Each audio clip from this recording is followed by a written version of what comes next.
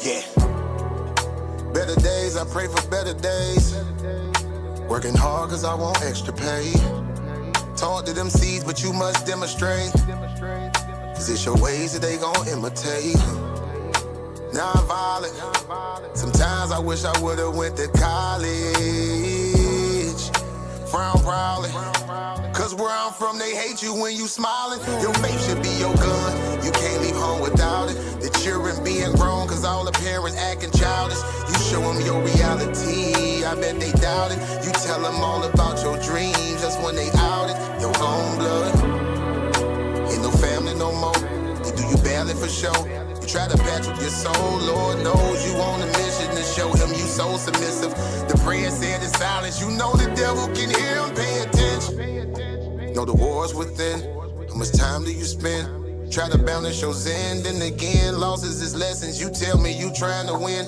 We know about saving money. You tell me you trying to spend that blood on it. Sweat, tears, you put that love on it. Your best years was just a dumb moment. You tired of going hungry. Can't deal with fake making your life lonely. Your lack of faith that left your soul bony. But you gon' work and you gon' strive. Do what it takes to survive. What is truth? What is a lie? You know that war's inside. Some get draped into the fake. They don't know what to decide. Wrong choice, meet your demise. Keep that between you and I. You realize some people you gon' let go. You visualize the things you need to feed your soul is on the rise. They not gon' wanna let you go, but it's alright.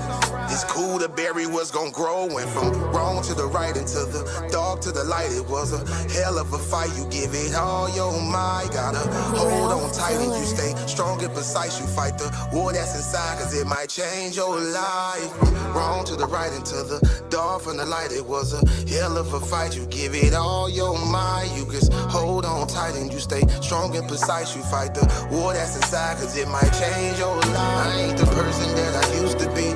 So what I do today ain't things that you used to see. Stay the same, no things change usually. Some folk I may know might get reintroduced to me. Yeah, I ain't the person that I used to be. So what I do today ain't things that you used to see. Stay the same, no things change usually. Some folk I may know might get reintroduced to me.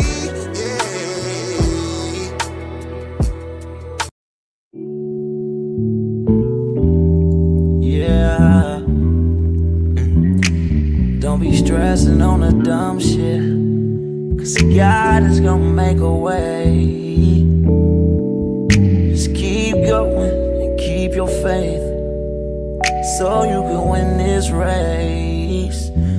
This race called life, yeah, yeah. This race called life. This race called life, yeah, yeah. Race called life.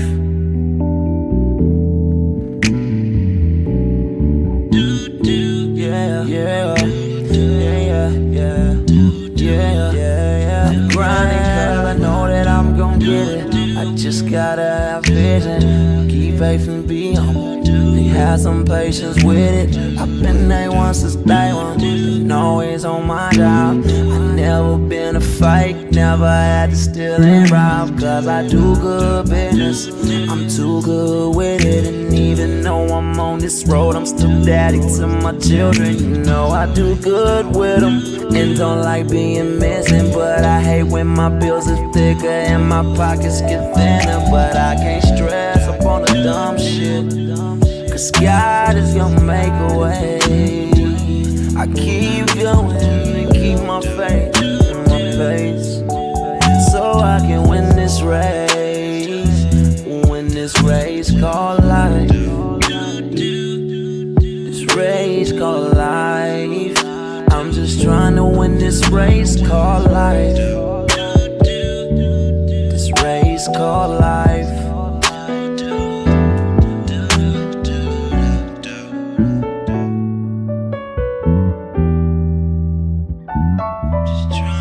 This race called life, yeah.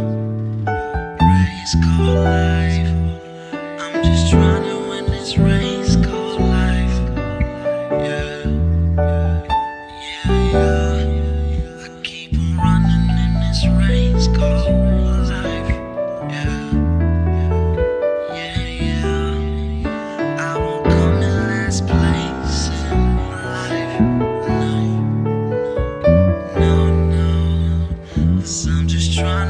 this race called life. This race called life. Girl, I just gotta win this race called life. This race called Yes, life. yes, we in Just here. gotta win this race called life.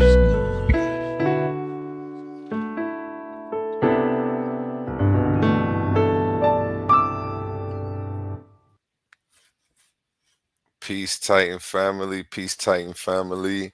Assalamualaikum, shalom, Imhotep. Peace to the Titan family. How y'all doing today? I hope everybody's having an amazing day. Let me get this off the screen right here.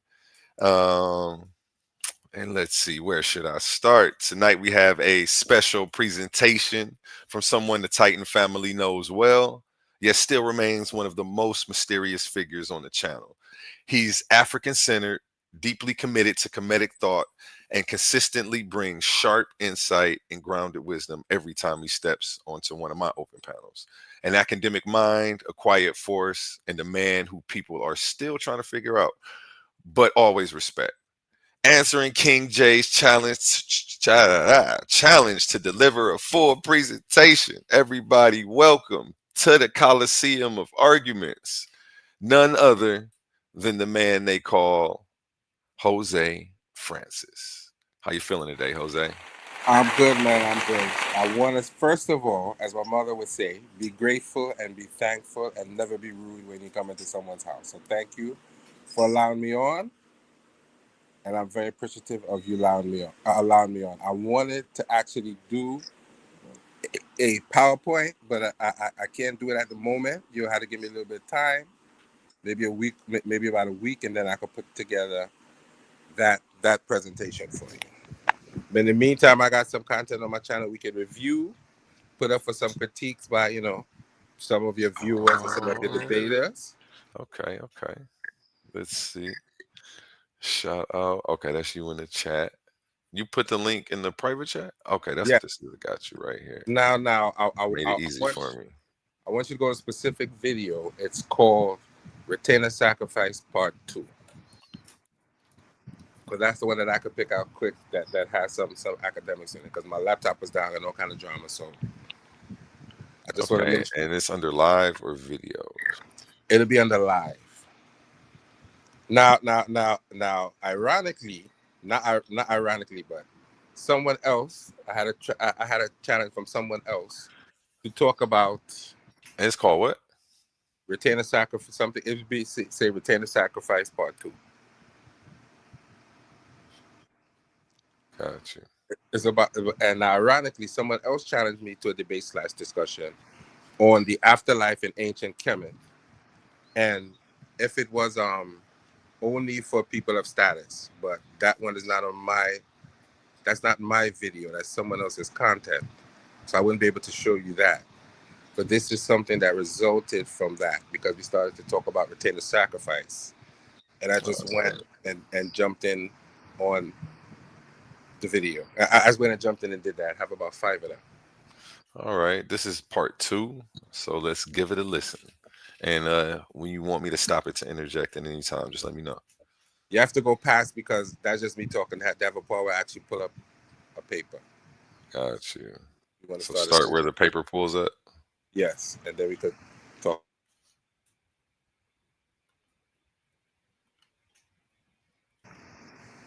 Hopefully everyone can see it. Yes, So they this can is definitely the see it. sacrifice in ancient in Kemet and in Nubia. So Jacobus Van Does it sound good? Didja. No.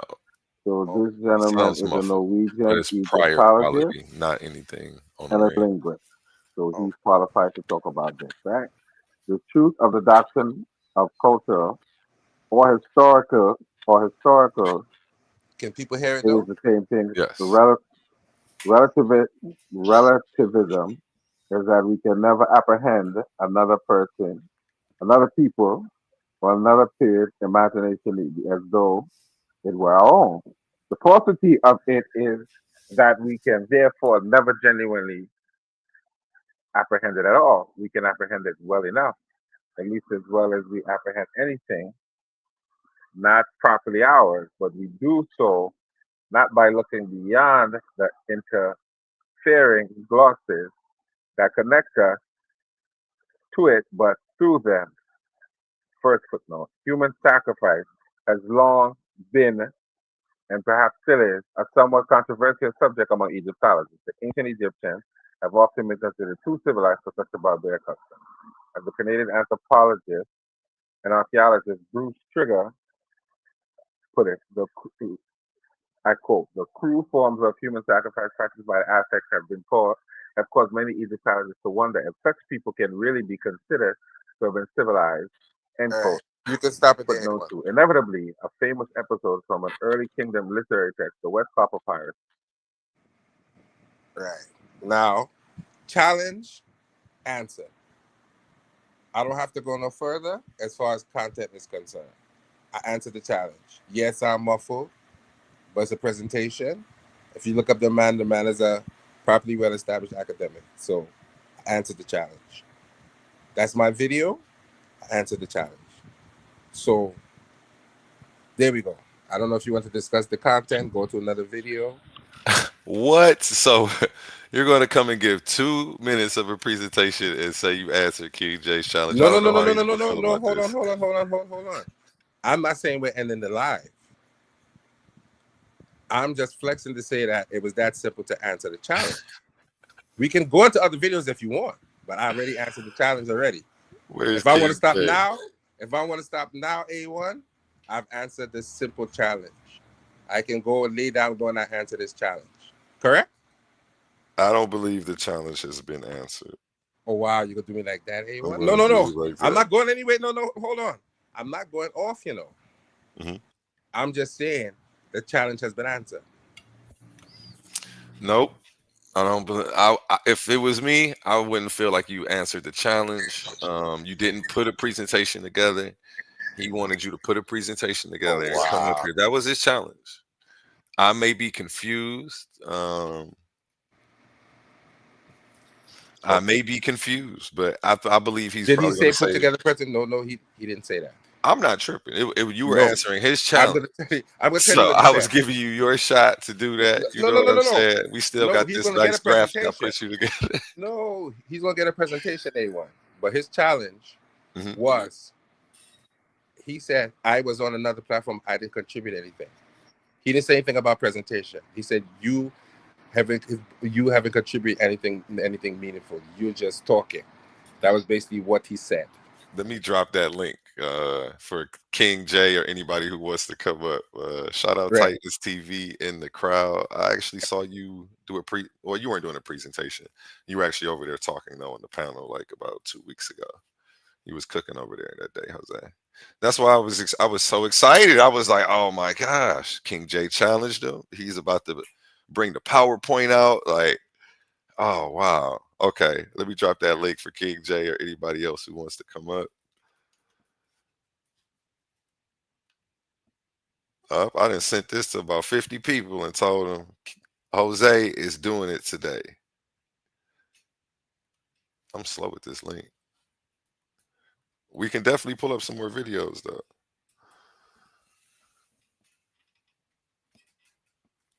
I thought you were going to at least go through the whole video and show a whole presentation, maybe like that. That's what I was thinking. Not 2 minutes.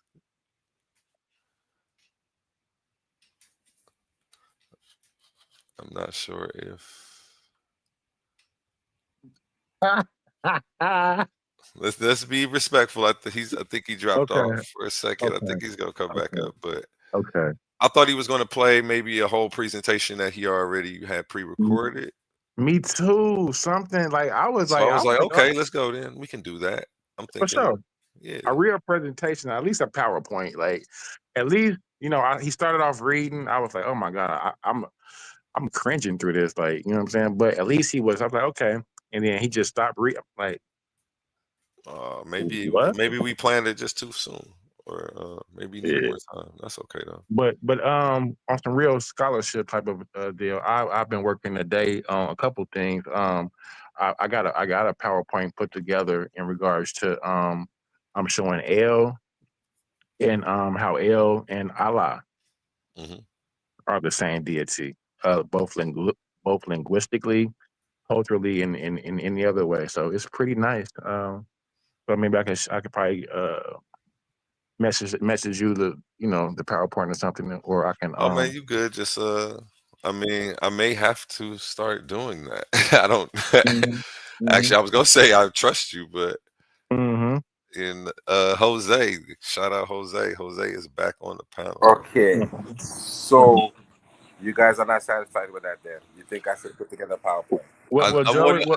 Go ahead. uh, Well, let well, me go first. Let me go first. Then okay, I'll go let you ahead. go. I was going to say I was just confused. I thought that first. I thought you were doing a PowerPoint, which was cool when you said that you didn't have one. You just wanted to do an older presentation, and anything is cool. I don't care. We're live. We're kicking it, man. Like at the end of the day, I do open panels half the time. So, but I thought you That's were going to answer his challenge, and then I'm like, okay, well, he's going to do it in video form.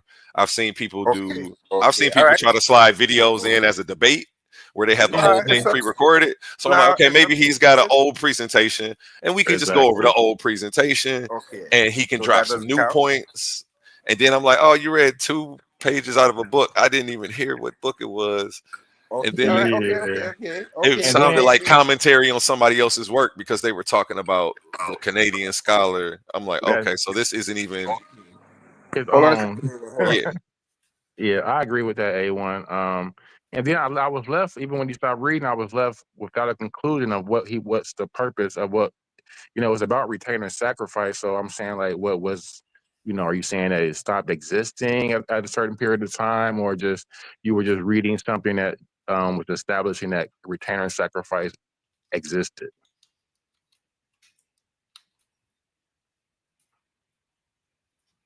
All right. So that's not satisfactory then.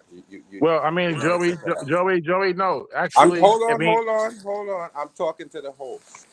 well, are you not We're asking not me doing the the argument. question? No, we're not. Hold on, King J. We're not doing the argument right now. Let me talk to the host. Well, Joe, I'm not arguing, Joey. I'm asking a question. If Well, you ask no, me he a just want to question, ask was me. it No, he oh, want to ask me a question. I'll give him. okay, It okay. was his show, his night. You know what I'm saying? Talk to me, Jose. Right. So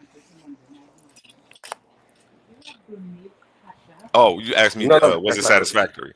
I mean, at No, the end of that's the what I'm day, asking. at, If it's I not have no satisfying, you can do it. expectations, or I'm not setting like I didn't. It's not like I didn't ask you to do anything. So No, honestly, it's you up to have to him. ask King J if If that he's really not it's up to King satisfied, J if it's satisfactory.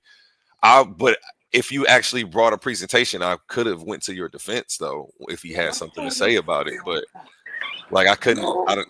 You know, it's Exactly. It's like all if you listen, don't want to, if that's how you took it, if it didn't, if it wasn't that serious to you, that's okay. listen. I'm exactly. with A1 now. you Let on me what you're respond real quick. saying. A1 now. I'm Uh, with you on what you're saying. If that's not satisfactory, I'm cool with that. No, I don't. I just don't want you to think like I'm upset with you or something when you're at, No, no, because the way no. you're It's not asking about me, you like, is being that upset. satisfactory? I'm gonna be like, no, that was unsatisfactory. Like, I Okay. don't I like, mean, right, bro. if you say I'm that, not tripping about if you nothing. say that, right.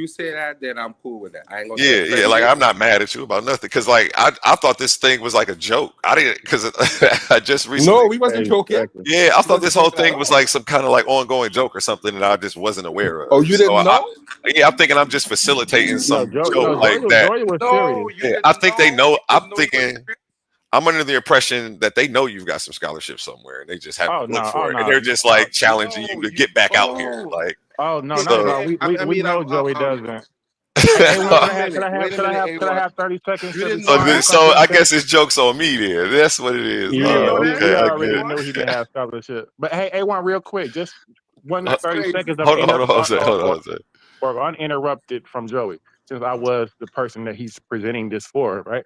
I'm Hold here. on, So quick, Wait, Joey, wait. What did let you me want to do, talk, King King J, J? brother. say what you want. Let me Joey, explain can to I him talk, something please, first. brother? Show some Let me decorum. explain to him something first, King J. Let me explain Joey, it. you Can I already explain to talked. him first? This is what I'm talking Well, about. let me know when you're done so I can Let me have something explain. to Yeah, respond. Go ahead. let me hear from Jose. You know, we do have real history, and he wasn't joking. He was very serious in what he said. I thought you realized that. I didn't know you didn't realize that. No, see, I don't know. This Again, I'm wasn't for new. play. I'm a new platform. No, I'm a new no, host, this so wasn't I for don't. play. I You didn't know guys you didn't both know hopped that. on the panel. I Now, didn't know that you guys now had since I'm here, A1, a. maybe I can respond. I don't have Well, anything I'm to gonna do let with you Joey. respond. Hold on, Okay, King thank you, J. thank you, thank you. Let him get what. whatever he needs out, so he can. You didn't know We can that? both I come to thought you knew this understand. was a serious thing. I wasn't playing.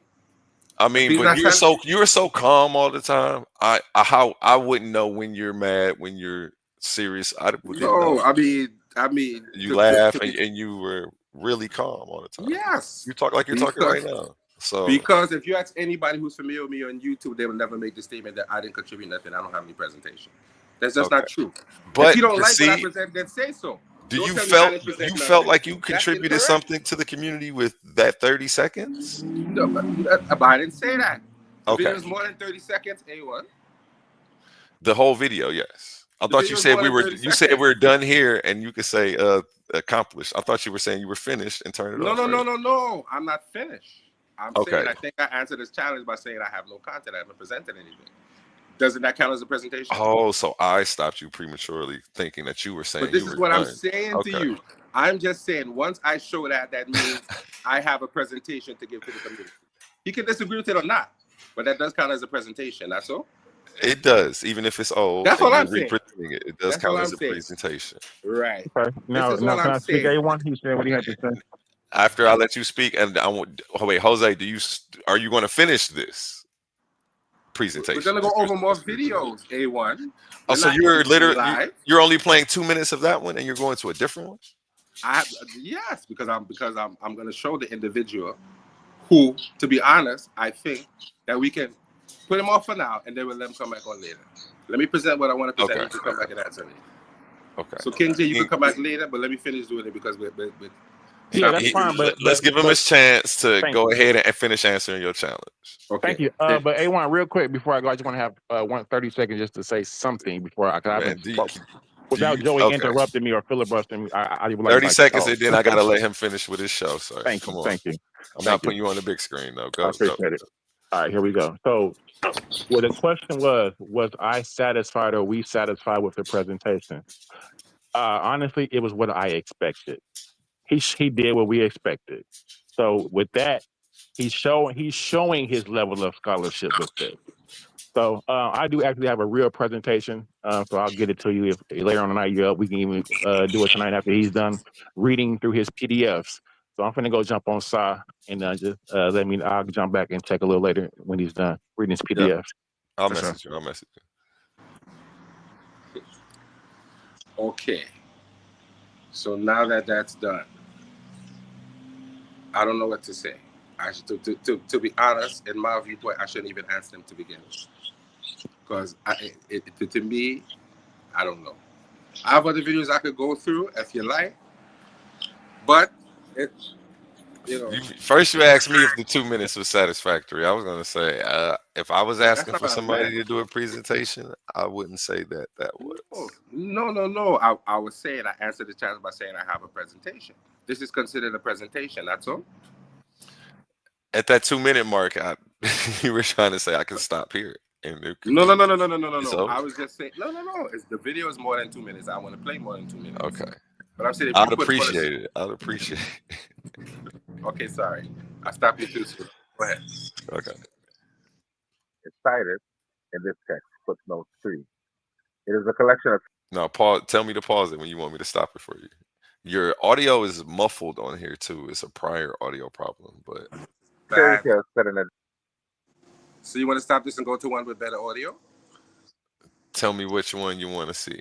This is bad, man. I shouldn't have done this. So I shouldn't have done this so fast. Hey, I thought you told me you were ready.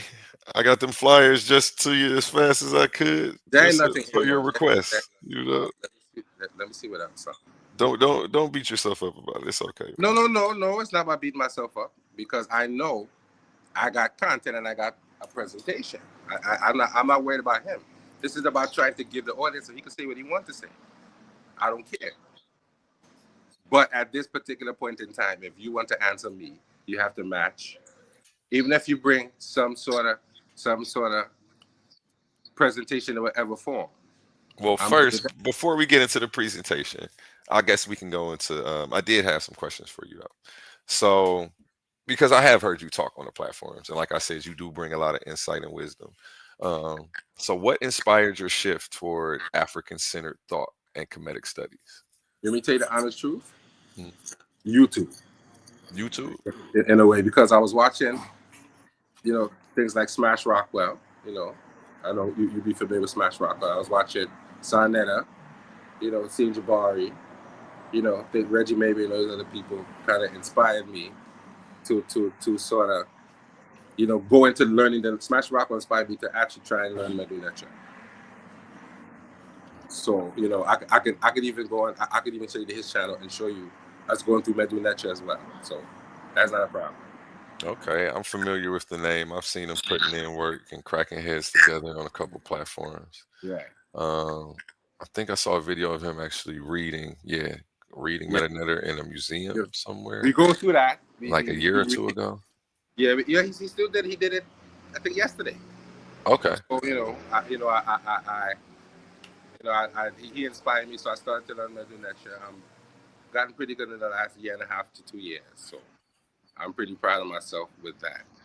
Okay. So, how do you define Kemetic knowledge, and what makes it relevant in modern times? Put it this way: if you do math, that definitely has to do with Kemet. When you do with medicine in the Western world, that definitely has to do with Kemet. I don't know if you agree or disagree, but definitely a lot of wisdom texts. Pretty much the whole entire Greek ideology and philosophy comes from ancient Kemet. What sources have you seen on that? Bro, trust me, if you go down into my YouTube videos, you're going to see me going into St. Andrew's Corpus and reading the text. You'll see all of that on there. You'll see me going through grammar books. You'll see all of that. So you can go ahead and peruse through them and see what you see. You'll see all of that on there. Okay. You see me trying to do all of that, or making attempts to do that. And I've gotten better since the first video. But even if you go into videos, you'll see it has about 270 videos on there.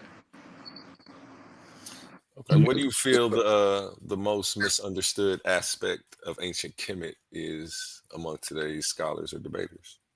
I'll say this: the most controversial topic is the color of the people, the people's skin color. I think that's something. I mean, I don't think that they're disingenuous about their idea of the knowledge, no. But the skin color and who they are is a big problem. Because the people in the country now who are around the country want to say that they're those people. But if you have eyes to see, you know that. They're definitely not the people. They don't look nothing like the people that you see all plastered all over the walls. They definitely don't. And I think you'd agree with that. That they definitely don't. Zaire Watts don't look nothing like that. So I think you would agree with that. I would agree. I've seen some darker colored people on the walls. I've seen, they had paint back then. It's not like they didn't have paint. So like if they wanted to paint people that were Caucasians, they definitely could have, and they did at times. So, yeah, but those are not people that came from the country. Those are normally foreigners. Exactly. I mean, I wasn't designating who was who. I was just saying that they knew how to identify people on the walls. But yeah, so I've definitely seen it before. Definitely seen it. How do you feel? You know what? Is there a specific African philosophical principle you think people should apply more in their daily lives or every day? No, I think personally, if you're not sure of your heritage, you should pick one that appeals to you and just study it, even if you don't necessarily do the practices. If you're African or Africanized from the African diaspora, you should do that. You should definitely do that. You could just pick one. All of us will know where you come from, but just pick one and follow it. So what are practices right now that you do every day that you would probably advise people to pick up that you maybe don't see often? And here's the thing: I'm not a practitioner of any of the particular African spirituality. Mm-hmm. So, I mean, but I have reasons for not doing that because I'm living in Trinidad and Tobago, and a lot of times you have to be careful who you get involved with those practices because they take them out of context and they do things or they mix them with Christianity and all these other things. Hey. So I mean, but even on a simple level, like maybe meditation or affirmations, anything simple like that. I mean, you know, meditation is good, you know, pouring libations, you know, ancestor veneration, things like that. I think are things that people should practice, including myself. Have a shrine to your family members. Sometimes you might, a little favorite bottle of liquor, put that up there. Some of their favorite foods, you might just leave it there, you know, in honor of them. Those are things that, you know, you could always practice if you lose a loved one. I like that. Definitely some good ideas for the people A out there. Bible, you know, a Bible on the altar next to a picture of your grandmother open to a favorite Bible verse. You know, those are things that you could always do. And I think it makes you feel better sometimes too, to look at the picture and look at the verse, or, you know, sit down, you know, have a little drink, you know, talk to grandpa, smoke a little cigar with grandpa even though he's not there, and just get it out. I think those are practices that we all should follow. And depending on who you're talking to, they would say it's a good idea. Some would say, "Oh no, ancestor veneration, don't do that." So, I guess I'm not speaking for everybody, but for the people who you know, are African centered like you, they should definitely. You say they should add some of that into their repertoire. That is what it is. You put an altar. You put up the Kemetic deities. You read the Sibait. And the word Sabait means teachings, or some people say wisdom teachings, you know, such as the instructions of Ptahhotep, things like that you could read. And if you if you want, are you familiar with the TLA? TLA, what's that? Thesaurus Lingua Egypti. It's a corpus of Egyptian text where you can go into the text and you could actually look at the text with the glyphs. And you can actually read through it to find some of these stories. Oh no, I'm not familiar with the TLA. No. Right. So No. we could go through that a little later if you want to, and just to show the people how it works if they want to read through these stories and kind of, you know, understand how they do it and get as close to primary as they can if you want. So you could do that too. Definitely. Next one. How do you balance traditional African spiritual concepts with academic scholarship? Wow. You know what? That's a very interesting question. Now, you mean Eurocentric scholarship or Afrocentric scholarship or scholarship in general? Scholarship in general. Scholarship that may not align with so much align with Kemetic thought or run parallel. I think you do what any scholar would do. You put together a presentation and you debunk what you think is wrong. And, you know, hopefully you're right. Hopefully you gain some traction. I respect it. All right, that's my brother Reggie. That's Reggie Mayberry. Oh, okay. How you doing, Reggie? Peace to you. What primary sources or texts do you recommend for people wanting to begin studying Kemet seriously? Well, I'll say this. They have something called St. Andrew's Corpus, and they have something called the TLA.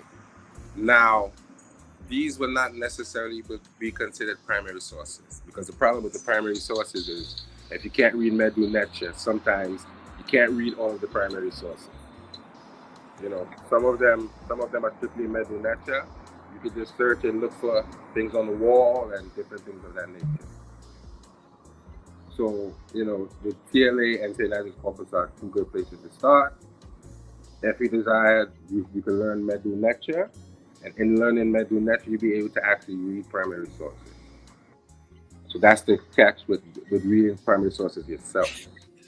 You could get translations of primary sources with primary sources in there, but if you can't read the language, then you can't read the primary source. So you have to learn the language first. In my, that's the best answer. That's an amazing answer right there for the people at home. I hope you caught that. So this is not turning out too bad after all. Oh yeah. I just didn't. I was under the impression we were doing something different. We could have did this. I gotta have a lot of different setups and formats and ways I run No, the show. see, but that's the thing. I was thinking of doing it, but to be honest with you, my laptop is not working, and I would have to go to use my wife's computer, and I didn't get an opportunity to do that. That's the only reason why I didn't put together. No But worries. I didn't want to initially say that because I figured if I said that, you might not let me come on and do it. No, man. I'm always telling people take their time. I'm a big say. That's not a word. I always say that I'm on divine time, so I'm never All right. late. So and as a matter of fact, if you go to some of my videos, you'll see me reading different texts from these different sources. You'll see that. Yeah, we're gonna get it back in on the presentation side. We'll just do a light interview. Like I said, you're the mystery man. People want to know more about you. And see you shed an insight on all these different panels, coming and making it to you have good counters for all of the pseudo judo coming your way. You know what I'm saying? So I definitely wanted to build with you at least. Personally, I think at this point, I don't even care about answering anybody's challenge. I think we're just gonna go through what we go through. If they accept it, so be it. If not, I'm not worried about it because I know I have some good information to put forward, and that's what I really came on here to want to do, to introduce people to me and go on my learning journey with me to show you that it's okay if you don't know something, you can still put up a video and not know everything. You understand? Because when you have good intentions, good people are attracted to you, and they make your video and your journey a lot better. They make your journey on YouTube a lot better, like you, A1. You're helping me out on this journey. Let's go, man. You're helping me with my platform, but you're also helping me show that, listen, you don't have to be perfect. Yeah, people are going to challenge you, but so what if they challenge you? It's not about answering everybody's challenge. It's about showing that you have something to contribute. So when you come on a platform, the brother going to say, well, listen, come and do a presentation. Let's watch this video. Let's critique this video. And he's going to be saying, all right, maybe it's not what I expected, but it's something good. That's good stuff. We can use that. And once you can say that about me, I'm okay. If you tell me, yeah, that's garbage, go away, then, I might be a little hurt. No, man, I don't do that. I let people, I learn to meet people where they are. Yeah, and then but I some also people need to learn hear to let that. people be wrong. You know what I'm saying? But some people need to hear that, A1. Some people just coming on here, running their whole mouth with Yeah, 0% of do. nothing to contribute. I'm not the stupid police though, so I don't run around with the cape trying to. I'm with you. I feel like I'm doing my part of raising the level of consciousness by just even having this right here, and No, you are. I can't You force are. people to tune in or beat them over the head when I feel like they don't understand me. I've found that only causes me more frustration and stress because You know what? and they have none. They're carefree, so I'm ignorance with is bliss. So I'm with you. So I think at this point, this is not about answering anybody's challenge. This is about showing my YouTube page and trying to promote something that I think is worthwhile.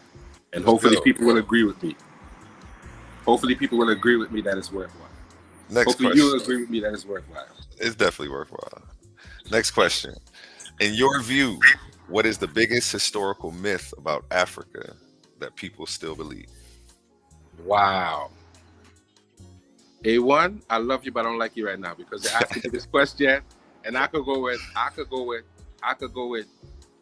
cannibals. They're stupid. They're savages. They didn't contribute nothing to the world. But how could you say that? How could you say that when if you read these texts, they show you how the first doctor on record was Imhotep, and he was a Kemetic priest, and he was the first one to build a building made of stone, and about 5 or 6 other things. So you're using the knowledge of the African people while saying they're savages, they don't know nothing. But they put it right in front of your face, telling you Africans did this, but Africans don't know nothing. We eating people. We out here, come on. How could that make sense? You put it in front of my face that yes, they did. But then on the other hand, you say no, they didn't. So which one is it?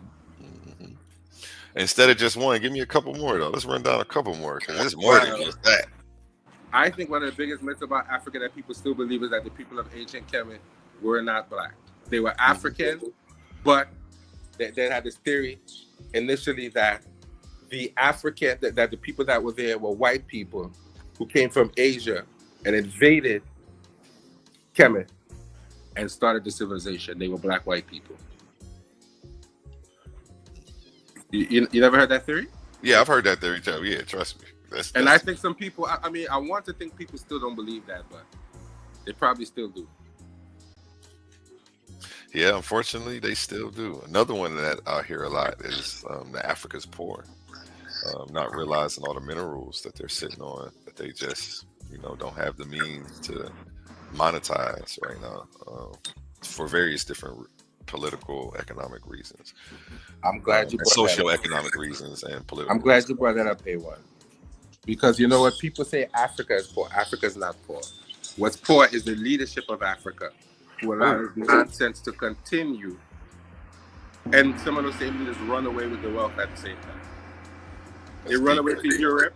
They marry these weirdo white women who are intelligence officers, and that is why you have these coups taking place. That is what happened in places like Niger and Burkina Faso. These people are half Arab mixed people who married to white wives, and they just not taking care of the country. They're doing the wrong thing, so the people are tired of it. They're rising up and they're tired of the foolishness. So that is why you get that. That is what happened. It's deep. No, I told you the stream ain't for nothing, bro. It ain't for nothing. I didn't come up here to play around and sound crazy. Definitely not. Let me get to the next one. Do you see connections between Kemetic teachings and other African traditions across the continent? Repeat that again. Something was passing by. Say that again. Do you see connections between Kemetic teachings and other African traditions across the continent? Well, clearly, yeah, of course. They talk. Is a definite connection to West Africa. Definitely, clearly, they talk about finding certain beads and certain plants that come from West Africa and Kemet. You hear them talk about it all the time. As a matter of fact, Jabari was talking a while ago about, because he's a chief in Ghana. So he said when he went to Ghana, they showed him some rocks with ancient Kemetic writing on it. And they told him a story. I can't recall the story exactly, about a priest, some of his followers, who came from Kemet and left it with them. And they actually started chanting in Medu Neter. And he said he could tell them what they said, because they were apparently given the charge to take care of that knowledge, but they had lost the meaning of the words.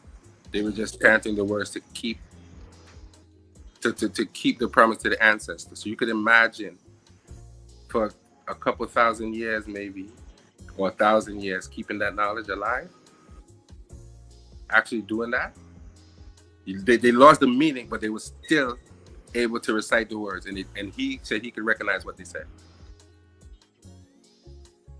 Let's go.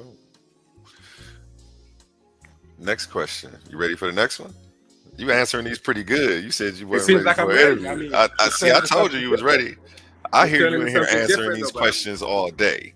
So I did want to get you uninterrupted and see what thoughts that you have on a lot of this stuff. So this is actually the perfect time. Presentation gone left or whatever we go call it. How that would be a nice title for this, I might have to rename it. It's Monday Night Madness anyway. It's madness all over the place. It might be a retrograde somewhere, I'm sure. Next one. How do you distinguish between legitimate African-centered scholarship and misinformation that sometimes circulates online? That's a good question. I think that I just started watching platforms, and whatever appealed to me, I started dealing with those platforms. I started going into books. I started reading these books. And then I started forming my own conclusion based on my level of knowledge, if I agree or disagree. That sounds funny, but that's the simplest way I could explain it. If you don't study for yourself, you're not going to know. You have to dig in and study and figure out what's right and what's wrong. and then you can form your own opinions on, you know, other things. But you have to do the scholarship. You have to sit down and read books. It's hard for somebody like me, but I did do it. And reading is a skill. So for the people at home, and I know you may struggle with it, it's your brain is a muscle like any other, and through repetition and training, you get better at it. So, like I always tell people, just start 5 minutes a day, and then that turns into 5 minutes a couple of times a day. And then those 5 minute sessions turn into 10, 20, 15. And then next thing you know, you enjoy what you're doing so much, you look up and half the night's gone by. So just start in smaller increments, because it can be hard. I know your mind drifts, or people's mind can drift. If they're new to this or fresh or trying to get back into it, you have to wean yourself into it, just like any other practice when you're older or out of practice. You know, you don't just jump back into lifting weights without stretching and properly trying to get yourself together. So, you know, don't try to tackle the whole book.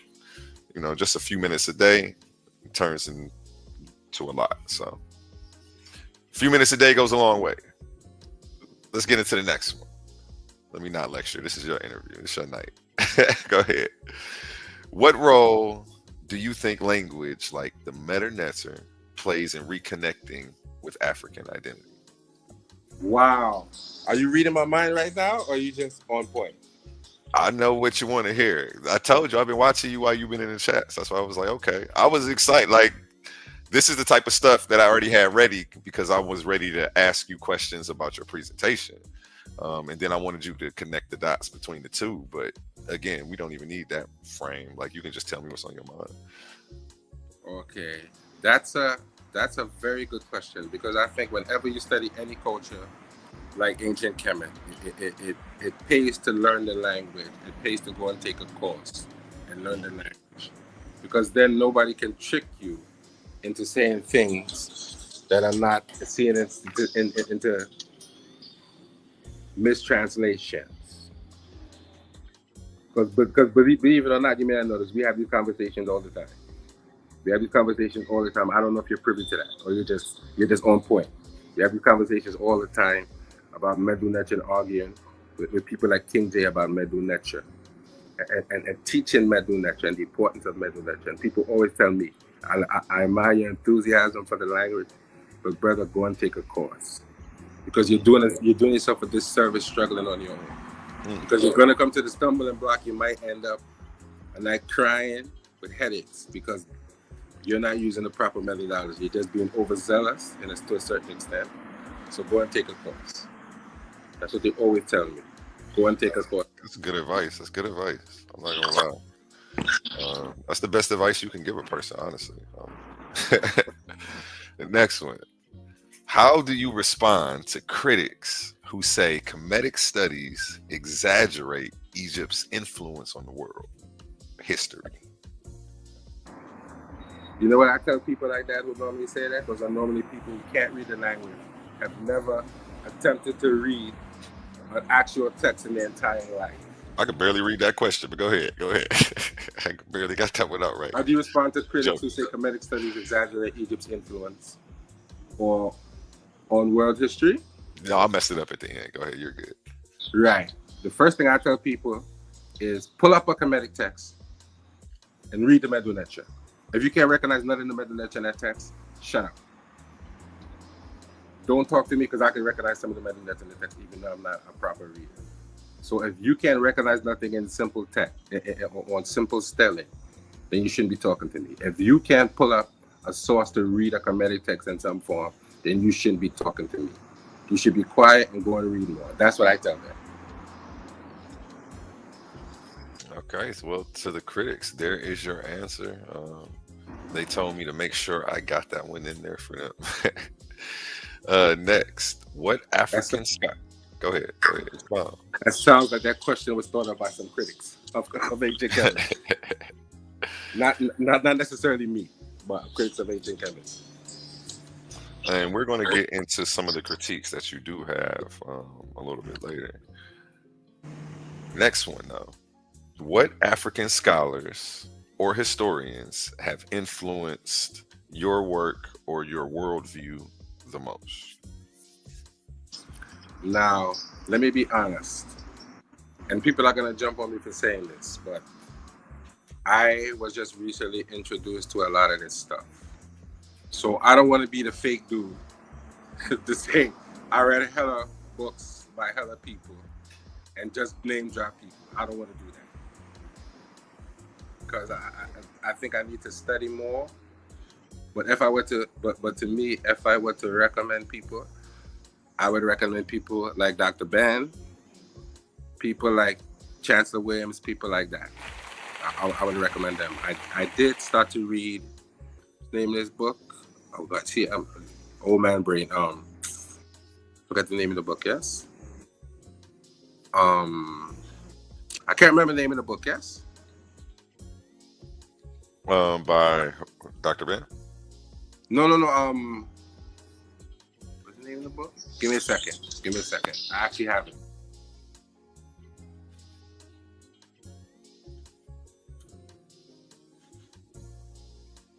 Oh, don't worry about that though. Let's not focus on that. You still there? We'll go to the next question.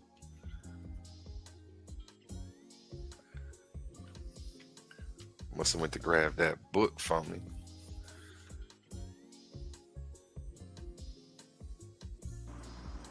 I was reading a little bit into that. So, What's the name of that book?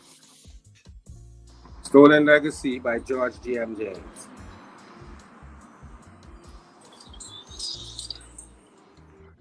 Make sure to look that. If you look on, I think it's page 40 in the book. It's talking about Alexandria and talking about what they learned from Alexandria. So somewhere around page 40, 41, something like that, you'll see it. If you get a chance to grab the book. Just so I actually read the book. I'm gonna look that one up after the show for sure. Right. And what happened to your background? And Reggie just dropped a few for everybody. Can you read that on the screen? How important is archaeology in shaping our understanding of ancient Kemet? Archaeology is not the problem. I think you're still behind. It's showing a comment from Reggie. Oh, I can't see it. Oh, okay. Read it for me. I think my thing actually froze up, so I might have to go ahead and come back in. But what is the question? Oh no, he just dropped some scholars for everybody to check out. Okay. I think I need to go ahead and come back in. Let me go ahead and come back in. Because my StreamYard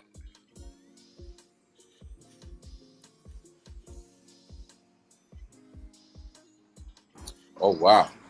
It's stuck, so. But you can still hear me, right? So I can still hear you. All right, but for some reason, like it's frozen on my screen. I don't know if my phone overheating or what. No worries. We'll move on to the next one.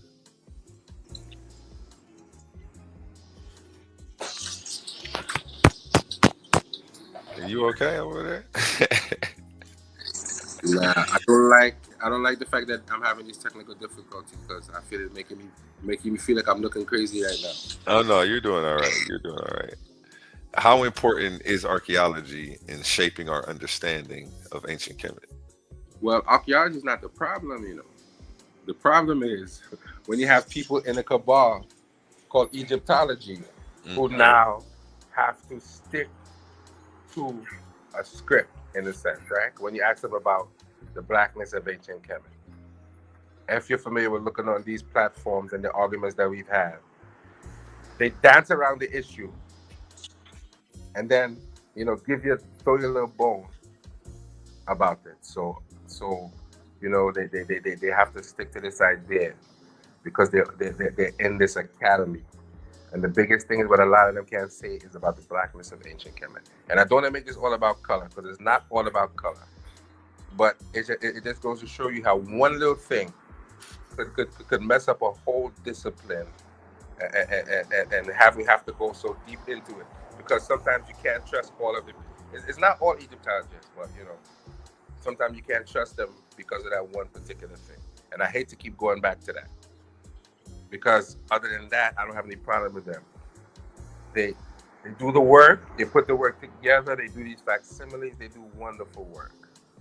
But because of the world that we live in, we have to argue about one silly thing that ruins the whole discipline sometimes because everybody's not like that. But to go back, it definitely plays an important role.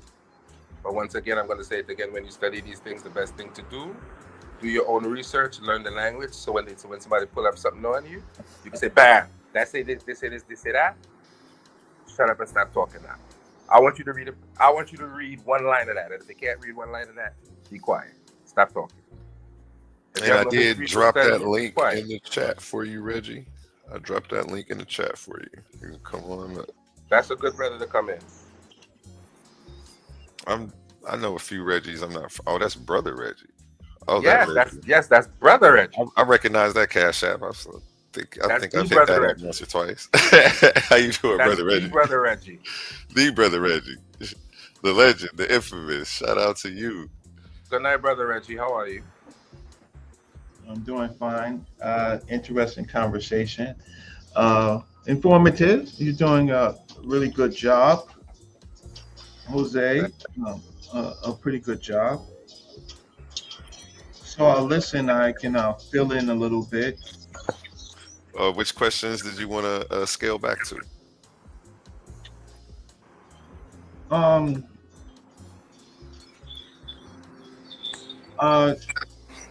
Listen, A1.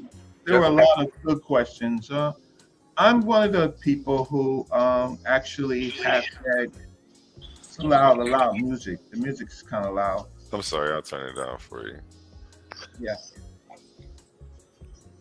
Hold on, Suave just popped up. I'm not doing an open panel tonight. I was just doing an interview, Suave. We will run one after this show for sure. No. Appreciate you. Let's Suave. Okay, Suave, go ahead. Come on up. I didn't know what was going on. I know you wanted to get your questions out. Come back on up, Suave, before I delete the links. Let's Suave come in. Suave is my boy, man. We can have some good conversation with Suave, man. Back to you, Richard. I have a few people. I'm 60 years old, by the way.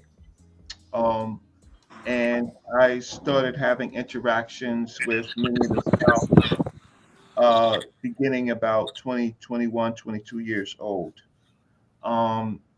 In New York, we formed an organization called the Association for the Study of Classical African Civilization, which was a national organization. And there we pulled together many of the people that you know that talk about ancient Egyptian literature. So in that organization was Dr. Riketi Amen, and she is here. She is occasionally still teaching. She is where I learned the Meta Nature from, introductory, and then the rest on my own with access to a lot of other scholars. I was very, very connected to Dr. Yosef Ben Jochanan to the end of his life. And then I was able to hear in person Dr. Theophilo Banga. I was on my way to meet Dr. Diop in Africa in 1986, but he died in, I think, February or so. Our trip was scheduled for July. And so I missed meeting Dr. Diop by just months. Dr. Jacob Carruthers was our leader. He was the one who pulled us all together. Then there's Dr. Maulana Karenga, and some of the newer scholars, Dr. Mario Beatty is probably one of the most known, but there is Baba Bonacci Montgomery, and then there are students like Jedama Kekere, and they come from Dr. Riketi's school, which are pretty much the leaders. And then there are even younger people like Smash Rockwell, who is really, really great in the Medu Neter. And then in that, I'm kind of connected to all of them. So So I gave you a list in the chat of scholars. The question that you was talking to good Jose. brother Jose was, Yeah, I um, didn't want to go mispronounce the name, so I was going to make Jose read it. yeah, it's okay. Um, yeah. So, Here it goes right here. It's on the screen for you. yeah, Dr. Theophila Banger, Dr. Diop, Dr. Riketti Amin, Dr. Jacob Carruthers, Dr. Mario Beatty, and then there's the others that I mentioned. Um, the accessible ones right now are anybody from Dr. Ricketti's School of Philology. Uh, uh, they are most accessible. And then Smash Rockwell, who teaches meta nature almost daily. So, uh, and then my work is in and around that. So the there's different approaches to the meta nature. Uh, or the meta nature means the sacred or the divine word, right? Uh, the word nature, many people assume that it means God, but that's an interpretation by Europeans. There's groups of people who kind of like are reenacting, they call themselves Kemetic. They are attempting to practice it the way that they believe the ancient people. Let's just call the ancient. I'm going to use the word Egyptian, but I'll just say the people of the two lands, the Tawi. You hear this word Kemet a lot, but Kemet is an important word, but it comes about much later than people think it does. It didn't necessarily encompass the whole civilization. So I'll stop right there. I'm just assisting Jose because I actually knows these people. I do. I can read roughly about 60 to 65% of basic metal nature that is on the temple walls, and then I have to source vocabulary and source grammar. But outside of that, um, and but I don't do it religiously. It's not religious at all to me. Actually, I give a side eye to people who who want to practice something that they can't read, and that's what Jose was saying. Mm, that's deep. Um, I think somebody needs to do a presentation on that. You know, if you go on, Go ahead. Brother Reggie's site, Africa Online TV, you're gonna see all of that. There's presentations like that all the time. And shout Right, out but your I don't channel. do a lot of yeah, Africa Online TV. I don't do a lot of metal natures there, believe it or not. I do more history of Africa, uh, and Black American politics. I don't do it there because I just think that the Smash Rockwell he does it way better, right? He has much more time to do it. So I don't. I study the history of the civilization and the surrounding cultures of the civilization to answer some of the questions that to track back to some of the questions. Uh, Egypt is the child of African civilizations. We can see um, the graphemes and symbolic thought in Southern Africa. And we see that, 60, 50,000 years ago. And then because of the climate, we see people moving to Northern Africa. And then in North Africa, there's a period called the humid period, which is the wet period. And then in that period, which we also call the Green Sahara, so where many populations of Africa went to. Uh, and there they left records in caves. They left their symbolic in their thinking in cave. And then we can track some of those things that they left to later cultures in Africa. And we can track it through pottery. We can track it through rock inscriptions and portable art. And then we find ourselves in something called Napa Playa, where we find the worship of the cow, because the cattle culture made the land of Africa much more accessible, because people had to travel with cattle. And that's a whole nother period outside the Green Sahara period, and where they track to this region west of Egypt called Napa Playa. And so Africa is very connected because of the cattle culture, simply because of people traveling with cattle. And along with that was the creation of from moving from stone vessels to, in fact, ceramic vessels. So now once you have ceramic vessels, you can carry water, gourds of water, and then you can travel longer places. And so the combination, and so you see connecting of multiple cultures and multiple traditions. And they seem to track from from Napa Playa into the regions of Nubia, where there are people, well, we call Nubia, or the Sudan.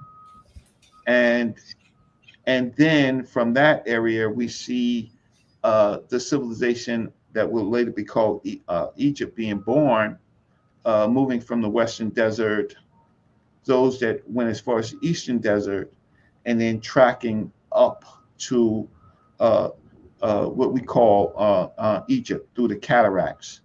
And then there's other cultures like the Ethiopian culture that they have very similar, but they don't have as many ancient artifacts or anything that we can directly contribute to being writing.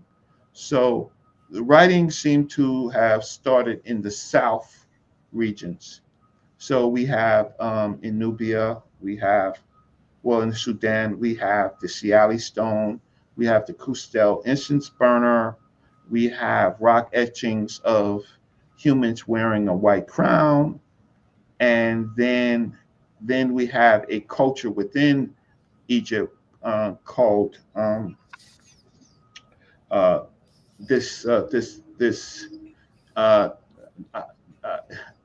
it's called Nakata culture, and we have Nakata 3, 2, and 1, and then Nakata 1 goes into what you call the pre-dynastic Egypt, right?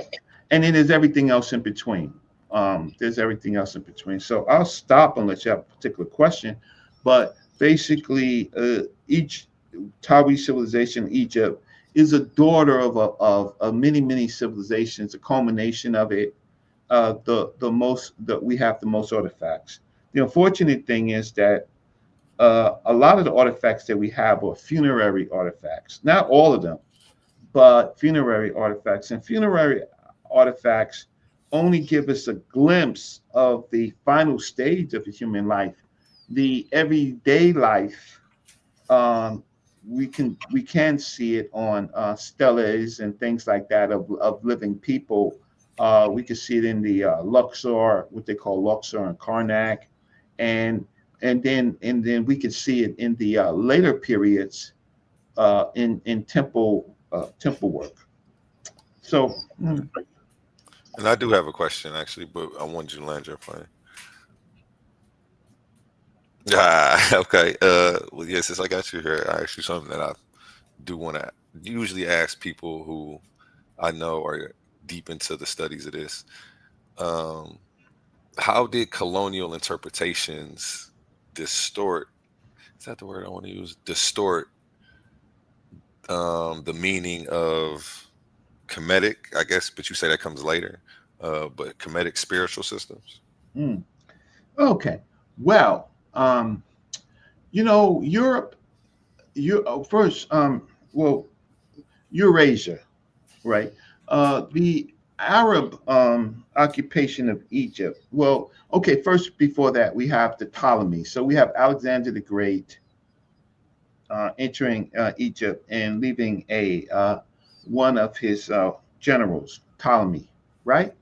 And instead of colonizing Egypt culturally, they got enchanted by the culture. So they absorbed themselves and they began uh, seeing themselves as kings. I'll say pharaohs is a popular word, but I would say kings. And we see uh, parts of the native population embracing them. And then we see a lot of rebellion. People don't know that there was a lot of rebellion, so a lot of people didn't embrace it, but they were an army. So then they colonized the culture and controlled it. And so to get to the period that you're talking about, then we have to look at all the periods. We have to look at the Ptolemy period and the fall of the Ptolemy period with Rome. Rome now stops the writing of the language, and we see the last writing at Philae Island, and then uh, but the Greeks are still involved, and the Romans are controlling the region. The Greeks are actually still writing and thinking with the indigenous population. And then we have this later period, the Arab occupation of Egypt. And so now the Arabs, Egypt becomes Islamized, or and they stopped the speaking of the language. They literally stopped the speaking of the language for Arabic. Okay, so but we have all this material from those periods. Now, then Europe is resource poor, land poor, people poor. Basically, in the Dark Ages, we have those. We have secret societies, or societies of secrets, or mystery systems coming out of this whole period, right? We have what you call the ISIS cults, and the ISIS cults flooded the Mediterranean. So that information is there, and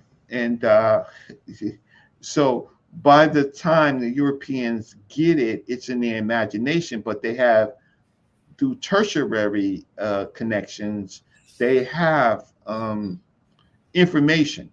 It wasn't really until Napoleon now goes into Egypt that Europe is really kind of, Napoleon sent the army of scholars along with his military scholars, and that becomes what we call Egyptology.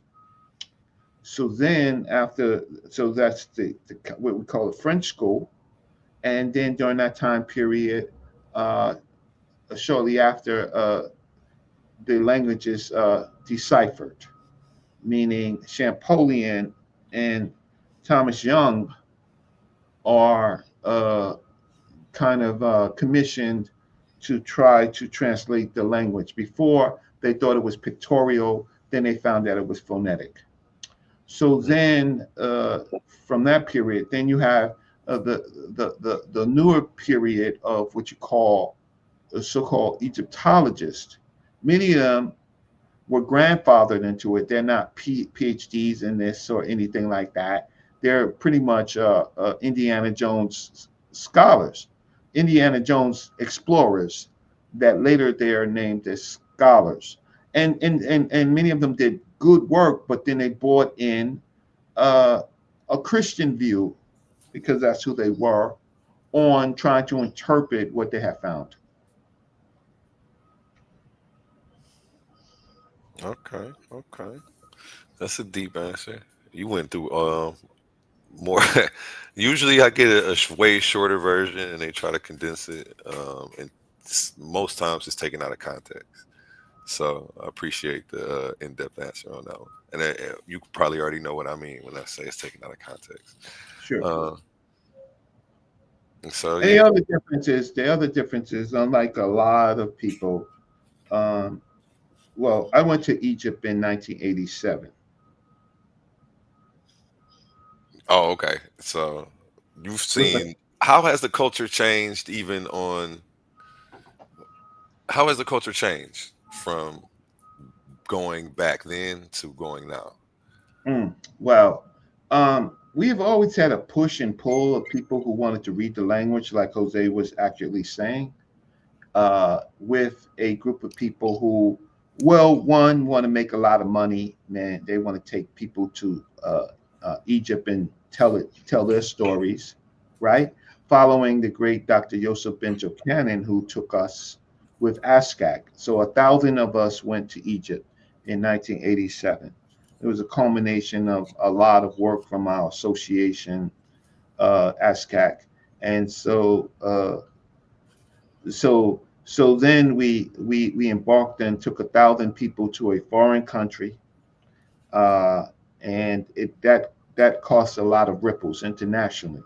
I was detained twice on the trip. Detained, meaning escorted against my will to talk to the authorities. I took a plane full of about 120 people of the trip. I was in charge of 120 people for the 10-day tour Mm. trip, and so I Everybody made it back good. everybody made it back home. That's what's up. That's what's up, man. Shout out. Everybody made it back home, but we had cultural problems. We had Black Americans. Most of the people, the people that went, they were they're scholars. They're people who had money. They were culturally connected to Egypt. Egypt, it was exciting, um, but luckily we had scholars there, and so we were able. And Dr. Yosef Ben Jochanan was one of the heads of the trip with Dr. Malana Karenga and Dr. Jacob Carruthers. They were our heads, and so we had scholars, and then we had students, and so we were.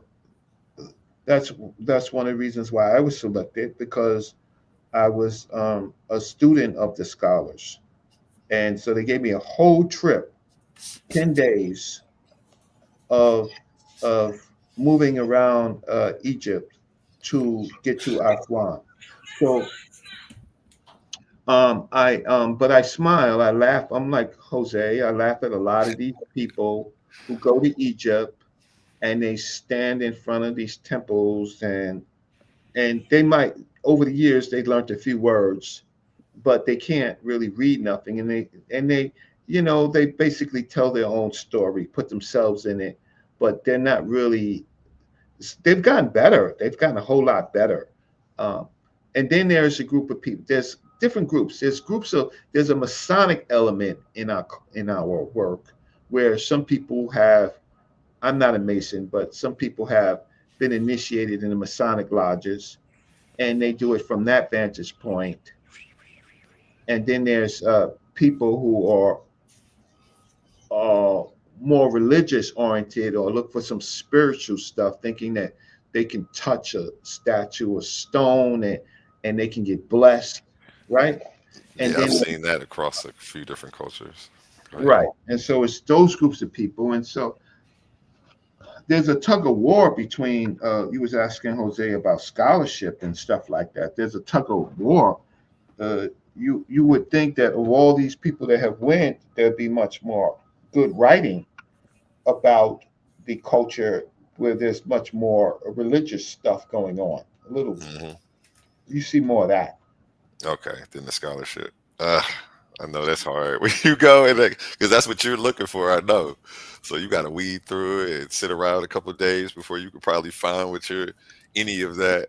I won't say that. Maybe you know the right places to go to. No, yeah, I do most of my work. I haven't been back to Africa since 80, 87, Okay, because I could do most of my work here in the United States. online it's amazing. Actually, I'm thinking when you hit Africa, they're probably letting you right to the museum through the back door. You know. No, Don't know. actually, uh, you should know I was able to talk to Dr. Zahi Hawass, the former head of Egyptian antiquities. I'm one of the only African Americans that actually was able to talk to him and push him back for, his attacks on Cleopatra, his attacks on blackness, and his attacks on phenotypes and attacks on culture. I was able, in a short conversation, to push him back, and that's on record. So I was selected by Dr. Ricketti's students. They bought me a ticket to the VIP so I can get a chance to ask them a question, and that's the only access that we really have. Some people pay Dr. Zahir Waz, but then when they pay him, they don't push back. Well, they don't know enough to push back anyway. Okay. How much is he charging? We might have to set that up. In the thousands. $5,000, you might get a short conversation, but the access to him is expensive. Can you drop his the name spelling in the private chat so I'm making sure I have his correct spelling when I look him up? Okay, so let's see. Brother Reggie? Yes. The original point of the Zahid. show. The original point of the show was that a brother named King J challenged me and said, I've never presented anything on Smash Rockwell's show. I tried to say, I've never presented anything of value. So would you like to chime in on that question, or are you going to leave that one alone? No, I'm not going to leave it alone. I think King J is a avid, let me say, he has a lot of interest in ancient Egyptian culture. And he does have some language skills.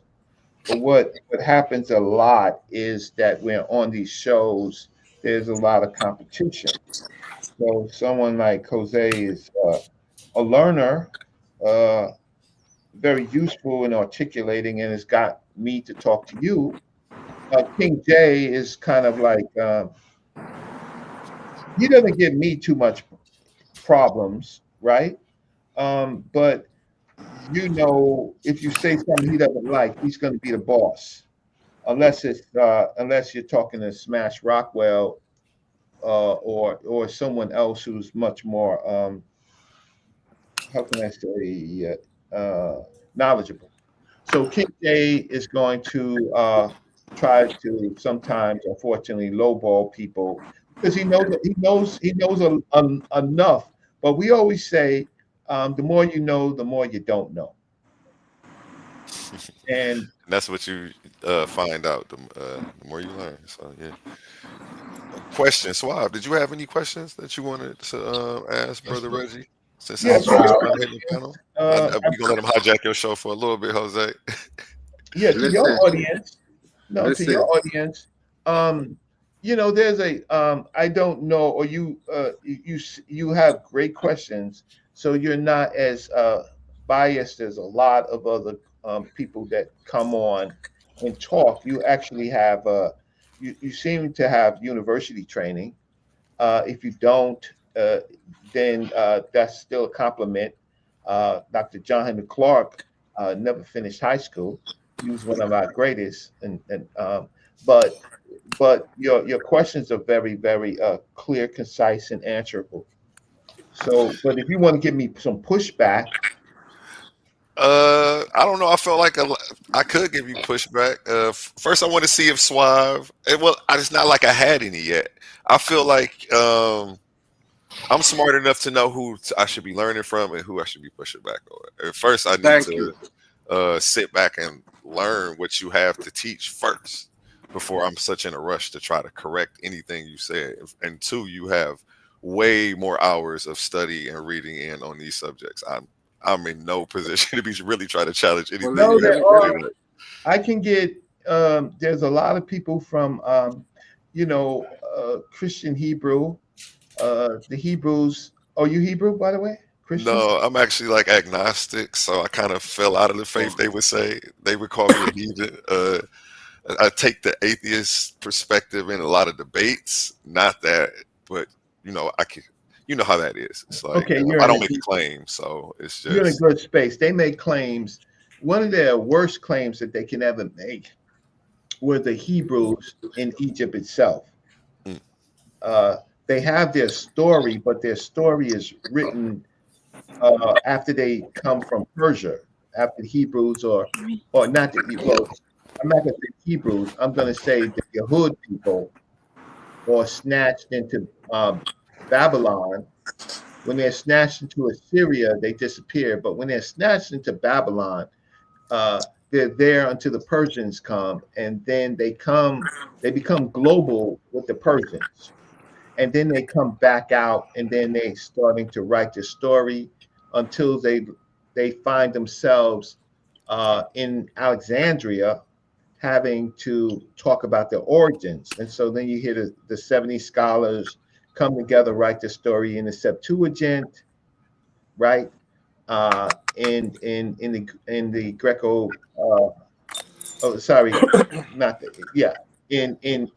in the Greek language, right? Because that's the common language, right? The Franca lingua franca, and that's the common language. And so that's when we start to see what they call Hebrew. But the fact of the matter is, we don't have evidence that the Hebrews were ever, besides their story, inside Egypt. We don't have any evidence whatsoever. We don't have any evidence of the Exodus. So first, they weren't even there. And then they didn't never, there was no El worship or no Yahweh worship in Egypt. And then they leave, they're supposed to believe, and they go to around the Red Sea route, they find themselves, Moses finds himself in Midia, and Midia is really, if you really want to say, it's they try to say Southern Levant and stuff like that. It's really in Saudi Arabia, and so we see a group of people called the Shashu, the Shashu of Yahweh, and that's where we first find Yahweh, in those Edomite people, the Kentonite people, and then we have actual artifacts of fighting and writing. That's the message. I see King J just hit the panel. He might have some pushback for something you said. Thank you very much, Brother Reggie. I appreciate you coming out to help me out. Thank you very much, Brother Reggie. Definitely appreciate you hitting the panel. I think at this point, this show has gone somewhere else, and this is what I wanted. This is where I wanted the show to go. Okay. So I'm sorry. maybe I'm devouring that, but shout out to you, Midnight Madness, the Tuesday takeover on Monday night. Man, shout out, Brother Reggie, Black Power. First of all, shout out to you. Peace to you. You're you're one of the most underestimated studiers, scholars, teachers, brothers. I really feel like you separated yourself from your contemporaries. Like, seriously, I've been saying this for a minute. I've been on a panel with you about 5-6 times throughout 6-7 years. You know what I'm saying? And yes, I just want to give you your flowers first. I wish I did have pushback for you, because I know I can imagine how it feels based off the small experiences that I have of being the smartest person in the room. It's like you want to pull your sword out. You know what I'm saying? Like, we love teaching, but we love to measure ourselves against new data, new researches, and make sure we still on point. So I really appreciate you wanting that pushback. But I understand you spoke on King James personally, so I'm gonna let it go where it go there. But when I saw you here, I had a couple dozen questions. You understand what I'm saying? Sorry. Before you go into King J, Brother. No, I'm not going to King J. Hold on. Before he allows King J to speak, Brother Reggie, that brother. My bad. I skipped right over you. My bad. Sorry. That brother you're talking to, A1, is known in the streets as the Abo Killer. Oh, you saw my video? He's the Abo Killer.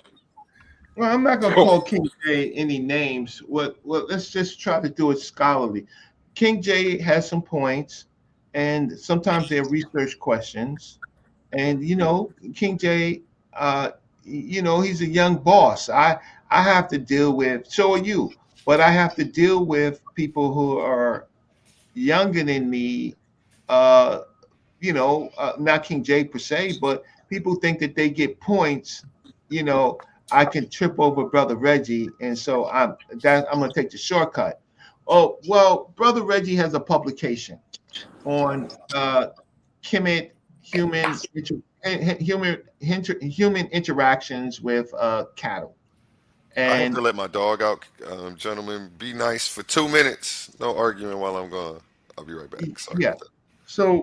So I have a journal article accepted in the Journal of Pan African Studies on. So I have a written journal article, and I just think that what do we do this work for if we can't write and transmit in writing, right? And we do a lot of work, but ultimately, except for YouTube, it's going to go away.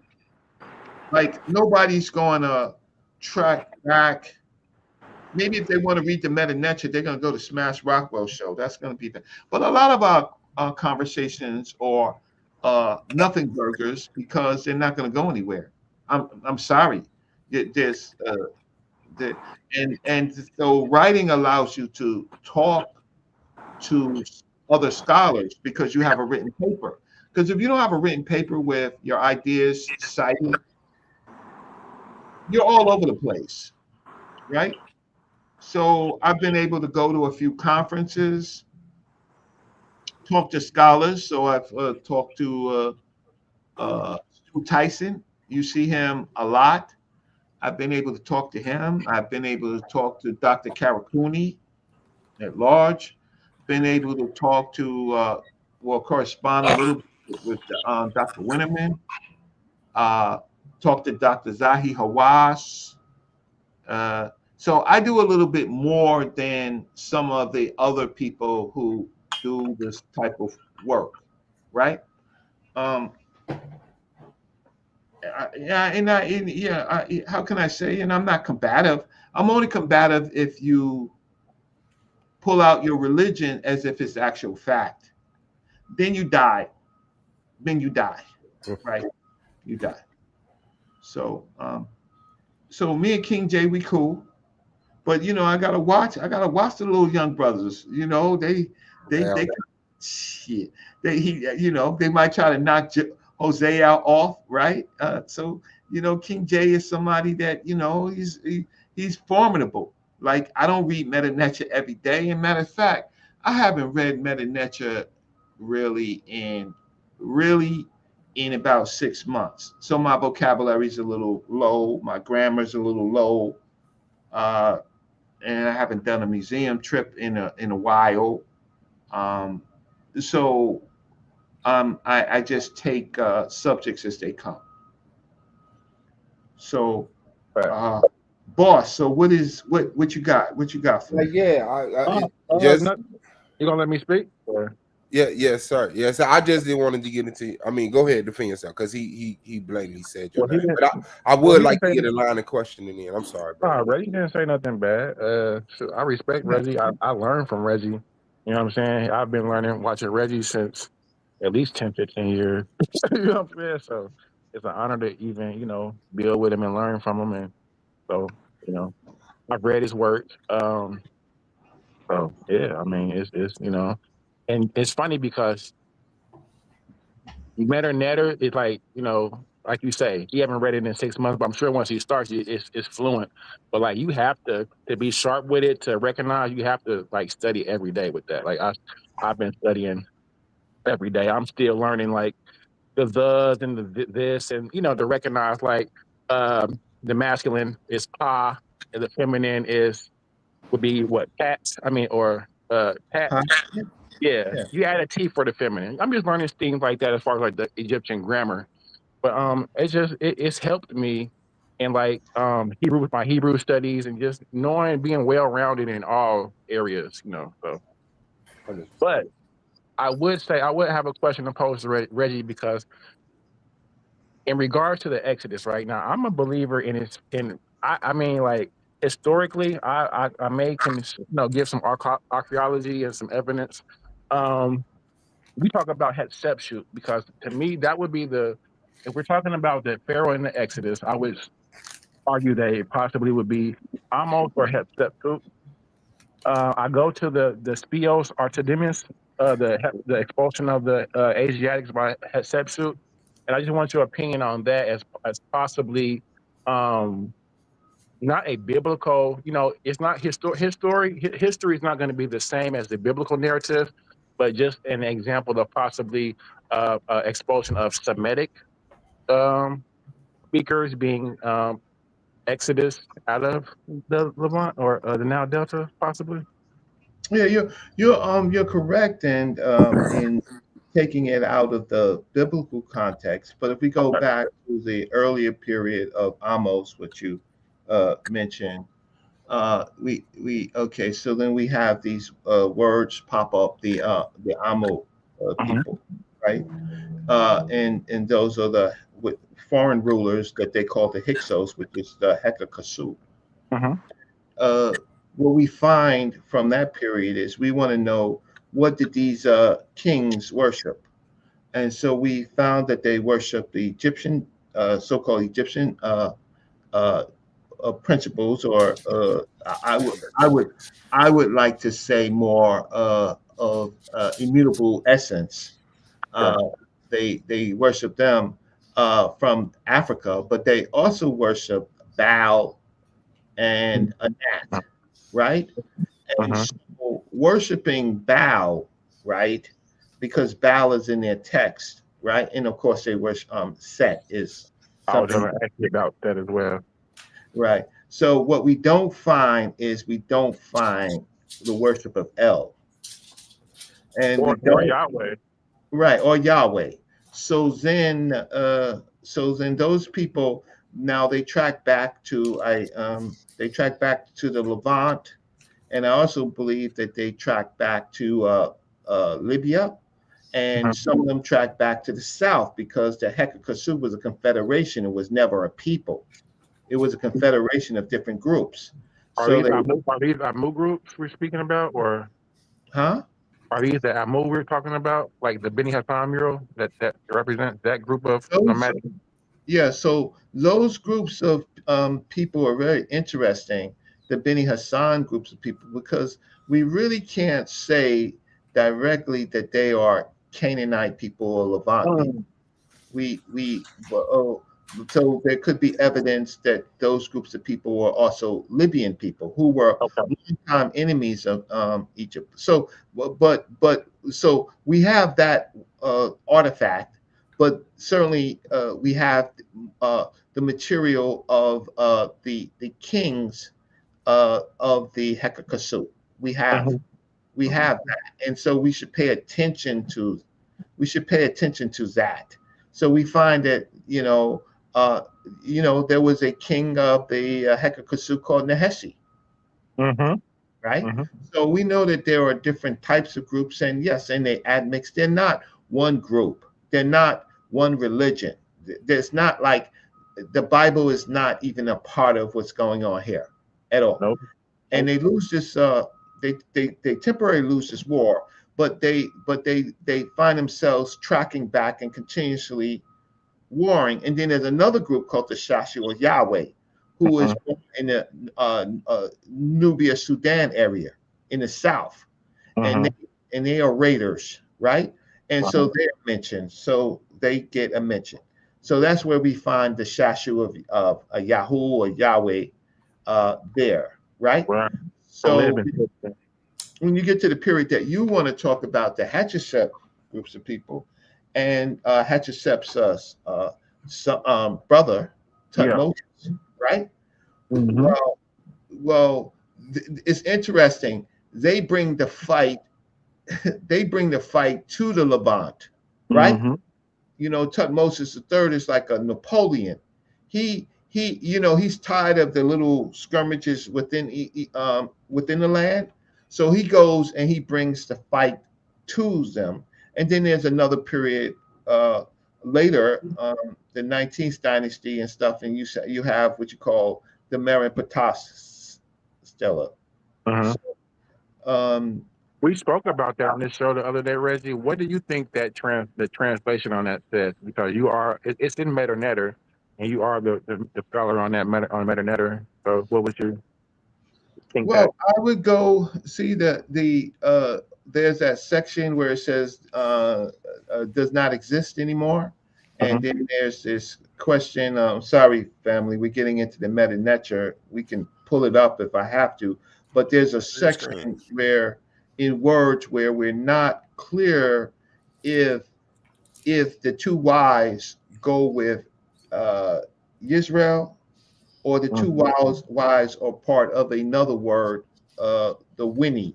And so Smash Rockwell's argument is that that is a ancient form of Syria, because if it was Israel, here's the problem: the piece does not say Israel; it says Israel with an R, With right? the R, right? So there's no L in it. So apologists might convert an R to an L, but the problem is L is not in the text. That's where I want to leave it. And you know what's funny to me, just my own theory about the YSR is because if we look at like the earliest Soleb inscriptions, the Amara West inscriptions that give the Yahweh of Seer reading, the YSR, Hey, share my screen for me, A1. that may be a possible rendering as well, maybe. Can I say something here? No, Yeah, you next, Jose. And real quick, Reggie, if you want to share this to your people so they know you live speaking, you can hit that button up there that says stream to your audience. I don't have a big audience, and so I'm not. I could. That's up to you. If you just wanted the content, it's I always tell my people they're free to Yeah, share. I wish you would have said it earlier. Then it would have been right now. I don't know where this is going to go. So Okay, I we'll will- get you back. But if I have permission, I can always download the video and put it up, so Definitely. that way I can catch it up. Okay. So somebody want to share their screen? He dropped off. I don't know what happened to him. That wasn't me. let me say There you something go. here, A1. Go ahead, Jose. These are the conversations I always wanted to have with King J in the first place. I didn't want the conversations to be contentious and go off on other things. So, if we can continue to have these kind of conversations, I have no problem. I don't want to come on here and have to yell and scream all the time. I feel like I have to yell and scream. Yeah, we got beef. We got beef So- in our community. so- So we got so- beef, yo. So, Oh, Brother Reggie, thank you. Because now that you put the stamp of approval, I can't come on here and beef with the brother anymore and go through unnecessary arguments because you put the stamp on it. So we're not doing that anymore. I'm not going to do that. We're going to have So that's decent dope, man. conversation. We settled another beef here at Coliseum. It wasn't even a beef. It wasn't even really a beef. It was a beef. It was a war. That's what we're all about. Y'all was spinning the Positivity block here. on each other. We're all about All right. positivity here. Well, no more spinning the block. We're going to have regular I think he conversation. wants some more brother Reggie's insight on some of these glyphs over here. Is that go ahead, Suave? Talk Yeah, to I him. mean that's what the brother was breaking down in sick. We was talking about the Merlin Patah Stela, and it was like the difference between a hawk and an owl, one hieroglyph and another, and it's just not like it doesn't say Israel, but No, that is no. something that is pushed mainstream, and that is something that is accepted and pushed by Hebrew Israelites or anybody who believe a certain, not just Hebrew Israelites, but I guess that's the targeted audience now. Even some Egyptologists put that as Israel, and that's crazy to me. That's why There I'm haven't been any papers anymore on that, right? So you have one of my favorite authors, David Daviditz, right? He's one of my favorite authors, researchers, and so I saw that you pulled that up. But I can share my screen, and I can help people out. So what my good brothers did was show the primary, all right? But what I would show is something a little bit more easier. Okay, so let's split this up. Oh, this is ugly language, right? Okay, so here is this, how can I say, they call it Escalon, right? and or Westcar, right? And so this is this territory right here of is car, right?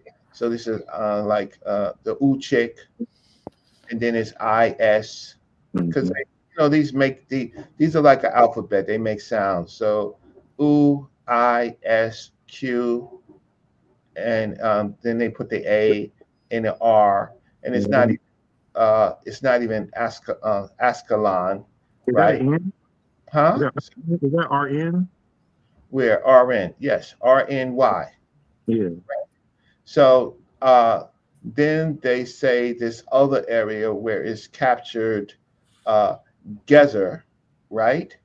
So so basically you use the alphabet, right, to say that it's captured this Jezer, which they say is Gezer, because they're struggling so hard to make it biblical. And then they say this other area, Yanoin, right? Yanoin, right? Yano. And these are Canaanite places that the ancient Egyptians are talking about, right? 100%. I was going to ask you that, Reggie, because we see the determinative of throw stick, and we see the hillside. You sound kind of muffled, King J. I'm sorry. Can you hear me now? Yeah, I was Yeah. going to say the determinative on the foreign, the throw sticks on the end of them. So that lets you know that they're foreign lands, correct? Yeah, foreign lands, and in this particular case, they are in the Levant, right? Levant. So here's a throw stick he was talking about with the Kasat, which means foreign lands, and this says that they're talking about foreign lands. And then we have this other area called Yanoam. So it's two reliefs make a Y. Then it's an N. They add some they add the vowels, right? And then there's there's a nu, right? A nu, and then there is this ma right here. So they say, okay, this is Yanoam, because they're trying so hard, right? And then there's the throw stick again, and then there's this phrase, they are finished. Now the problem is here's the issue. The issue is where it says Yanoam, the tears are finished. This is Tim, and then there is a Determinative. determinative of a papyrus roll, and then it says Winnie, right? So in this particular case, Smash Rockwell's argument is that this particular case goes with this phrase over here, that this is finished, right?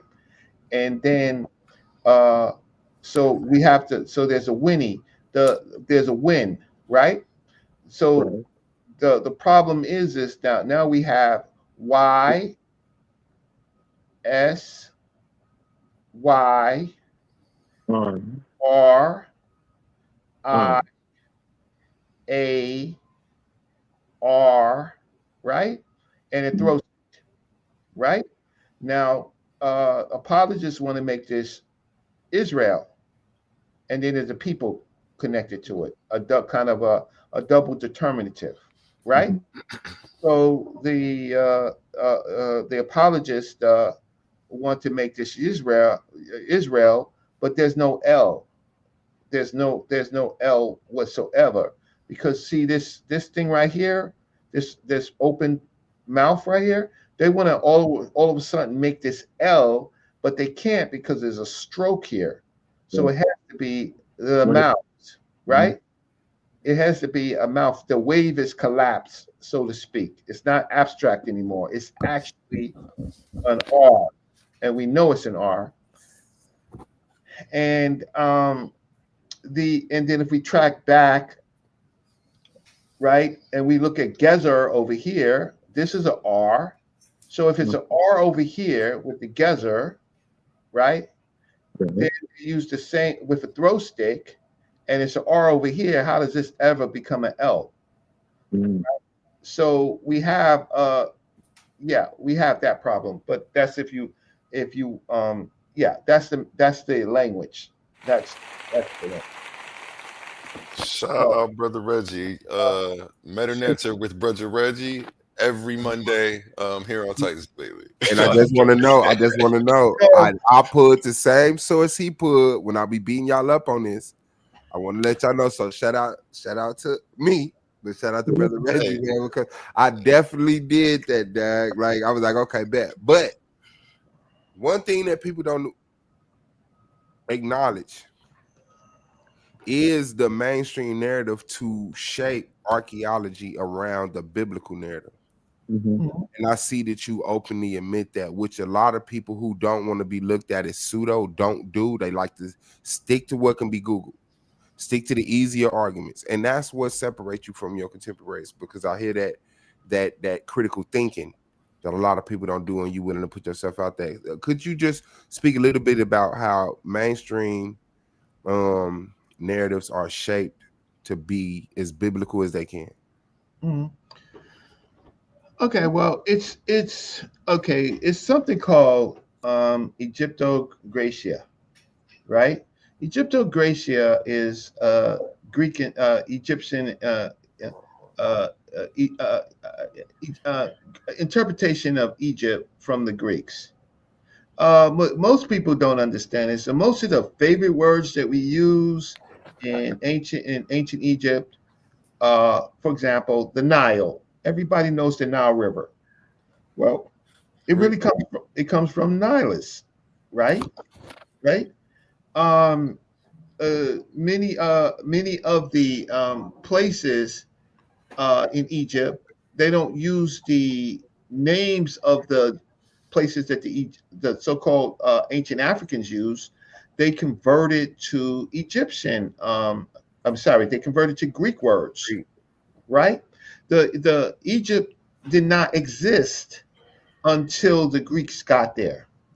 We're not so sure what Egypt means. It could be from Egyptos, right? Which is a king. They try to then dance around and say it's the Hawat Ka Patah, right? Hawat Ka Patah.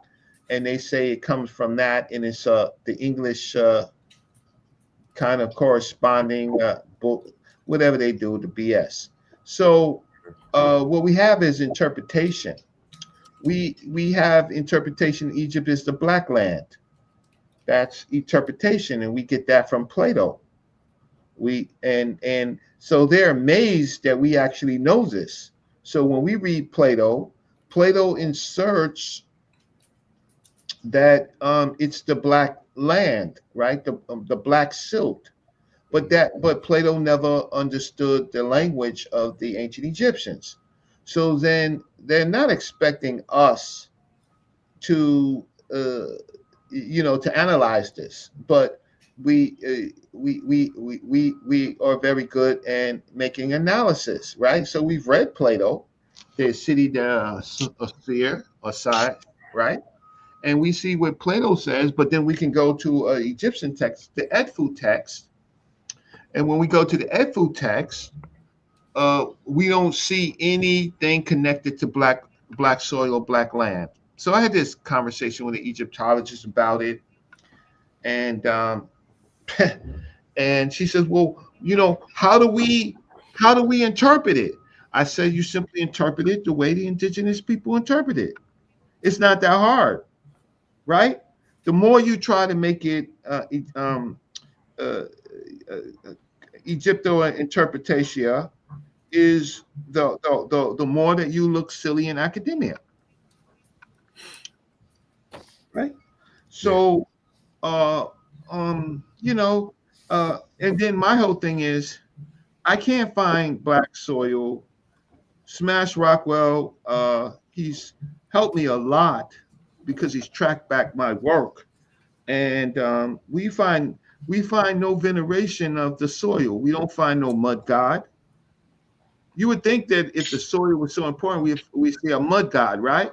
They would have a netter of a mud god. They do not, right? They do. Huh? They did? They did, yes. Who's We got this? Chris Harris on the panel. I'm not sure if it's Mud past history, Yeah, but we got Chris Harris. There's your pushback. yeah, No, Let's that's get a it. claim. yeah. Listen, he has all the space in the world. So I'm gonna defer. I'm gonna listen to Mr. Harris. But just to wrap up that point, though, there is a mainstream narrative to shape archaeology around being as close as possible to the biblical narrative, and it disregards things that contradict the biblical narrative. Reggie, he's probably gonna try to say Canoon was a mud. Actually, no. He's gonna try to say And then Canoon. actually no. And if you want to play Professor X, let me know. I'll draw a comic book for you, okay? I can speak for myself. Good evening, Chris. How are you? What's going on? Yeah, what's going on? Now, Yeah, we still got people that's always, we still got people always trying to talk for other people. I see that'll never change in this culture, will it? He's Go ahead, probably Chris. gonna say, he's Ask Brother probably Reggie. gonna say something. All right, Ask well, the Brother first thing I Reggie, want to do is, no, I'm not gonna ask Brother Reggie a question. Brother Reggie is not an authority, unfortunately. Academia is the authority, and unfortunately, some of the things that I've always had to say about Reggie and Brother Reggie is absolutely an authority. I'm sorry. No, he's not. Yes, he is. He's No, done he's not. primary research. He's done I have to. he's done extensive research. He's Hey, been Swap proving Boss. himself for 10 to Swap 15, Boss. 20, 30 years. What are you talking about? Wow. For you to come up and think that you, of all people, could question Brother Reggie about who he is. No, it's being respectful. It isn't going Hold on a anywhere. second. Let me say one thing, bro. I don't want the show to go too left because I'm streaming it. I can't tell you what to say. Me but I don't want it neither. to go too And left. that's why I don't want this show to ever get to a point where Brother Reggie is being questioned to the extent that Chris. But let Brother Reggie He's speak wrong. first. Hold on, wait. I'm Let me sorry. clarify. Let me clarify. Let me Let Brother clarify. Reggie speak Let me first. clarify. Let me clarify. Let me clarify. Brother Reggie has welcome pushback.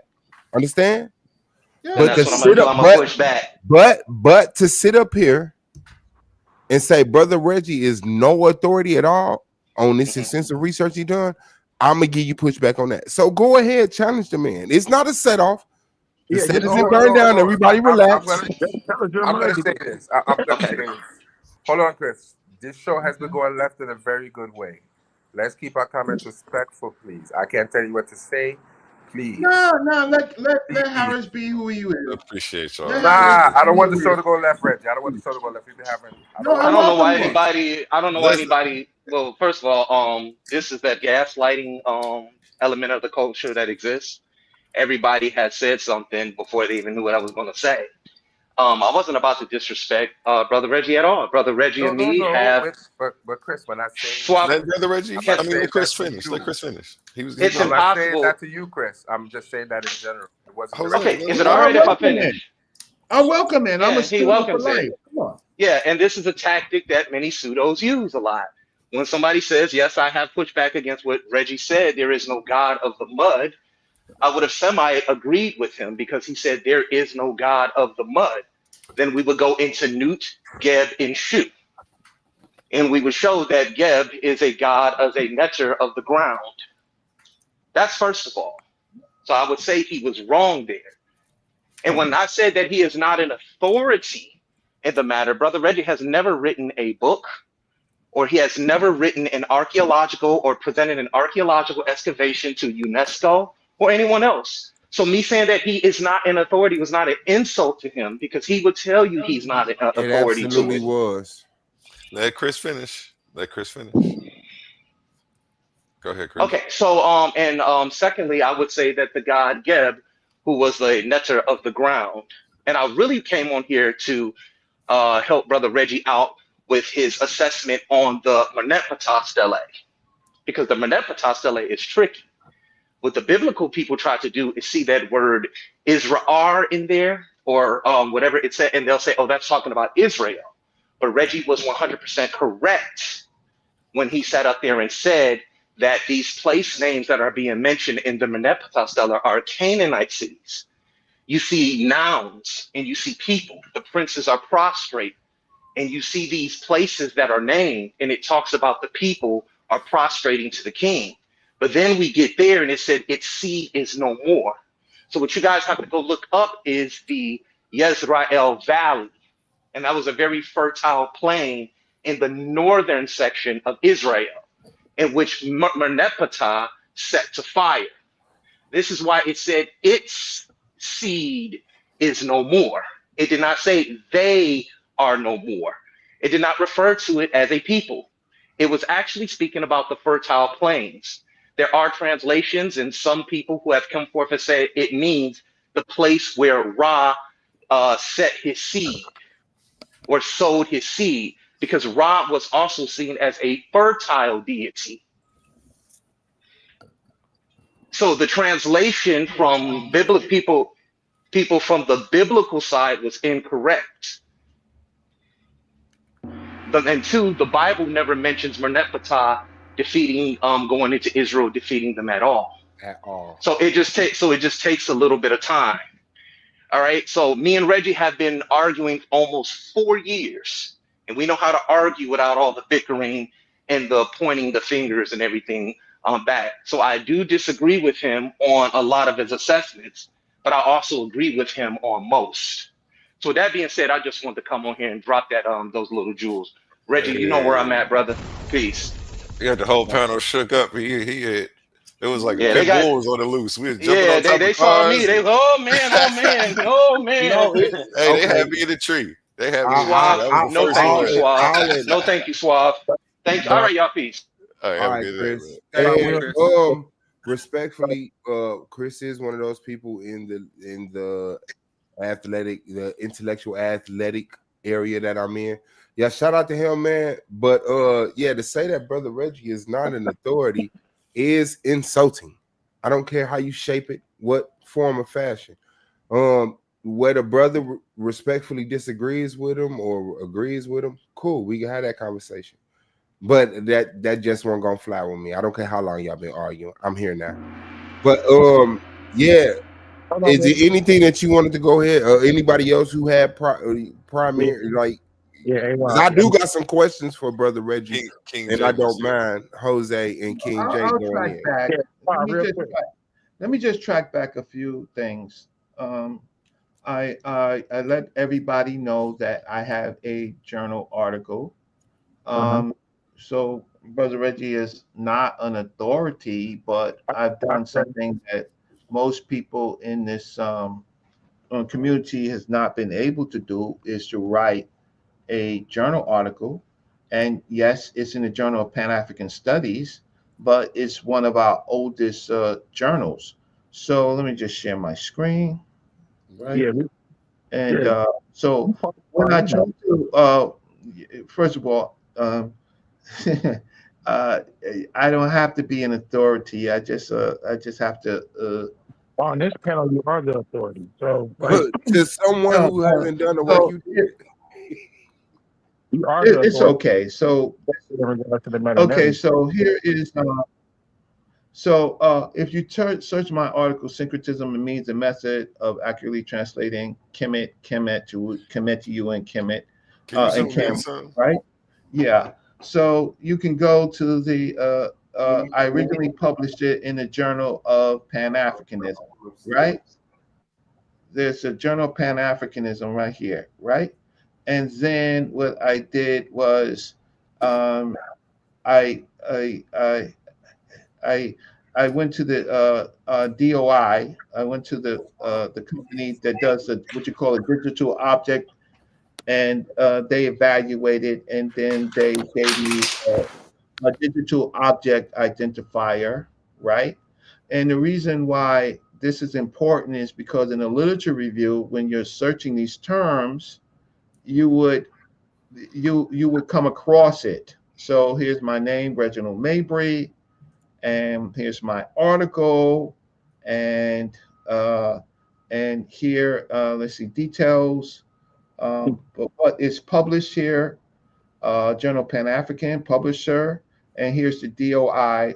The digital object identifier is a permanent record in the database, right? And so I have that. I just smile at people. What topic would a person some of these people have that does primary research, right? What topic would they have that would be unique that they can publish, right? And so, and it's the same thing if you go to any search engine, let's say AI search engine, I'm going to go to one of them, Perplexity. I'm going to go to Perplexity. I can go to ChatGPT, but I'll go to Perplexity. So here's the thing: is list all authors, recent authors that published journal articles, papers on Kemet and cattle, right? And so let's see what the search engine says. This is a straight search, right? So then authors on Kemet to term, and then it says Journal of Pan-African article, the Journal of Pan-African Studies, syncretism, right? Means of translating. So you can find, so what I'm just trying to say is I'm in a database, right? So here's my article, Kemet Translation and Identity, right? So I would be there with Kemet Translation and Identity. I would also Asar Imhotep, who has another view on Kemet being Riparian, right? But here I am. So you can do a search and you can find my let me just say, what about Kemet? Kemet and sacred black cattle. See what happens. So Chris Harris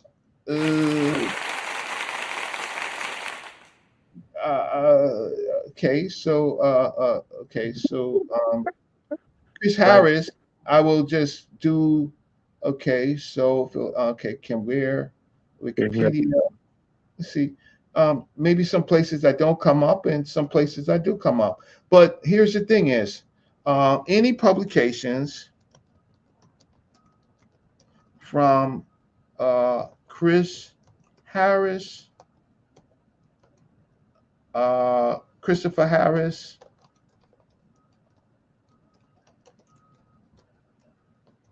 a YouTuber. What's his page? What's Chris Harris' page? We don't know.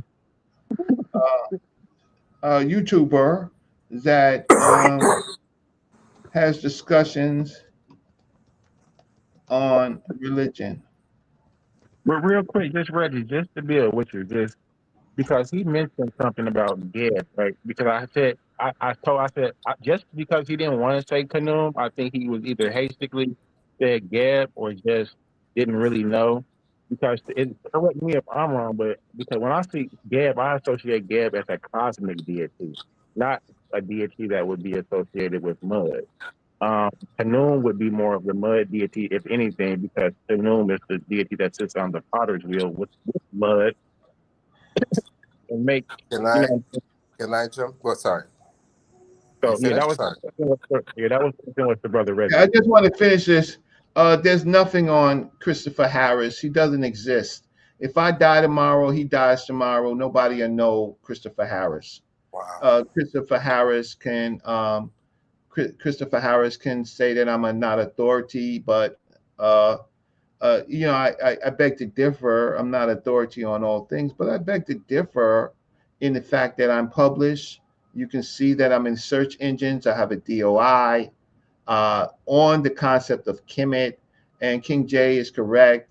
Geb has nothing to do with color.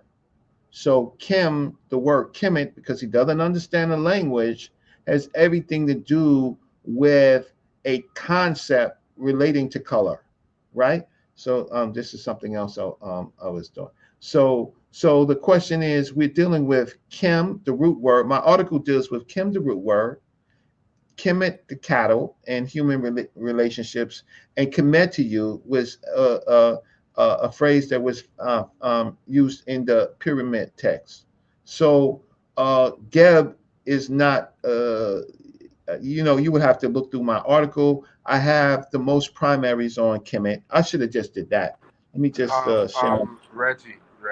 Yeah. It's actually I actually have a video up on it, so he can pull it up and look at it if he wants to, and I sent it to him as well. So if he wants to look at it, he can look at it. Yeah, I can. Let me just pull this up. So my whole thing is he's wrong.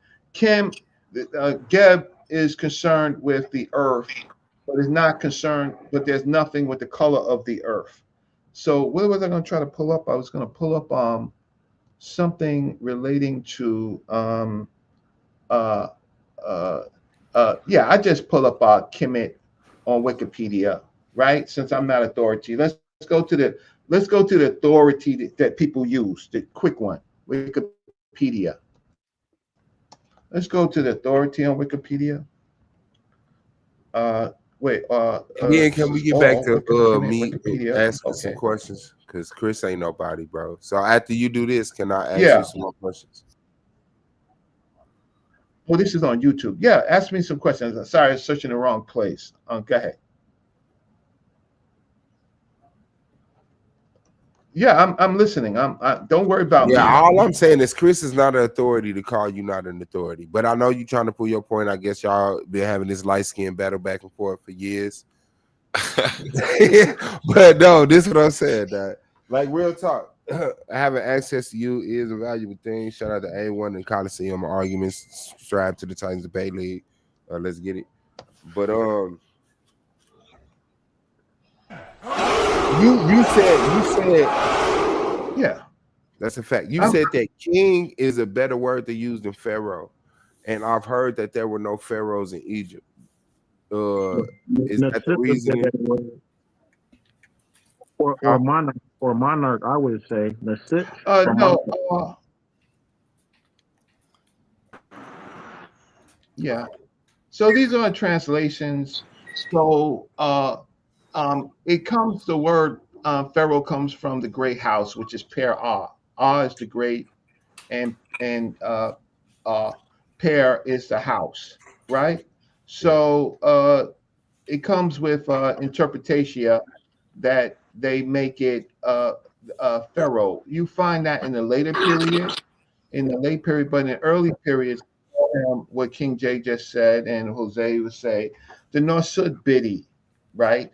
And the Nosud Bidi is a best translation for it is king, right? Is one of the sedge and the bee in their language, right? The sedge plant and the bee, and meaning talk about the two territories, the north and the south. So in this, what I'm just trying to say is when you deal with Chem, you have to deal with this glyph right here, the I6 glyph. And over here, if you look down the colors of the cow, you see the Chem cow, the sacred black cattle, which I wrote my article on. And then Kemet, you see Kemet is uses the same glyph and the T, right? And there's another word called Tarameri, which is more the cultivated land or the beloved land. And they named their country Kemet, starting from the 12th dynasty on, in not all texts, but in a lot of texts. And so now Geb means is what we know is the earth, but it's an anthropomorphic figure, and it's paired. So it's paired with Nut, right? And it has no Geb necessarily. It may have a color, but it's not associated with the black land. So if you track back some of my sources, or you go to Smash Rockwell, he has lots and lots and lots of shows on this.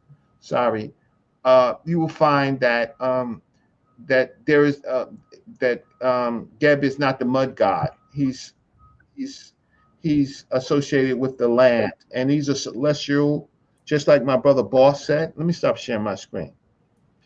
So I think that we are all here. I just think that Chris just wanted some notice. Some cheap attention. Yeah, he's very egotistic. He's a narcissist and he's a loser. Hey. Let's keep it clean. And hold on, man. Well, you can't be that clean. This is not a face-off. This is not none of that. We like gotta I say, we got slay Brother some, Reggie man. here. We're not gonna waste time doing none of that. Go ahead, ask your questions though. Appreciate you, God. Okay, so I get they haven't found any pharaoh crowns. There's been no archaeological recovery of any of the crowns depicted in the hieroglyphs. I would do research back and say they found the blue crown. Say it again. Yes. You muffled. I don't know if it's me. He said that we found the blue crown, which is the war crown.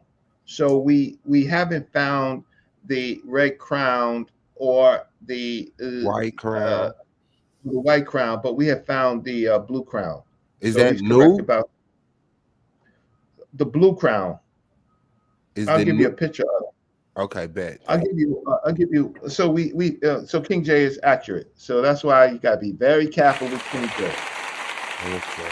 Like I said, I just want your opinion, clarification, correction, or answer to what I'm saying. These are just things that I.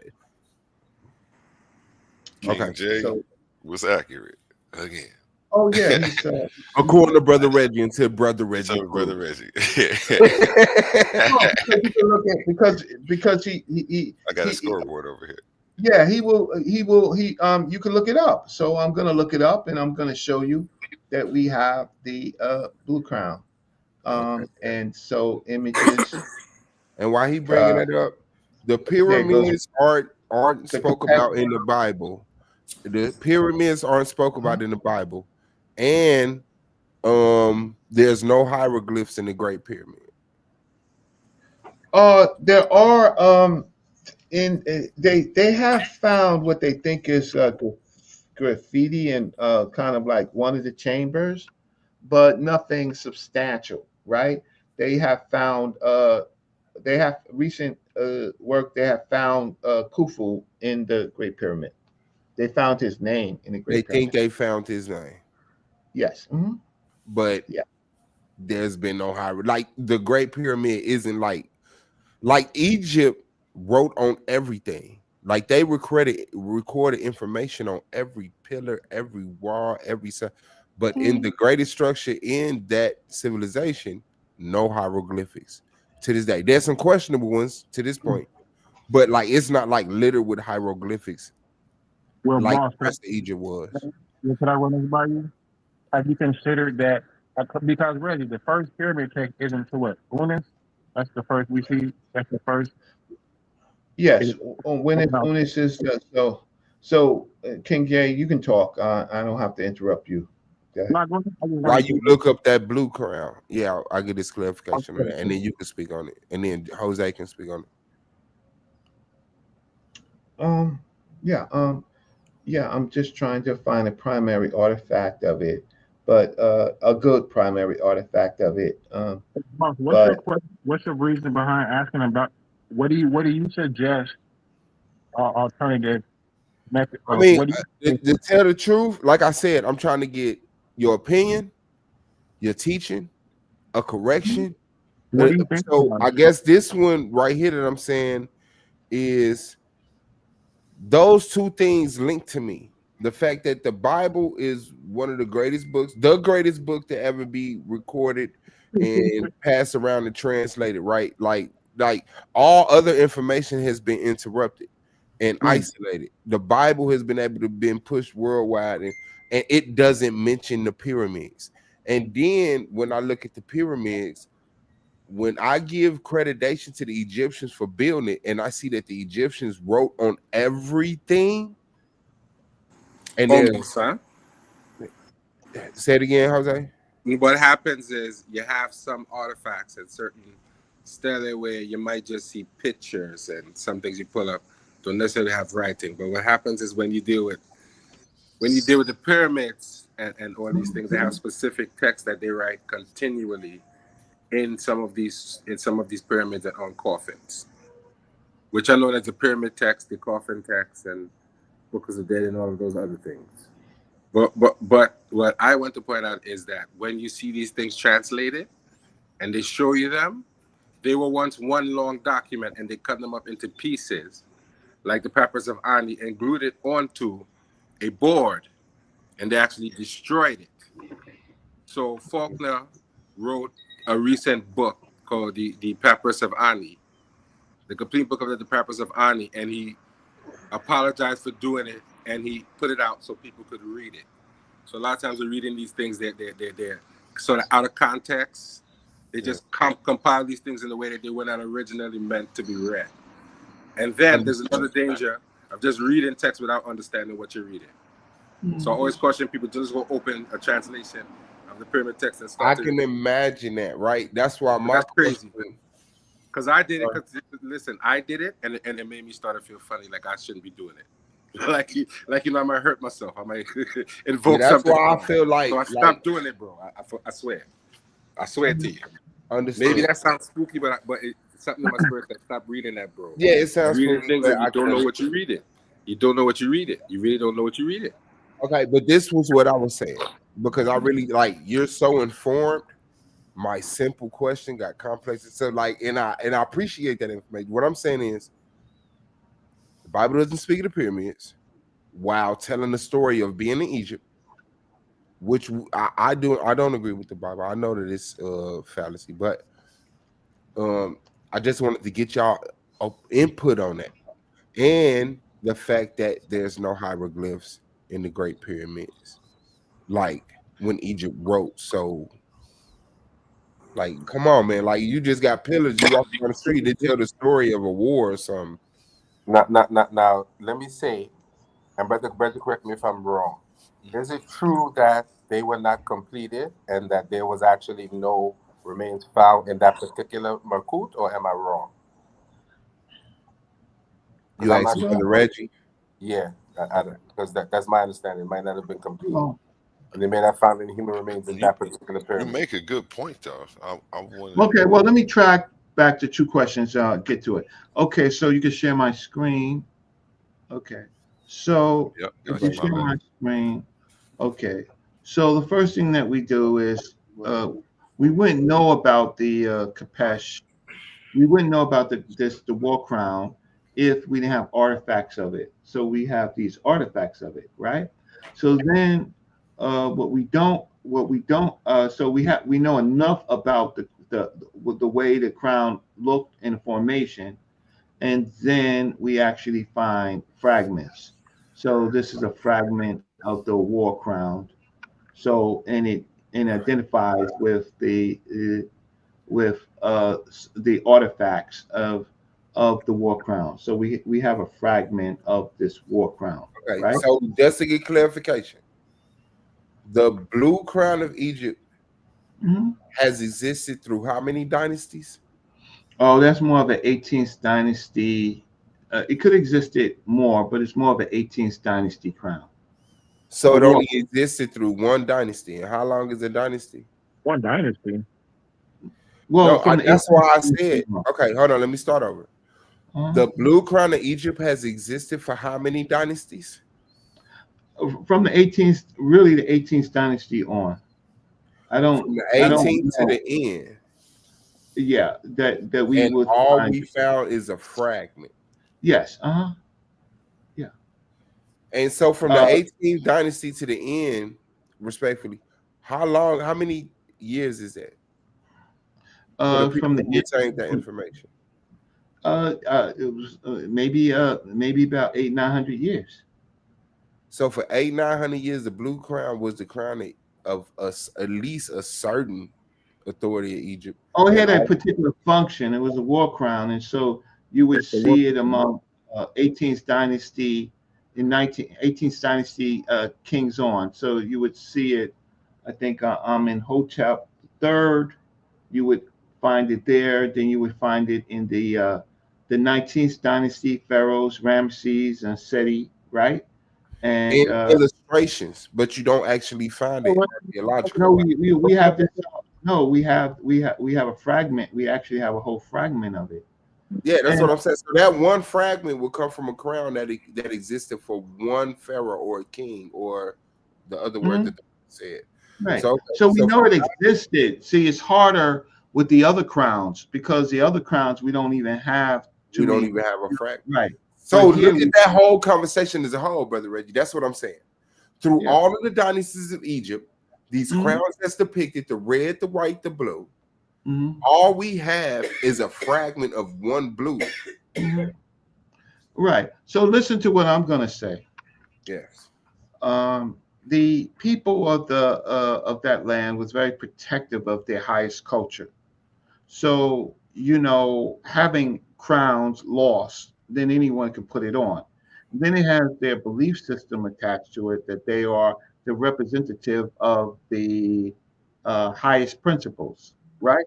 So there would be many of those things floating around, and that's why, and so even and tombs were being robbed. So imagine people having this crown.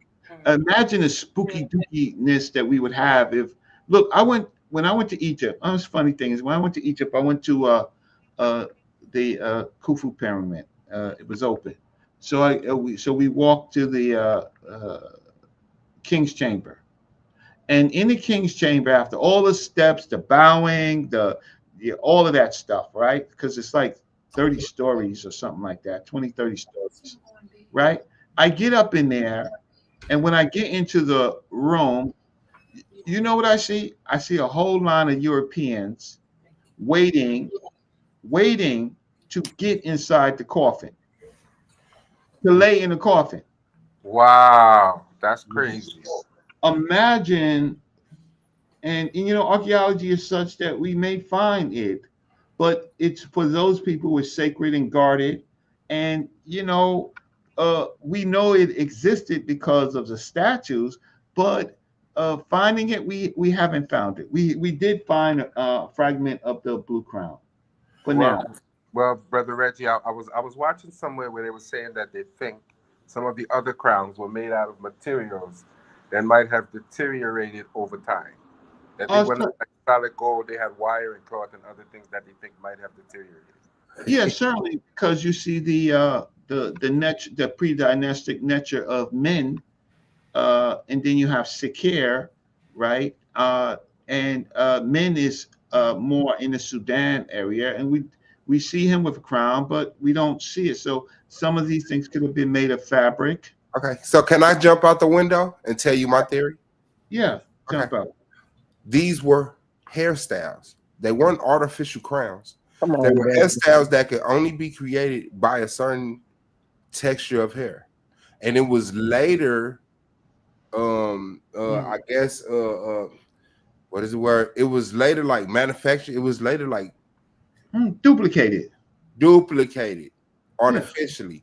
But I believe that these hairstyles were the nappy hair styles that we still see in African people. They weren't artificial red, white, and blue crowns. They were the dyeing of real hair that people shaped to have this style. Originally, they probably let me see hairstyles. Originally, they probably were because you see the Nubian crown. So here's what the brother's talking about. So this is on visit, right? Just So question, Reggie, what was that compared? So look at these crowns, right? So there's this African hairstyle, which may have been a normal hairstyle, right? In other places of Africa.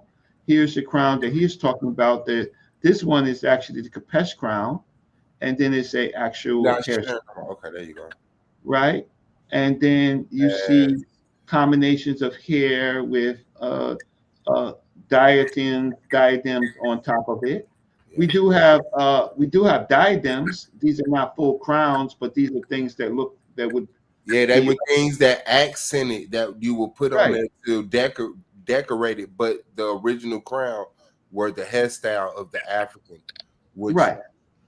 But because we were so diverse, look, I'm sure Tut Ankh-Amun would like to have rocked one of these, right? But he's dynasty, he's got a lot of problems, right?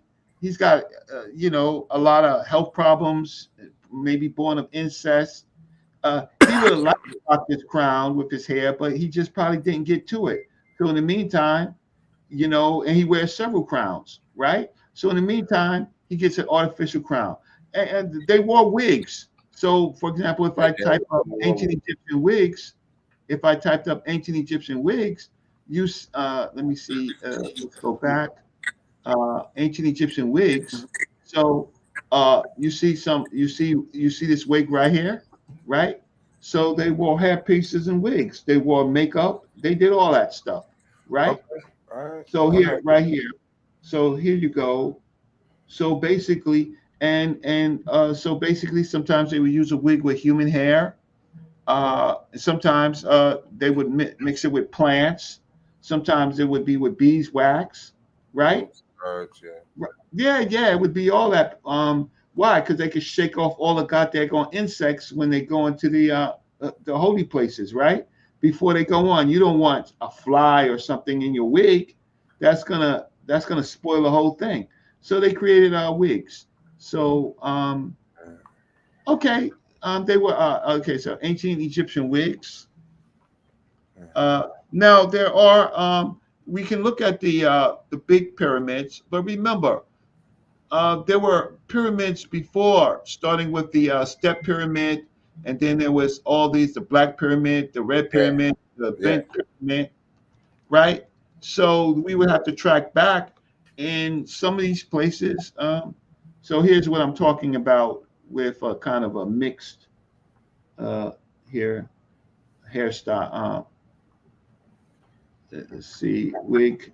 Does it come up? So it's clear to say that certain textures of hair, the people who have certain textures of hair have been in, dang, what was the word?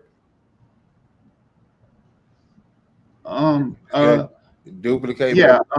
Like people wear other people's cultures of hair through wigs. Yeah. Just like the Greeks put on Egyptian crowns. So they're replicated, they're reproduced. So this is in the Metropolitan Museum of Art, right? And look, black women, what do you call this? If you ever had to shop for or sit in a hair place, right? This whole thing right here is a whole technology. I forgot the name of it. It's a whole technology that when women wigs, they say what? Ain't that a bang? That's a bang. They wear this. No, the bang is in the back. In the front, I wish there was a sister in it. She would tell us exactly. A bob? Because a lot of sisters. Yeah, I'm asking my girl. She said that's a bang. Yeah, bang. No, the thing in the front. It looked like a bob. Yeah, that's what she's talking about. It said it looked like a bob, but it's a bang. I know when girls put their hair down in front and curl it, they call it a bang. Yeah, it's a okay, but it's a when people lose their edges and stuff like that, sister, and they go and they get a weave and they missing hair there. What's the name of that thing? Lace front? Right, lace front. Lace front. Yeah, this is high tech. This high tech technology right here. That's an ancient lace front. This is a pyramid right here.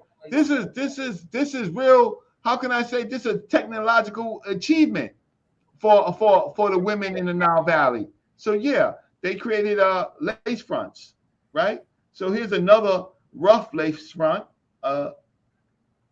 right? They created lace fronts. I love that.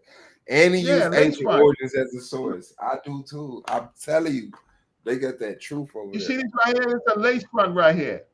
Yeah. See, right? It's a lace front, right? Lost her edges, bowed her head, and put up a lace front. So thank you, sister, for helping me out with my sister vocabulary, because and men too. Brother. Men, you see Shaka Amos. You see the Shaka Amos. What do you call it? I forgot the name of it. Right. Yeah. So all of this. His side lock. He's talking about his side lock. Yeah, side locks.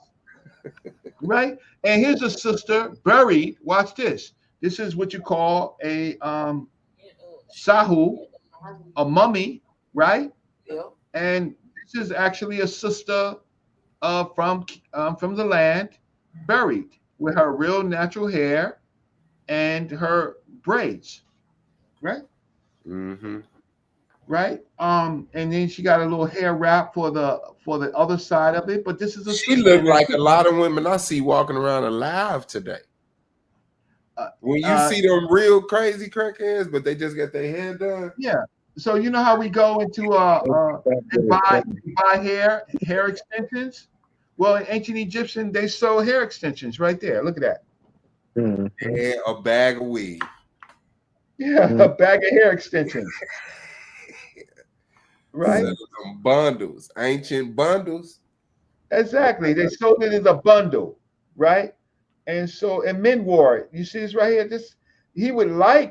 My brother would like to be rocking a full Nubian kind of, but you know, he's a priest. He shaved off his hair and he says, look, give me a hairstyle. Look, if we wore wigs, brothers, like this, you know how much money we're saving is goddamn barbershop. So this is my question as a bald man, because as a bald man, are you saying it's okay for me to go get a lace front 360 wave? No, not in our culture. Man, damn, Reggie. Okay, so I would like coming one. next year. I'm gonna see you next year. I got it next year. I would like to rock one. I would like to rock one of these, right? Look, he even got it grayed out. He know he ain't young, so he got one grayed out. I wish our culture would do that. You know, look, I got to go to the barber right now. Shoot, I got to go to the barber. That's gonna set me back. That's why you got a hat on 11 o'clock at night. I know. Okay, look, but let me get you on side on that, and I appreciate the transparency. Let's go to a little darker place right quick. And white folks wore them wigs too. Those Ptolemies. Yeah. White folks did everything. White folks did. Okay. Can you speak? Okay, slavery, transatlantic slave trade, the Arab slave trade. With your knowledge, and I mean this to the panel, but could you talk about the African kings that got killed and lost their head fighting against slavery? Because there's been a narrative coming out that Africans sold Africans into slavery, and that's been their excuse for white supremacy. Could you please speak about, if you have any knowledge, and everybody else? Yeah, sure. All right. So the concept is really prisoners of war. So with the crazy FBA people, those nuts, right? Creating a fake history, a false history. Africa was already delineated. That's how we lost. We were not unified. We had already delineated. So in some of the West African places, and many of the places, but West Africa is a good study. You have the Ashanti, the Fante, the Ewe, and Ga. You have those ethnic groups and they're warring. So what they would do is they would take their prisoners of war. So they would not integrate with their prisoners of war. And most times they would kill their prisoners of war. So the Europeans simply took the prisoners of war of competing African countries, and it's called human trafficking. So they bought the ships. Those prisoners of war was given to the Europeans instead of being slaughtered, right? So to say we sold ourselves into slavery is oversimplistic, and it's a lot of people out here that just does bad history, right? But in early ancient African civilizations, the ancient Egyptians, when they went to Canaan, right, they took prisoners of war. The reason why they went to Canaan is because the people kept invading their lands. So they brought the war to the Canaanites. So they captured thousands and thousands, right? And some of them, it was a choice: be servants, right? Or if you want to use the word slaves, right? Slave. Yeah. Or die. Your choice. Do you want to fix yourselves? Do you want to transition to a better culture? Or do you want to die? So those that gave up, right, they were sentenced, depending on their crimes, some to rock quarries and some to households. Simple as that. But the people, I got college, y'all. Like, you know, I get upset when somebody like Chris Harris says something about me First, I got college. I got an honors award in Black Studies. I worked at the Schomburg Center for Research in Black Culture. I studied. Hey Reggie, don't bring up Chris no more. You hear me? Do you know who you Yeah, are? I mean, Hold on, wait, brother, my brother. Listen to me.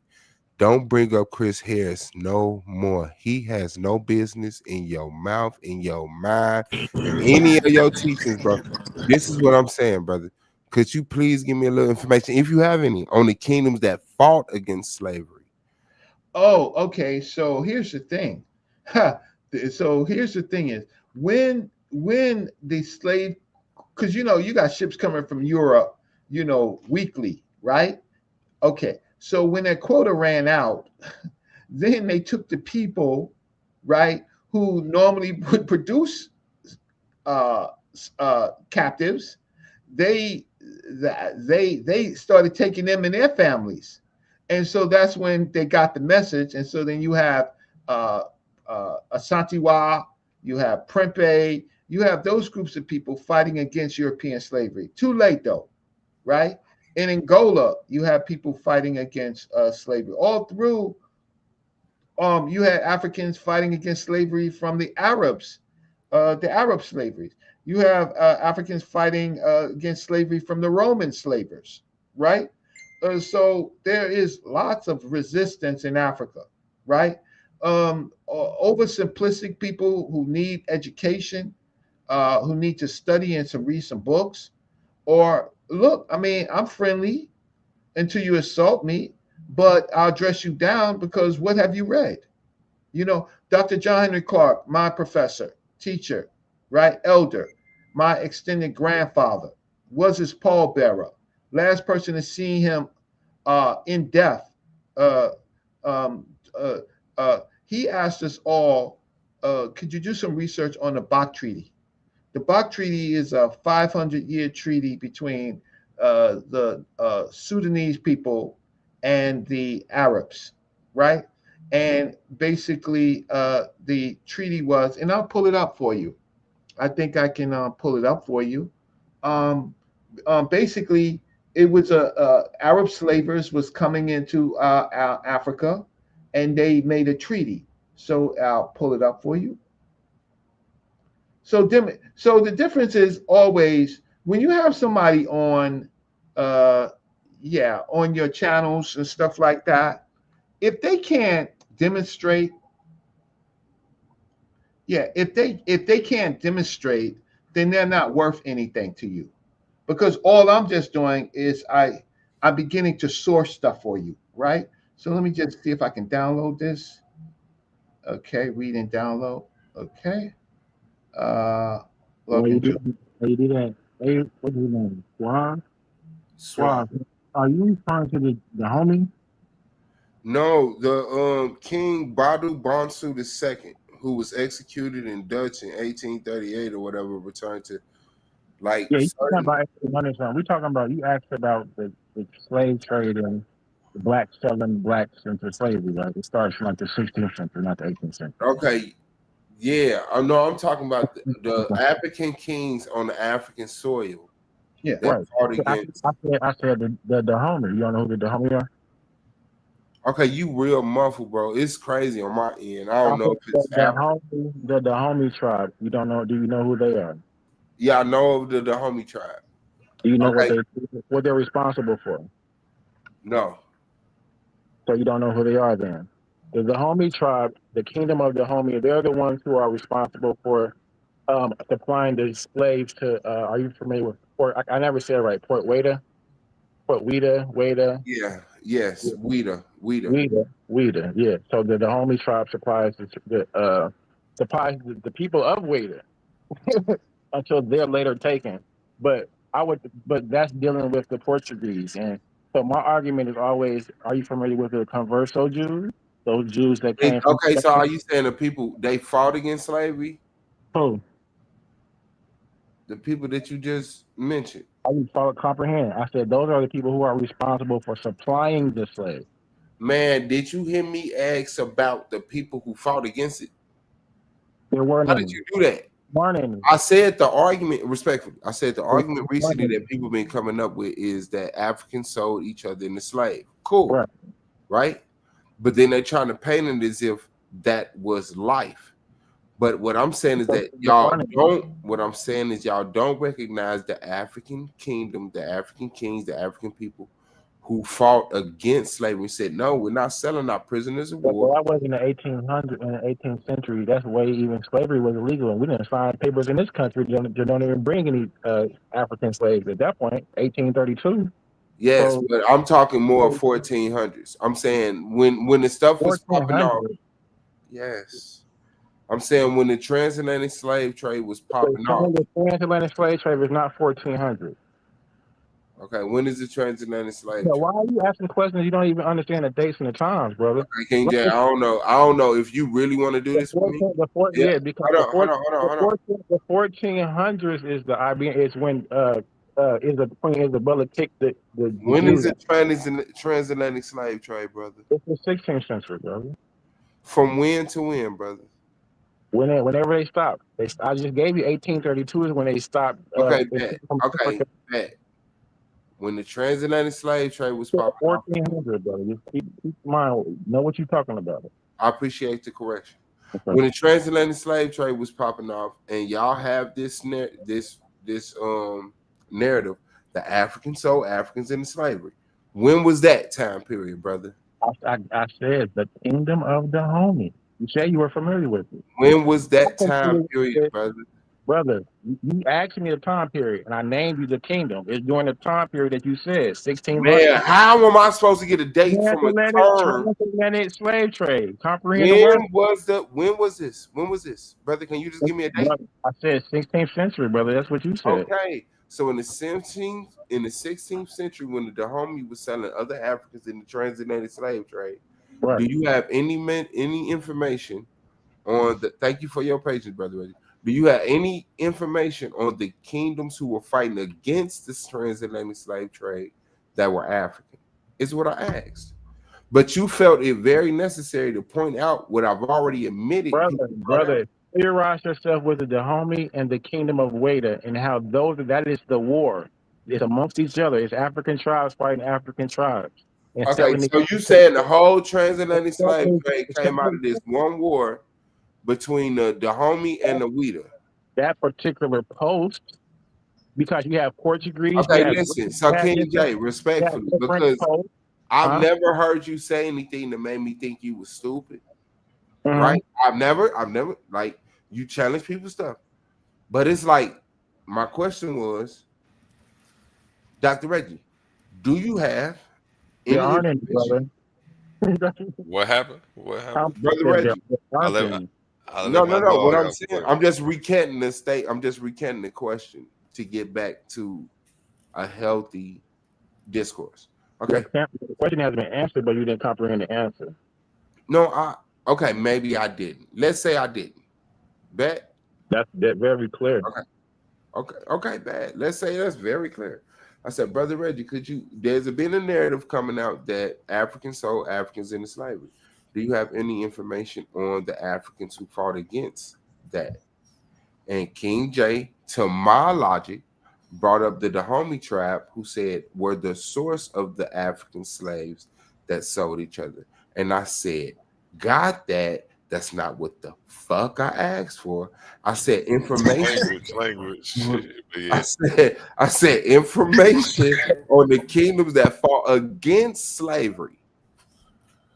Because the narrative has already been pushed, and I accepted. Africans fought Africans and sold Africans in it. But I just tried to Google it, but this is like a way later account. This is 1800 of African kings fighting against selling their people into slavery just because they're prisoners of war. I'm asking for information on that. And I believe that King J, who names himself a king without any credentials, is omitting that information to paint his narrative instead of saying, yeah, I've came across that information too. He reinforces the fact that African sold African, which I already conceded to. Suave. Let me simplify the answer for you. If he wants to go into the Dahomey sold their people into slavery and later fought against the same enslavers. And So that's what he he's giving meant an by too example. late. And I So he's get giving that. an example. Let him Oh, you finish. want something earlier? You want something earlier? Yeah. Well, then it's best you ask Brother Reggie, because I can't give you that answer. That's all I know. That's where we started at. Yeah, That's all I know, bro. I that's probably not can't go any further than that. the slave trade we're talking about. Essentially, like comprehend when you're giving the answers in actually more intelligent questions. Yes, sir. And Hold make on, sure hold on, if hold you on. out there in Squad. TV land watching right now that you Squad, go this is what I ahead did. and hold on. Make sure if you're out there in TV land that you go ahead and bless Brother Reggie's Cash App at Reginald Marbury. Yeah, I'm gonna put. I'll thank you so much. I'll put it in the chat, and maybe you could put it on the screen. But Drop yeah, a comment in there, and then I'll give. breakfast. I think I need to give you a wrench first. So drop a comment, and then I'll give you a wrench, and then you can post the link. Okay, let's see if yeah. So oh, that was in a private chat. So let me see if I can put it in a public chat. So Oh yeah, you can put it. I'll have it so you can put it in the public chat. Buy me breakfast. All right, buy me breakfast. You know. I'm willing to pass the mic to whoever else got a question, but I'm willing to say, yeah, I got blocked, so you have to give me a wrench. But yeah. it's in the private chat. Just comment anything so that way I can give you a wrench. Yeah, I did, and it threw me out. No, in the YouTube chat. In the YouTube. In it, not. I'm not on YouTube. I'm on this. Okay, I got you though. I will share it. I just wanted you to make sure you had access to do that.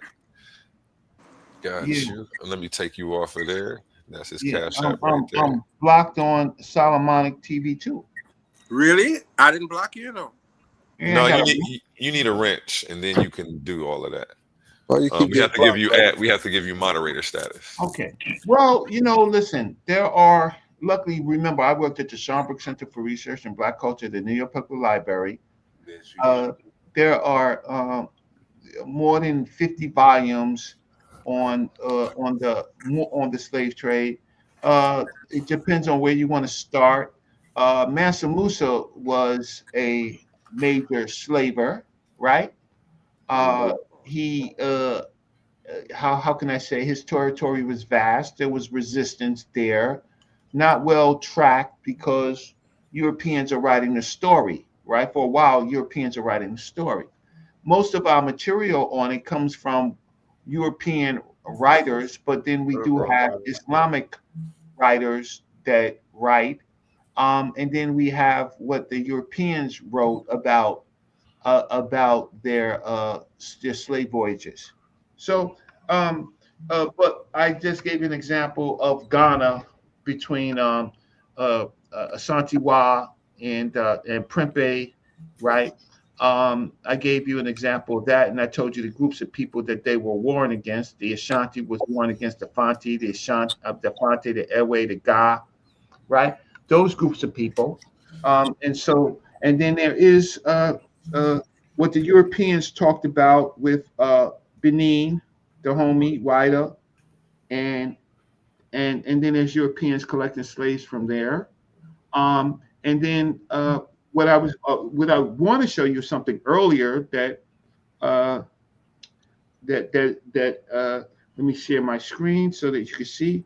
I'm going to show you a different type of resistance where the Africans were not complying with the slavery. And so this is what I wanted to show this to Dr. Clark, but he had passed before I got it. So if you share it right here. Oh God, I can't copy the link. And then after this, there's no more big questions for me. I'll sit through the whole thing, but I like to listen to the young people. So in this article, it's called the 8th Century Arabic Letter to the King of Nubia. So the Arabic king of Nubia, a lot of people saying the Arabs didn't involve themselves in slavery, was peaceful and all that bullshit, that lie, right? But here's a translation of a king of the mayor of Cairo to the Africans in Dongala. And it says, in the name of God, the compassionate, the merciful. We hear all that. from Musakab, the of Makor and Nubia, to them, right? Peace upon the friends of Awilia, of God, and those who obey them. To them do I praise God, other than whom there is no God, right? So now we will have to track back because you know the Arabs like to say that their language is always pure and it's never changing. We track this back where there is no God. To continue, you sing, meaning you say, know that about which an agreement was made with you and the fulfillment of it, right? So you're gonna have to fulfill something for it, which you took upon yourselves, so you preserve your blood and property, a threat.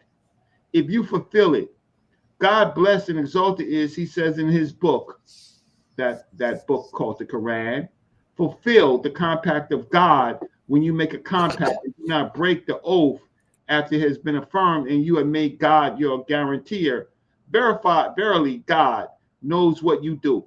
So their God is asking the African to do something, right? To find slaves. And he said, fulfill my compact. And I said, fulfill your compact and mine. So here is the actual text, right? And these are the actual words for anybody who wants to dabble into translating Old Arabic, right? And this is what it says. He threatens the African. So fear me.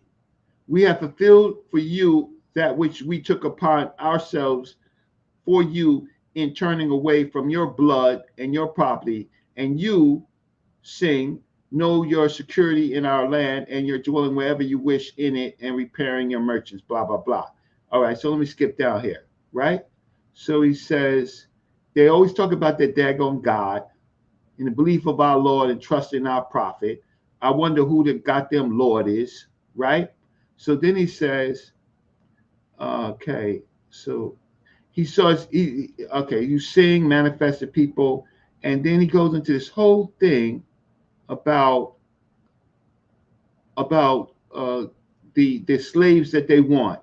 So they complain about the slaves that they're getting, right? And that's the part that I'm trying to figure. So if anybody sees it, tell me to stop while I'm reading it, right? Because they're complaining about the women and the one-eyed. Let me just calm down, because this makes me sick, right?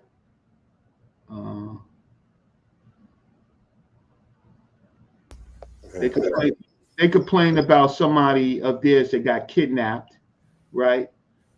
And then over here they says, okay. So then he goes, look at these bastards. You have sent that in which there is no good. That's fine. Okay, wait. You are liable to the Bach of several years, which you have not fulfilled. Is for that which you have sent in accordance with the Bach. You have sent that in which there is no good. You have sent the one-eyed, or the lame, or the weak old man, or the young boy. So look, sing into that about which I have written to you, sing and hasten, meaning get me my slaves, the dispatching to us of your remaining liability according to the Bach for the years for which you owe. So they're talking about human flesh, right? And they got all this God willing and all of this BS, right? So here the Nubians are basically not complying with giving up their people and other people to the goddamn Arabs. Sorry, I wasn't big enough for you to read. Thank you, brother. That was hard. Thank you. Right. So here it goes right here. So I want to get to it. So yeah, where does it say? So I can get you this book. Okay. Right. Yeah. Where it says you have sent us the one eye. Okay, here goes. Number 54. That you are liable to the Bach of several years which you have not fulfilled, as for that which you have sent in accordance with the Bach. You have sent that which is in no good, the one-eyed, or the lame, or the weak old man, or the young boy. So look, Africans, sing into that which I have written to you, and hasten. Give me my slaves, the dispatching of us to your remaining liability, according to the Bakht. So here's the primary. So you could take that assalamu alaikum, alaikum salam, right? Or that what's this other word that I want to say? I'm drawing a blank on it. Aslam Teslam, right? But you Africans, you look up an 8th century Arabic letter to the king of Nubia by Plumley, and you will get my research. So there you go. So I'm gonna listen to Jose and King J, and this was Jose's show. I just wanted to add and help you with the questions, and I hope I did that. Thank you, Brother Reggie. But Jose and King J would not be doing any back and forth on this show or any other show ever again in the future. I'm not doing that anymore. If it's not going to That's hard. That's hard. To be honest, the show went left, but it went left in a good way. I came on here to show my content, but I think the ancestors are telling me you came on here for the wrong reason. Collect my phone going mad. I'm getting kicked off. So I think this show went the way it was supposed to go. So we're not doing a back and forth. I wanted to share some of my content if I possibly could. A1 or. And we still can, yeah. We good. We about to roll. We might as well just turn it into a Monday Night Madness. We had the elder Brother Reggie in the building, first time hitting the panel, and you know when he comes, he's got a suitcase full of sources ready to crack heads. Appreciate you. I'm very happy he showed up because he kind of made me look good too, huh? And I'm sure you can expect some refutations in the days to come from some of the gentlemen who do watch the channel. I'm trying to get people to do stuff in a more constructive way. So, instead of battling back and forth, can you hear me? Let me advise anyone who has any back and forth, don't come on here and try to debate Brother Reggie. Yeah. Don't do exactly. it.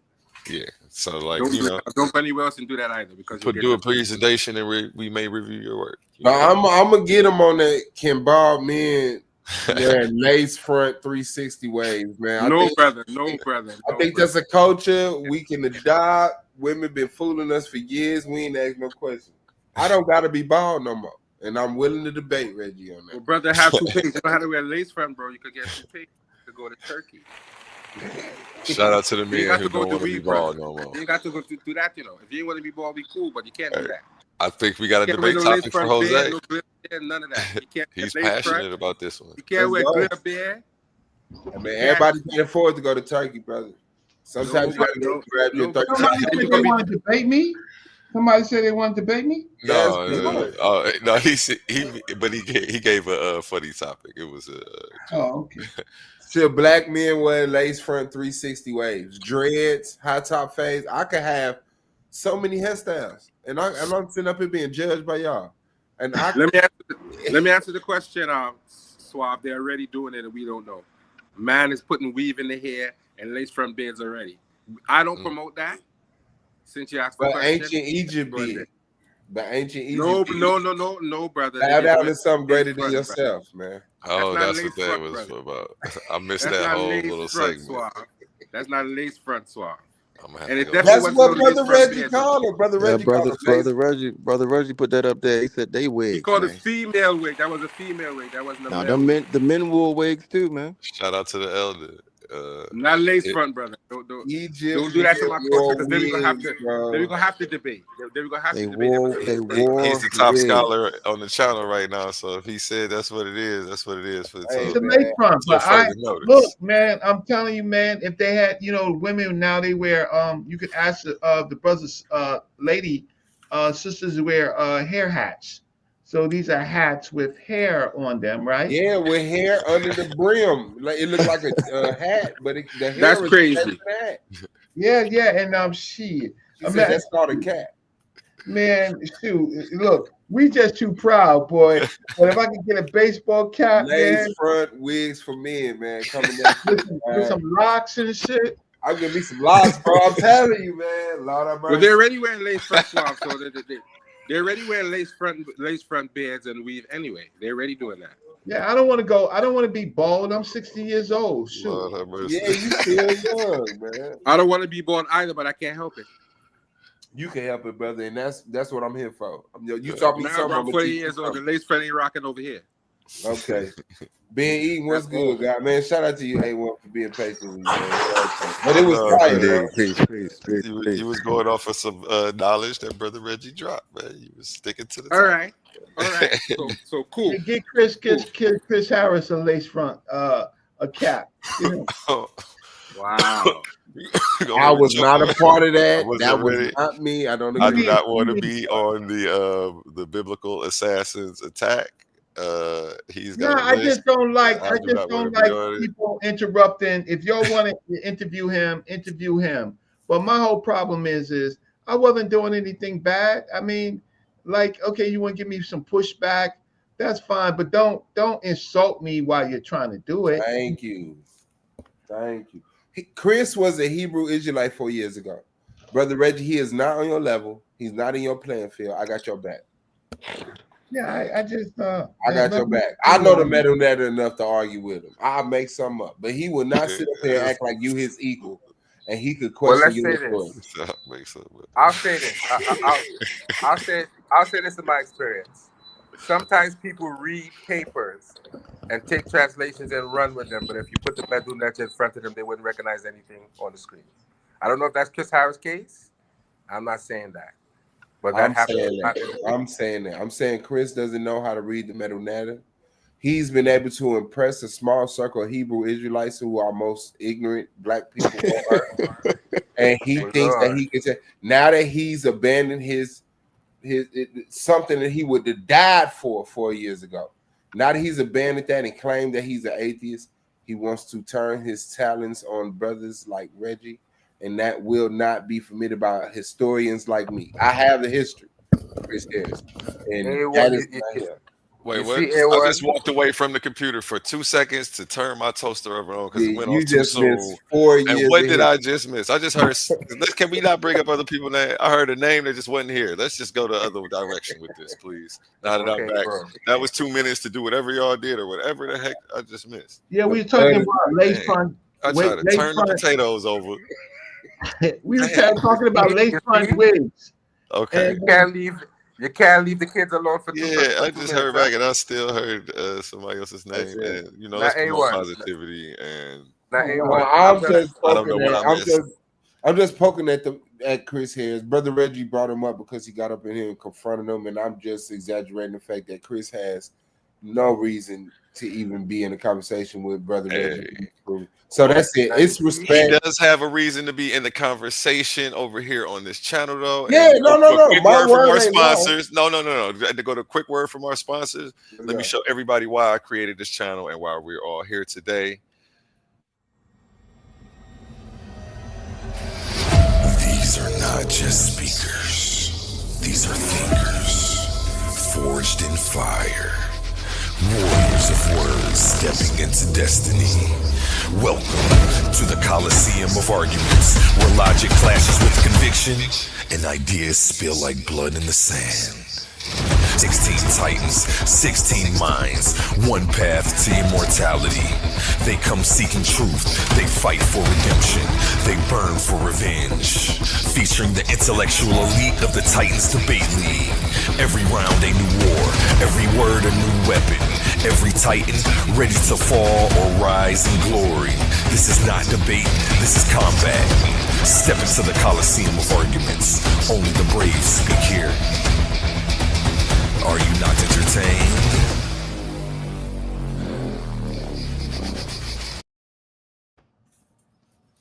And oh yeah, one more gentleman before it goes back to you.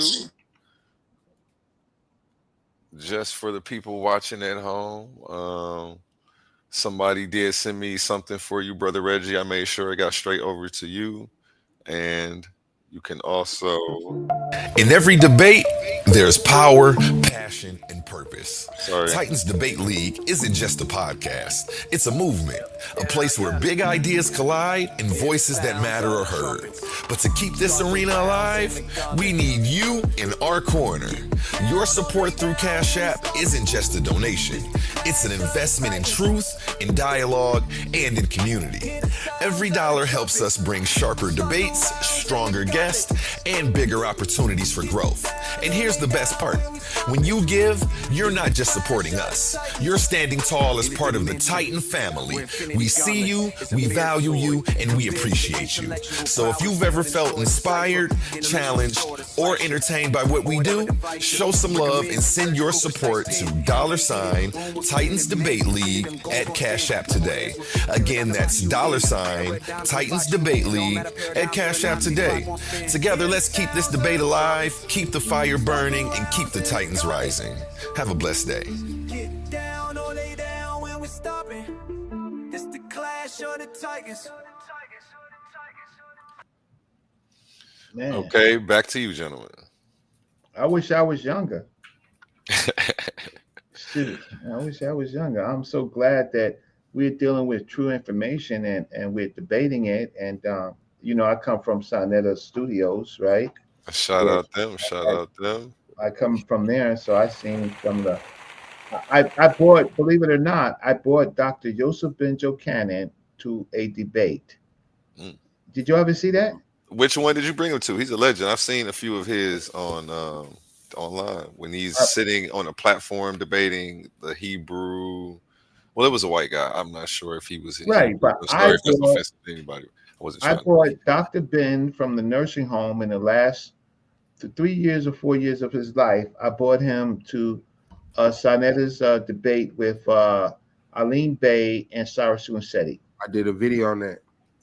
Yeah, so I did that. You see me once I walk Dr. Ben in, right? Then you see everybody jump up, take him from me, and all of that stuff, and that's okay. You know, that's all right. But and then I had him taken home, but that's all right. Everybody jumps up because there was Dr. Ben live in the Sonetta debate to watch. Couldn't get no better than that, huh? That's dope. That's dope. I was in high school when I was watching that debate, man. Yeah. Happy rebirth, Dr. Joe, man. Dr. Joseph. But respectfully, this is the Coliseum of arguments. This is a Clash of the Titans, A1. Yep, and I am actually the host. Shout out to you, just so that way you can see who I am. I'm the host A1, and we definitely appreciate you coming through and sharing your wisdom with us. Peace, A1. Yeah. Oh, did you see me on the screen? Yeah, I saw Yeah, you. we saw you. Just so that way you can see. I What, saw you. okay, yeah. I just wanted to make sure you knew who I was in the group. Brothers. And shout out to the team, man, for holding it down and. You know what I'm saying? Making a healthy space for us to learn tonight and keep it, tight, man. Trying to keep it tight around here, man. And so, A1, what I would like to see is I would like to see people go to more libraries and museums. I like to see that they actually did more than Google, right? That they actually did more than ChatGPT. That they, in fact, actually went to a research library and pulled the book off the shelf and read it, rather than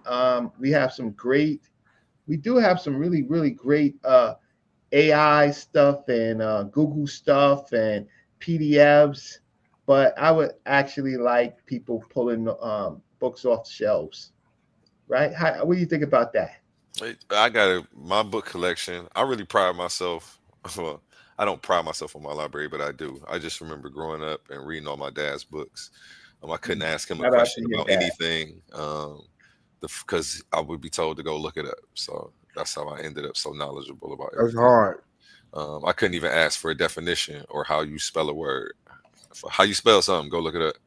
Never mind. Nope, too late. You know what I'm saying? So that's what I dealt with every day in the house. Shout out to your dad for good training.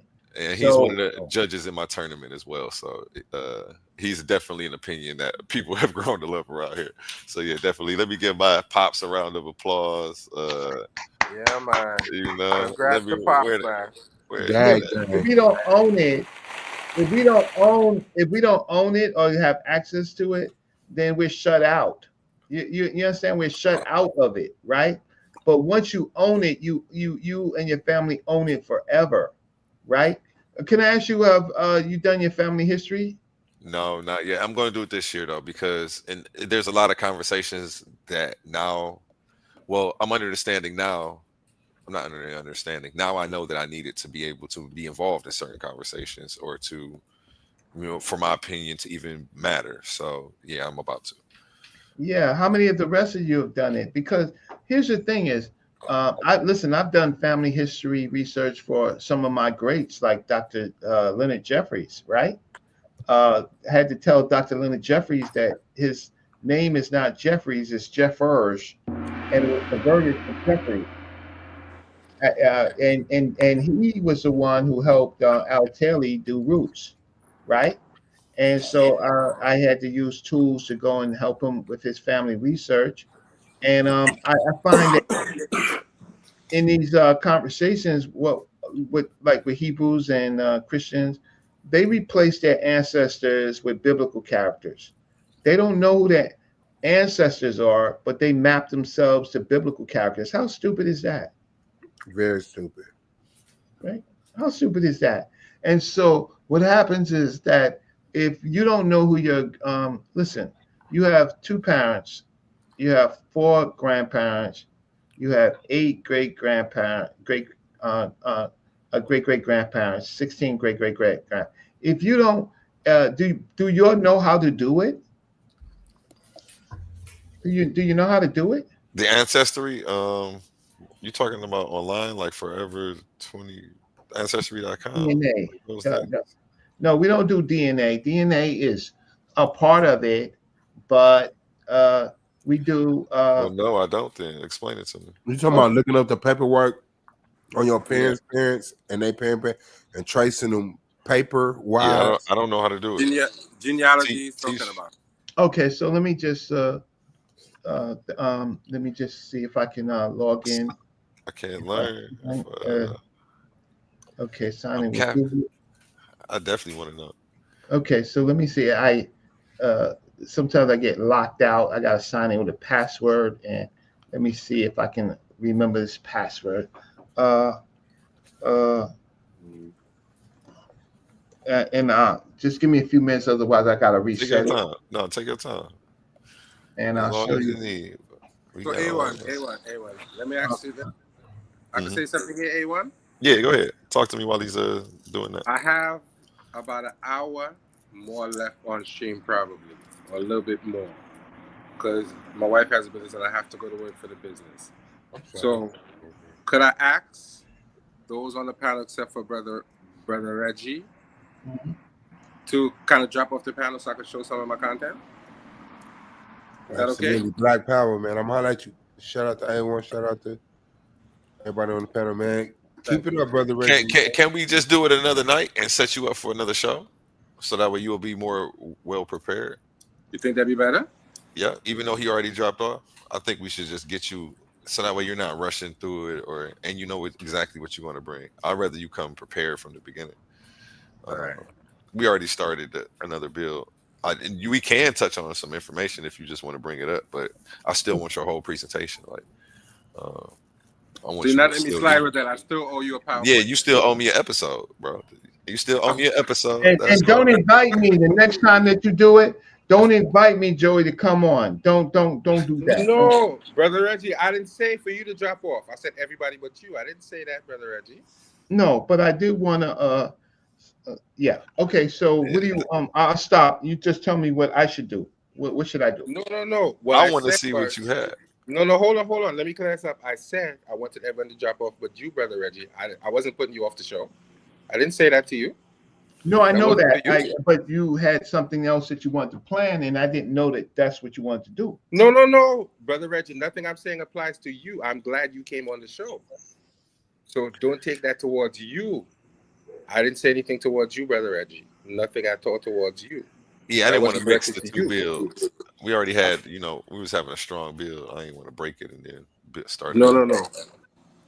Let me explain myself to Brother Okay. Reggie because he's No, you going don't so have bad. to. Here's my misunderstanding. Okay, bye. It's my misunderstanding. So I do want to help people. Well, no, first, Joey, keep talking. Oh yeah, okay. Yeah, while he's looking for that, because I definitely No. I wanted to show content, but he said at this point it doesn't make any sense to do that because we went too far. Or you can flash it. You can flash your content. Come on. No, I can't do it because my laptop is. Oh, okay. Yeah, you want me to go back to your YouTube page? I got you. Yeah, and the reason I want you to go back is because I actually have some videos dealing with Brother Reggie's paper that we could pull up and kind of look at it a little bit. That's why I wanted to promote his paper. Mm-hmm. Because I actually did a 5-part series on it, so I just wanted to promote that so people could see it. If you don't mind, you still owe me an episode, brother. You still owe me. I'm cool with that. But Okay, since you're going this way, let me at least pull that out to show the detractors that I do have some content on my platform that's worthy. What number? What am I looking for?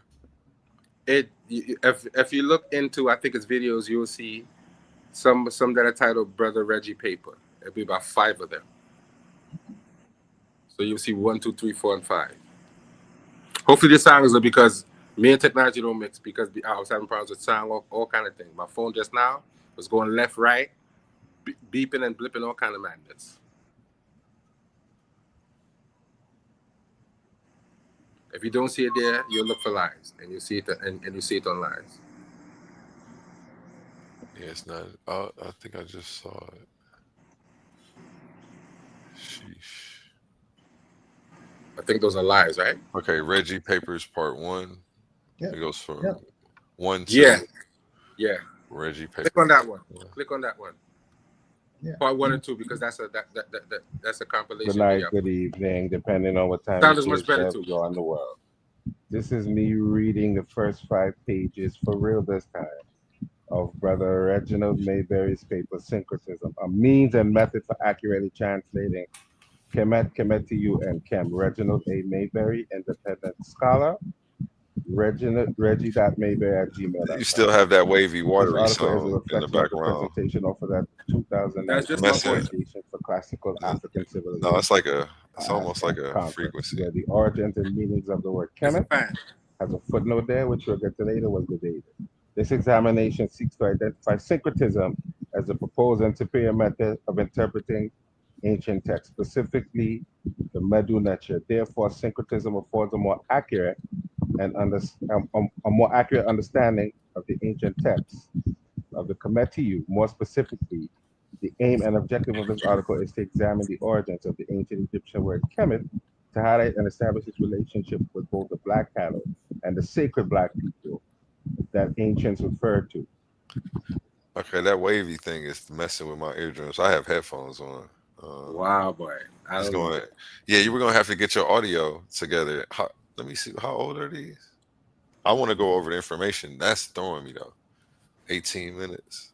Yeah, I can't do the wavy thing for 18 minutes. 1 minute was just a lot. Even the little TikTok mics, they're like $10, and they have the noise reduction. They sound so clear. This is only 7 months ago. I have more recent ones. Only 7 months. Wow. That means I have more recent. No. Yeah, No, the audio sounded like it was done a long time ago. I just assumed. No, I was having once again. I was having problems with my mic and all kind of madness. So maybe if you come up to a more recent one, you wouldn't have that problem. I don't know. I was having all kind of technical problems. Now go to the lives. Go to the lives. The lives are the more recent one. So pick one of those and see and see which one piques your interest. And we'll see if that will have better sound.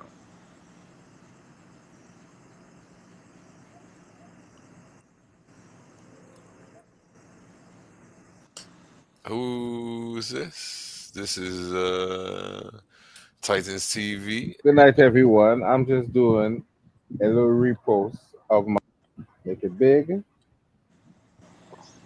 Interested, and especially. I wish we could find this in the work original that you're video trying to instead do. of your restream because, of course, that would mess up the audio. So we had to pick another Oh, one. I don't know what to tell you. I don't know. it's okay. It's already clicking on me on that. Yeah, see, that's why I'm trying to get you some good solid ones, you know, with the good graphics and everything. Don't Yeah. worry, we're just gonna have to have you do this actual PowerPoint, and then we'll have one that's solid, clear audio, crispy for Okay, your we could do that. fans, and you can slap it all the way back up there. I'm not even, I'm not tripping about it. I Yeah, do want to get some of your information out, and but now I'm feeling. it's but dope now that you I'm got Brother feeling- Reggie here to expound on anything that people may Well, have now questions I'm about feeling too. embarrassed now because you're picking the videos and the videos ain't looking too right. Bro, it's okay. That's why I'm here. I'm here to serve, bro. I'm here to serve the I community. don't like that, man. I don't like that. I don't like that. I don't like that. Don't worry about it. I don't like Do it. not 'cause worry about it. me. Trust me. That just means you got to get to work. You got the information, package it. Yeah, Get now I'm as much feeling time bad, as you man. need. You want to go 3-4 hours? Go ahead, do your thing. You had a moving background. You need an intro song. I got you. Well, And you know what I you want me to appreciate play? that. I appreciate that, man, but I don't know now. I don't know. Now I'm feeling bad. I don't like the way this is turning out. You don't feel bad, man. So I don't feel bad. I'm not mad at you, man. I'm not disappointed. Nah. It's okay. Nah, I'm disappointed. I'm very upset now. Don't be disappointed because it's history. So that's the problem. Yeah, we're always self-critical, but the fact of the matter is you did the work. So look, we got to watch old VHS tapes and stuff like that, with all type of artifacts in it, right? So that I wouldn't worry about that. I just think that if you have information that's packed in there that is hard, that you can't Google, then there it goes. I don't Google anything. Right. not What Google. I'm saying is Definitely. people can't Google, then that's fine, right? And then guess what? And sometimes when you have time, you could do remakes, right?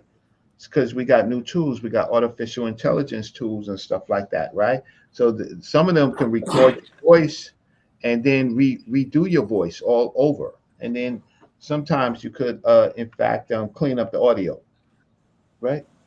So, and for you not to be in this country in the United States, because he's not in the United States now, right? You know that, right? He's not in the United States. And that's another problem too. I don't have access to some of the tools based on not having access to U.S. currency, and that's a problem. See, we might can help you out, man. We might can help you out. I didn't know that, man. I think I can. We'll work on that. Now I'm gonna say this to you, A1, as a man who's been married for 21 years. My wife, you almost got me in trouble because my wife saw your stream and saw Cash App and thought I put up a Cash App. So, for the sake of my marriage, I can't accept any cash donations. I can't put up a Cash App. I can't do those things. So the most I could accept is if you want to maybe say some of the videos and you could possibly clean them up for me. That's the most I can accept. I can't.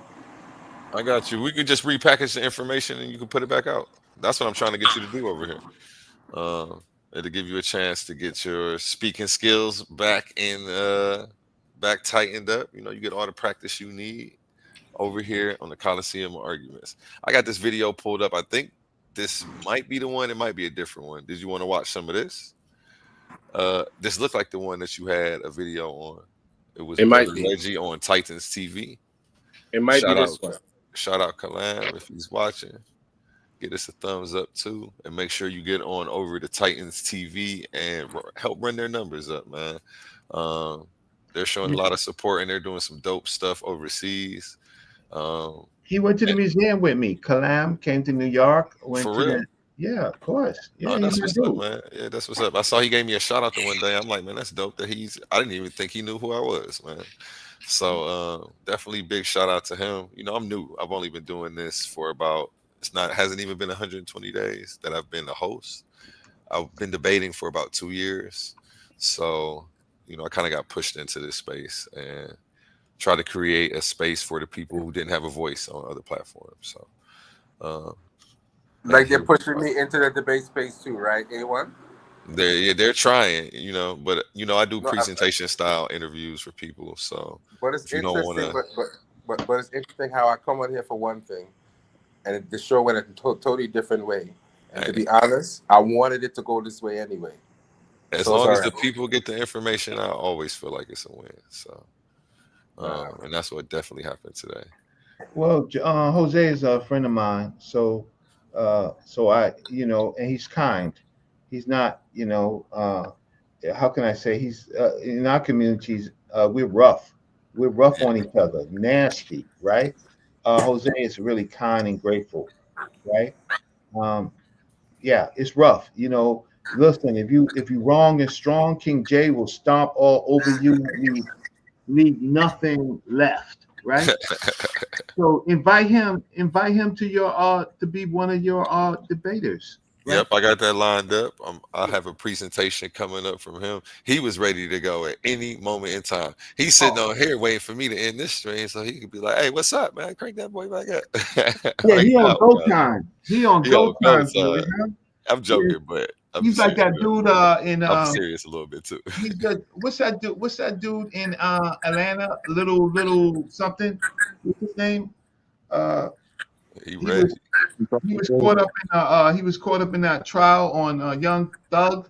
What's his name? Young Woody. Yeah. Young Woody. Yo, Lil Woody. boy, he's like him on go time, boy. Just point.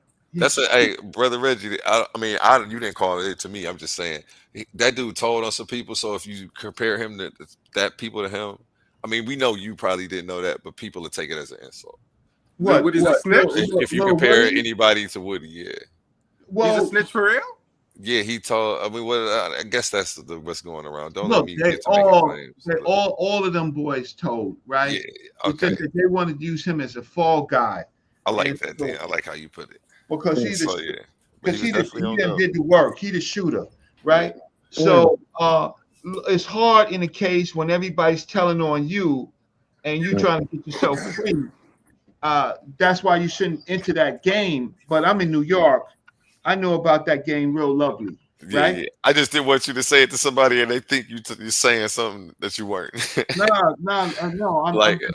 Okay. Yeah, I'm just saying. Oh, you cool over here though. Yeah, I might not be cool in Atlanta. Yeah. If you say it somewhere else, they might be like, "What'd you say?" I didn't want you to have to go through that. I'm just saying that they got caught up in the case, and actually, Lil Woody helped them get free.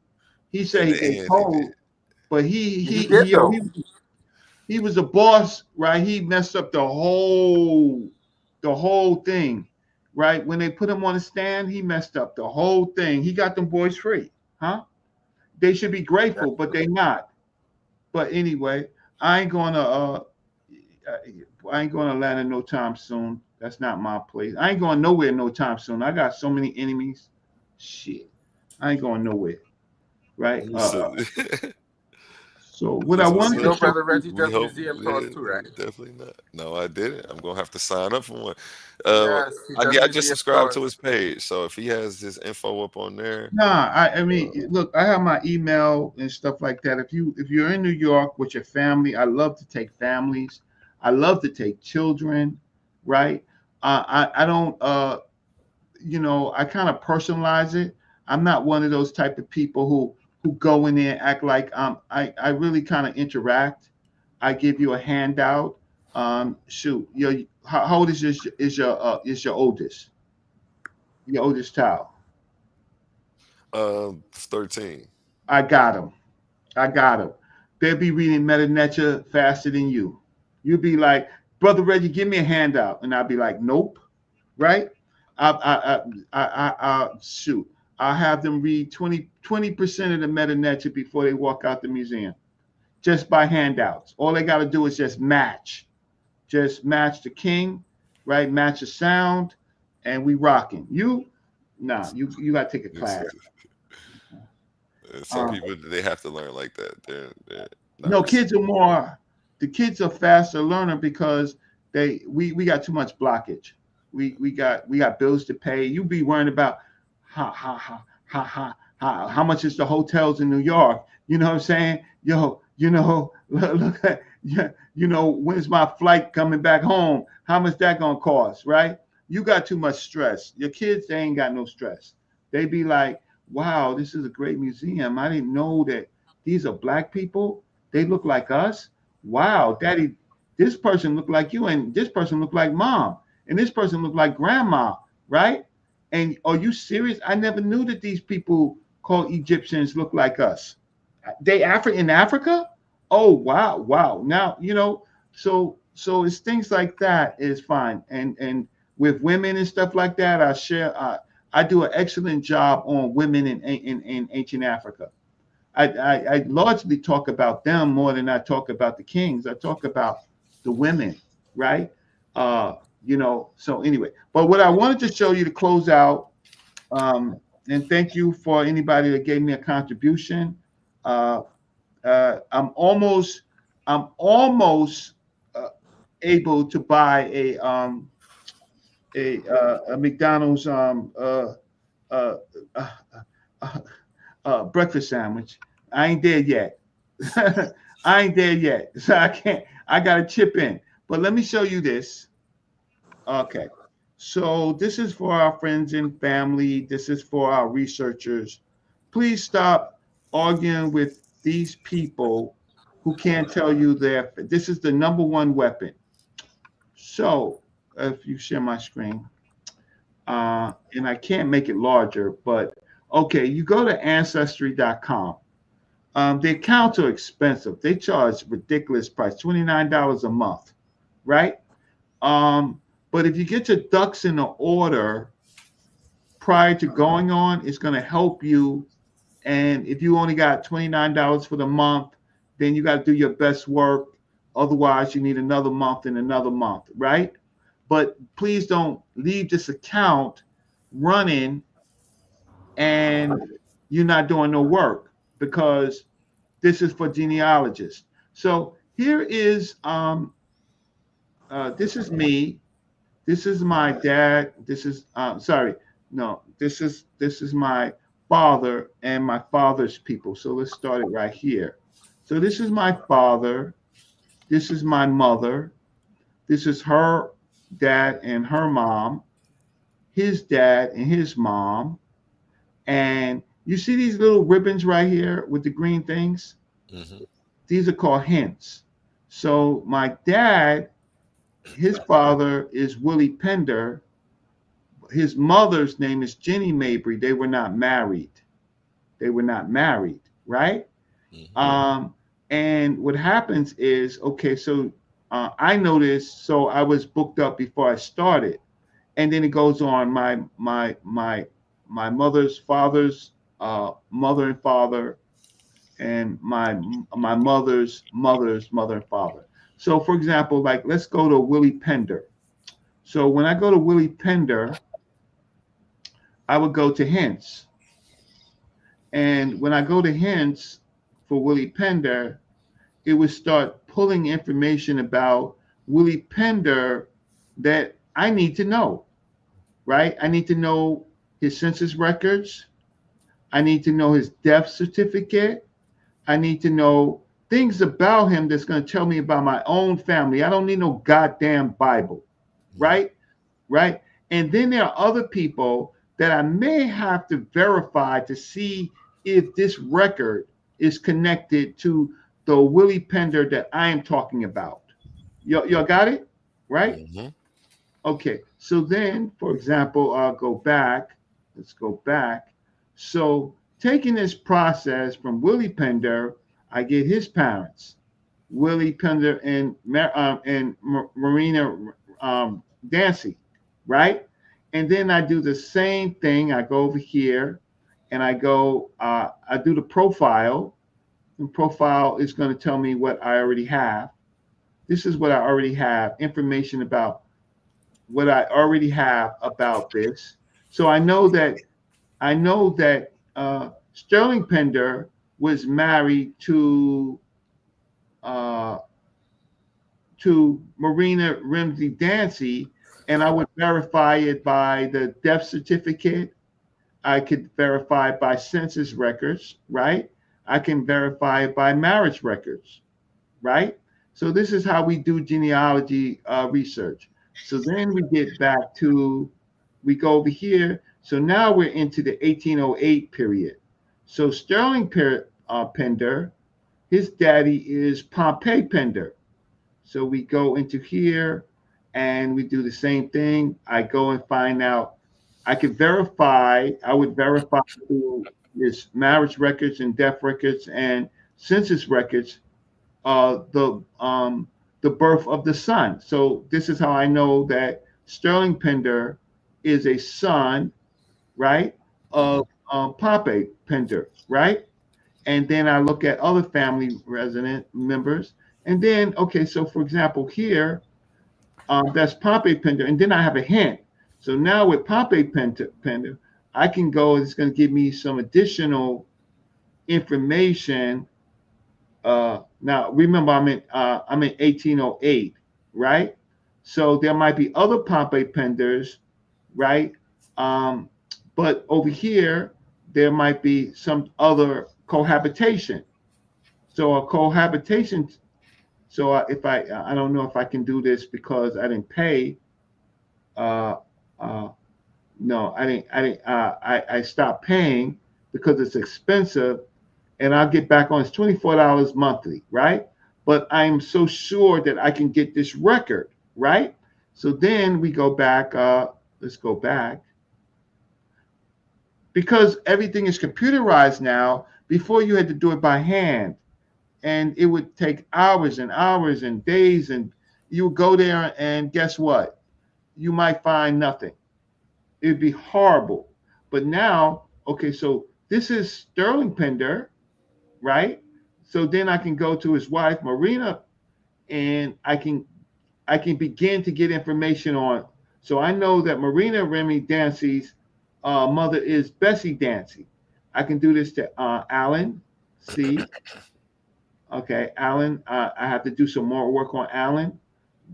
Jordan Dickens. So then I have his relatives, and then I have potential to his parents.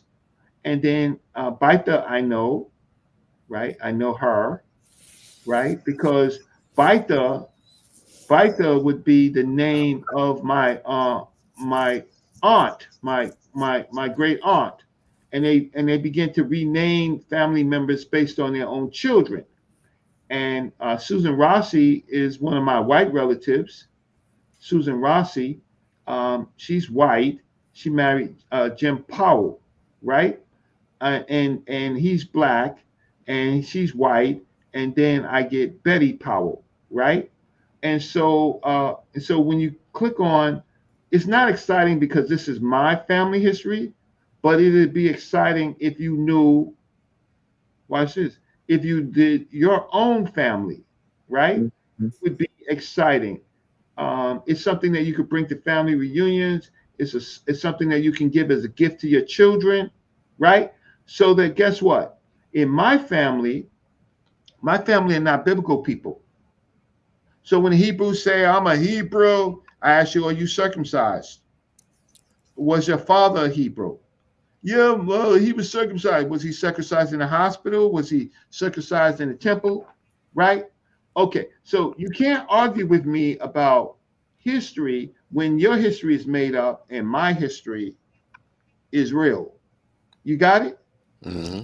You got it. And so now, and you got it right there in front of you. Yeah. So I'm in 1808, the 1830s, right? I'm in that period. I'm in 1808 period. So and then guess what? Sometimes guess what? The records stop. They stop. Why? Because maybe some of your relatives are from the Caribbean, meaning imported from the Caribbean, not Caribbeans at this time, but imported from the Caribbeans.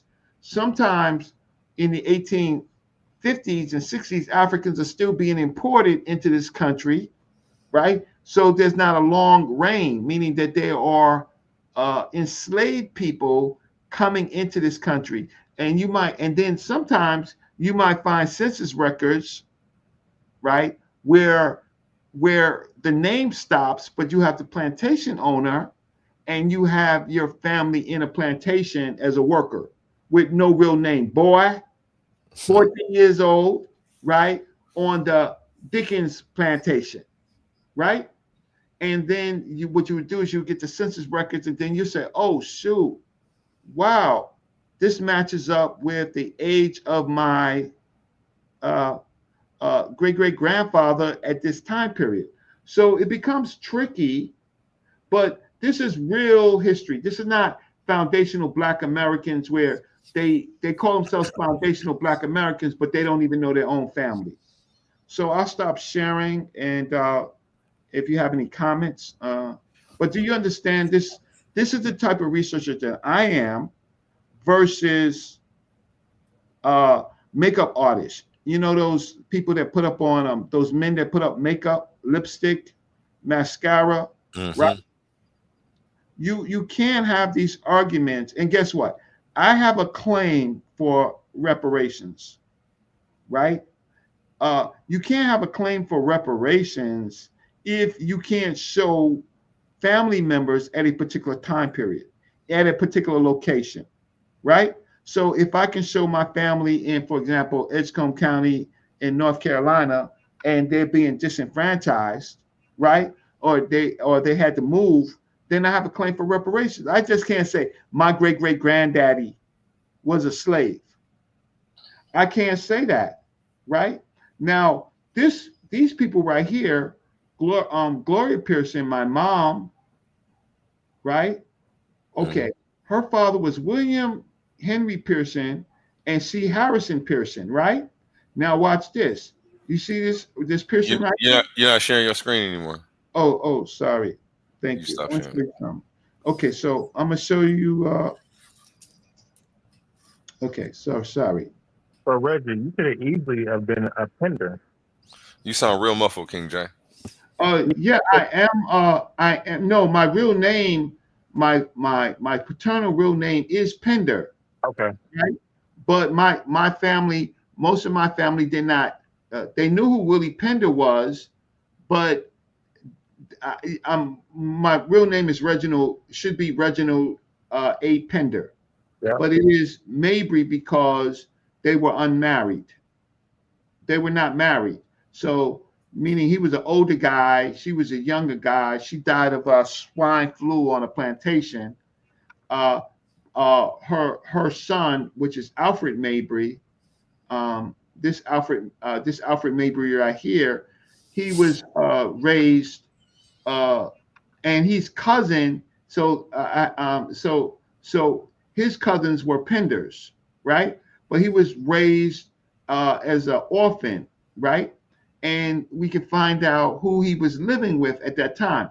But what I wanted to show you was William Henry Pearson and C. Harris, Claudia Harrison Pearson, right? Okay, I have a cousin, right? Watch this. So you know the 1812 is it the 1812 project? So let's see, Calvin Pearson, 1812 project. Is it 1811 or 18? It could be 1811, right? Let's just show you something. I think it's an 1811 project. So, my cousin Calvin Pearson. Oh, sorry, it's the 1619 project, right? My cousin, he is the one who found out where Africans were first landed in the United States, right? My cousin Calvin Pearson, and this is his story. So he was a researcher, an engineer, just like me, right?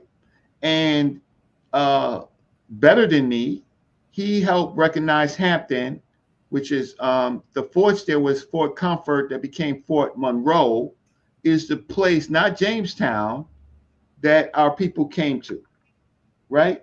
So when you see Dane Calloway show that sign about the 1619 project, right? Okay, it was my cousin that did the research, right? And lots of times, okay, so here, so if I say Calvin Pearson's mother, you would find that his mother was Claudia Pearson, right?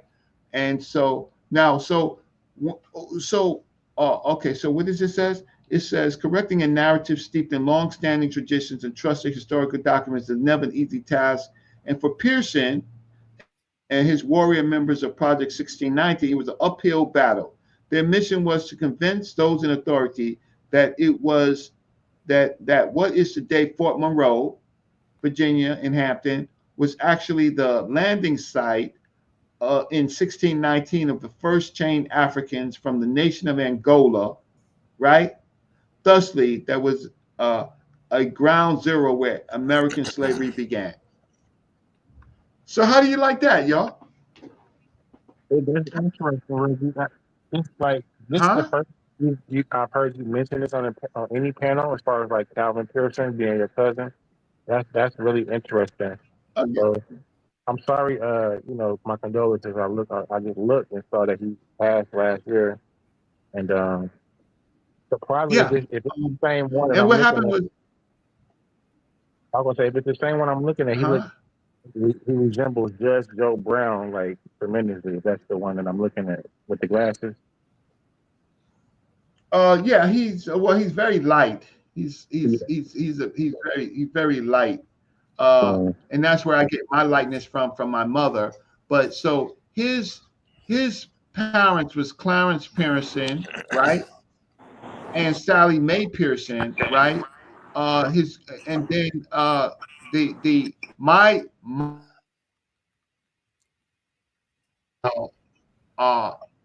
is Claudia, right? And well, he grew up in Hampton. We grew up in Newport News. But I met him a long time ago, and I had tried to get in touch with him, but he was getting sickly, right? And so these people right here, these are all my cousins. These are all my cousins.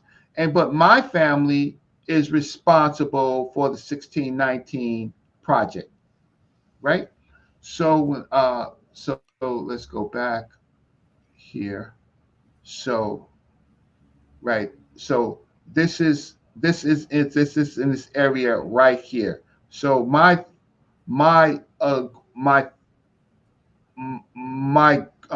grandfather, Alfred Pearson's brother is related to the father of Calvin Pearson, right? So there you go.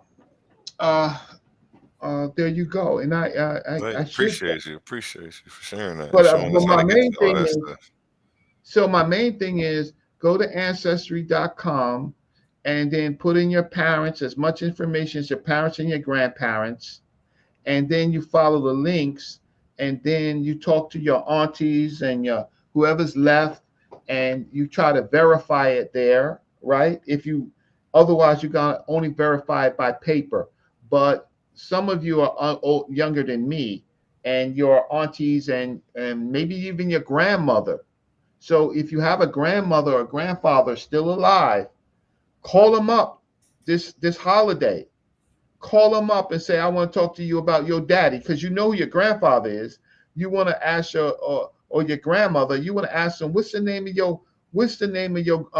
your daddy? And did you know, and your mama? And did you know your grandparents? Now you fast track it. Now you plug it into the engine. So then you're not a lost and found. They talk about the lost found tribes of Israel. Well, you're a lost found African American right now. I'm not, but you are. And these people here, see all these people right here? They deserve to be remembered. By doing this, you are a member of your family that brings somebody back to life. They're sitting in these graves and nobody's ever called their name, mentioned them, cared about them. But guess what? In this engine, you can get access to newspaper articles and stuff like that talk about Some of the times they're military heroes. Sometimes that they did great things for their cities. Sometimes they're elected officials. Sometimes they're just common folks. But the fact of the matter is, guess what? They belong to you. So the Bible goes away from me here. This is where the Bible goes away from me, because I don't need to. Yes, these people were Christians. They were not Hebrews. So my daddy, my daddy's daddy, my daddy's daddy's daddy, right? My daddy's daddy, they were not Hebrews. They were not Native Americans. I don't have Native Americans in my family. I have white people and black people. So you can't, Top Cat, yo, you can miss me with that bullshit. But then at the same time, you're going to have to show me yours. You want to debate me, Top Cat, on Aboriginal bullshit? Then you're going to have to show me your family, Top Cat. Right? Otherwise, don't be Dan Calloway. Don't make it up for my family, nigga. Keep it to your family, right? Your family is not my family. So don't be lying on my family, because here's my family. So that's all I want to say about how we do future debates. And A1, what you should be looking for in debates, you should ask them, yo, before you start talking about all these other people, you be like, yo, son, yo, do you know your own people? But my first cousin, right? Great first cousin, Calvin Pearson, discovered 1619. That's what's up that you can go that far back, man. I'm about to definitely look into mine. I didn't know it was they got it broken up into monthly payments now. I know when I was looking at it last, it was like a 150 package, I think, and it would go on sale sometimes around Christmas. Well, no, that's for DNA. Okay, that's for the DNA. Yeah, Ancestry.com. Don't click the DNA package. Click the genealogy package. And then you could pay $29. And guess what, man? If your parents are still alive and your grandparents are still alive, they want to talk. Nobody's asked them in a long while about who their people are, how they grew up, what happened to them. Spend your holidays, Black people, talking to your grandparents and great-grandparents, because next year they may not be here. And then when they're not here, you know how you lose a treasure chest, right? You lose a treasure chest of something that belongs to you, and you have replaced it. You have replaced it with the Negro Christian world, right? And that's all I want to say. And I hope this was helpful to your platform and to Jose's platform. Definitely. I know. I appreciate you. I'm sure. I know Jose does as well. Thank you, King J. I know he appreciates the wisdom Brother Reggie brings. Jose probably has. I'm joking. These two, I thought they were friends because they always have a cordial dialogue, even when they disagree. Frenemies. Yeah. Frenemies. I don't know Joey at all. Don't start that again, Reggie. We passed that stage already. You see how cool he's been the whole night? You would never know. Yeah, because I gotta break him up. So, but listen, Jose is good what he does. King J is good what he does. But he has a certain acumen right now that he's popping his collar, right? And so sometimes a young brother, I gotta tap him on his shoulder, right? Right. But he's both of them are doing really well. I'm happy to be in their company because I'm 60 years old. I got about 15 years worth of life, right? In 15 years, I'm gone. I'm 75. I'll be just trying to make it. So I have to leave a legacy. My elder, Dr. Leonard Jeffries, he's in a nursing home right now, right? He's in a nursing home. He's not the same Dr. Jeffries. Just in 4 years, he didn't take a COVID shot. He listened to the nuts, and he caught COVID, had some heart problems, and he remembers me. But a lot of people come up there, he don't remember them, right? because he had a heart operation, and then that he suffered under that. And this is Dr. Leonard Jeffries and Dr. Ben the almost the same way, right? So watch this. A holiday can make a difference. So A1, King J, unfortunately Jose, he does have family in Americas, but Jose has the hardest work because he has to call them up personally and get their names, and then he has to go to church records, right? But King J, UA1, and the rest of you, give something to your children, right? Next Christmas holiday, give a book to your children about who they are. Okay, I'm done. I appreciate you. Appreciate you for sure. King J, we got any closing remarks? Yeah, We'll let Jose close it out.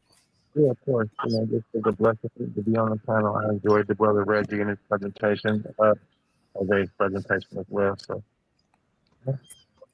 Appreciate you tapping in, and we about to get you lined up for one this week for sure. I definitely got like two days free, so we're gonna get you in one of them. Shoot me a picture to whatever contact you got for me, so that way I can get started on your graphics. Yeah, he can make you a superhero. Yeah, I'm make you a superhero before you go to sleep tonight. That'll be finished. If you need any help with anything too, Brother Reggie, along those lines, reach out to Jose. Jose has my email, or you can find me, and I'll help you with anything you need, a rebrand or anything. I'm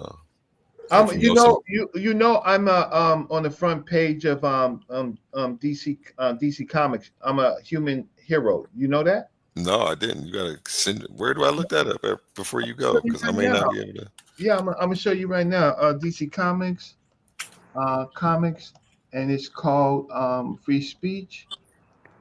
And I'll show you the article that I'm in. I'm waiting to pull it up. Images. Let's see. Where is it? It's gonna take it. DC Comics, free speech. 1 second. They did a series on free speech in America, and let's gonna give me a second. I normally have this like real quick, so give me a few more seconds to say a few words while I find it. Right? Yeah. Why don't you talk? It's just going to take me another minute to find the article. DC Comics, free speech. Where is it? Well, A1, thanks again for inviting me on the platform. Man, you're always welcome over here. Let me know when you're ready to present anything. We'll figure out how to make sure that way you have some clear audio. Your audio's been clear all night, though. I think we should just do something new. And hopefully it translates into something good for your portfolio. For some reason, me and technology haven't been friends these past few months. We will figure it out. Like I say, these TikTok mics are $10. We'll donate you the mic if you can't take monetary donations to get one. We will figure out how to get it to you. Listen to me. Right now, I'm so scared to take anything because anything that comes in here, if I didn't buy it, my wife didn't buy it, I have to explain where it came from. We'll let her know before we send it, so that way she's expecting it. That's what we're gonna do. I have to explain because, and number one, I can't use Cash App because I'm in foreign. If I could, and my wife see that, oh my God. Yeah, we're gonna figure it out, and you're gonna explain it to her before we send it, because I don't want to waste my money either. I don't want her to throw it out when it get there. So. No. I'm definitely gonna take it. I'm not a fool. Let's go. Let's make it happen then. What can we send you, brother? Okay, so share my screen. Oh yeah. So I don't know why these clowns mess with me, right? So DC Comics, 2020, issue number 8, DC Comics. You see it right there? Represent in defense of free speech. Who's this brother right here? Who's that brother right there? That's you. That's you on that picture right there, Brother Reggie? That's me. So here I go on the bus. Here I go right here. I'm leading my team. We're at Harvard University, and our job is to shadow Dr. Leonard Jeffries and to protect them. And we ran into a situation where there's protesters out there who recognized us, right? They recognized us and from City College, and then they began to attack us. I was able to get them in safety. And one of the people that was on the team, my good brother over here, he happens to be a nationally known artist. He's drawn Batman, Batgirl. He's drawn for DC Comics and Marvel Comics. And he got a chance to say something about his life. And he remembered this story where there go Brother Reggie. You see Brother Reggie right there? Brother Reggie chilling on a bus and reading newspapers. And I'm guiding my team. And I get them to safety, and I saved their black asses and mine. So I ended up, I ended up in this magazine. I don't know what the rest of it is. It's funny. Hey, that's fire. That's fire right there. Yeah, so I'm a human. And that's on Amazon. Go check that out, everybody. Brother Reggie is in a comic book from front page on Amazon. Front page. No, don't knock me, yo. Front page. I'm the headline, yo. What you trying to knock me out? My bad, Brother Reggie. Yeah, correct that. Yeah. Correct that. Yeah. Yeah, I'm a correction on that. Instant refutation. Yeah. On the front page, baby. The only person from this debate arena I've seen do it. So again, yeah. So when you say you want to rebrand Brother Reggie is the boss of this. Yes, Brother Reggie is the brand. It ain't no rebrand. You are the brand. Yeah, I like it, man. Come on. You see this right here? Yeah. So let me see what else you got. No, I want to see if more of it comes up, or is it because they want you to buy it. Stupid magazine. I mean, not the stupid magazine, but they want you to buy it. So I just want to see if they I ended up having to buy it. I wanted the paper, but I could not get the paper. But anyway, that's Brother Reggie right there, DC Comic Books. Right? There you go right there. Brother Reggie, and this is the people that was trying to attack us. And so, just some of these people, they got to know who they're attacking. People that got real history, right? So I'll stop sharing so that you can end the show. It is 12:44, and all of us are tired. I got to go to court tomorrow. It was that late. Yeah, she's just late. Yeah, I got to go to court tomorrow. 7:15. I'm helping somebody on a defamation case. People need to be careful about defaming people on YouTube. But I'm doing helping a pro se litigant on a defamation case, and it's been 1.5 years, and he's getting ready to go to trial. So we have a hearing tomorrow, and I've done a lot. I've done a lot in it. But anyway, peace and peace to y'all. So I'm gonna log off so I don't say nothing else. Peace. Appreciate you. Have a good night. Good luck tomorrow. And Jose, any closing remarks from you? Well, after that show, I don't think I have to say much of anything, right? Hey, and you still owe me a presentation. I don't think you owe King J one, but no, you don't owe me anything either. I just definitely want to have you back. When you're ready to present something. Let me be honest. Let me be honest. I was juiced up to do a presentation. It turned out good. But still, a part of me is a little upset I didn't get to do some sort of content presentation. Hey, I'm not going anywhere, Jose. I'm here, and I'm here to serve the people. And I think I'm old and cranky, and I think I'm need to go lay down, so I'm feeling cranky too. So all of that plays into it. I know you can relate to that, right? I can definitely relate to that. I did a 24-hour stream this weekend. We broke it up into 2 parts so that way we can. Well, I was in there for about 18 of them 24 hours. So I know exactly what you're talking about. You was getting it in. That's why I was like, oh yeah, Jose can hang with the best of them, man. We gotta have him back, man. So thanks again. No problem. I'm going to Appreciate you. drink it. Now, question. Would you want me to come in and do some debates? You debate? You want to? Well, here's what. See, under the clock DMG is where you probably would shine and do your best because people can't cut you off. Yeah. DMG has been after me for the longest time to do a debate. Shout out them brothers over And there. in all fairness, I challenged Siki during his platform, and I told him I wanted his platform to be the first debate.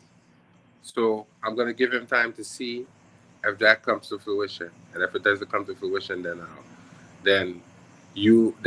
I'll do it. But in all fairness, I did promise him first, so I don't know how that's gonna work out.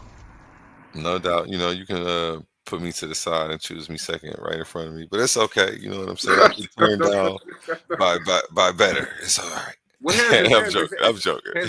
No. But here's what I'll do. No, I'm joking with you. No, I'm messing. That was all jokes, bro. It's all jokes, man. All right. So, but here's the thing. Now, you said the debaters over here get paid, right? Debaters get paid, as well as over there though too. Just so you know. But here's the thing. He definitely started that trend, I believe. Oh, really? Yeah, he's the soldier boy of that, man. He got that one on lock. Give them brothers a round of applause. You know, I'm he's glad definitely a trendsetter. He is the trendsetter of. Glad you said that. The $50 debates. Good. He'll be glad to hear you said that. Yeah, you know, he paved the way, man. I'm just happy to be here, man. I wanted to, but we'll talk about that later because I wanted to get a laptop, but I wanted to work something out where if I do a debate for you, instead of you sending me the cash, you could hold on to the cash that I earn, and then when it reaches a certain point, I'll just get a laptop. If I don't get it for Christmas. We may be able to work on getting one before that. I know a lot of people donate a lot of things, and I do a lot of community stuff, and a lot of that stuff's floating around. So, bro, I don't even know. Stuff like that's easy to get my hands on for the law. But yeah, now that I know that you're looking, I'll keep my eye open for that. Now, Christmas is coming up, so I'm perceiving that I'm going to get a laptop for Christmas. Yeah, manifest that. You know, get yourself in alignment with those goals. As I say, this background is fire. I did my thing on this, man. Yeah. Anybody need a presentation with a fire background for your portfolio? Make sure you hit me up.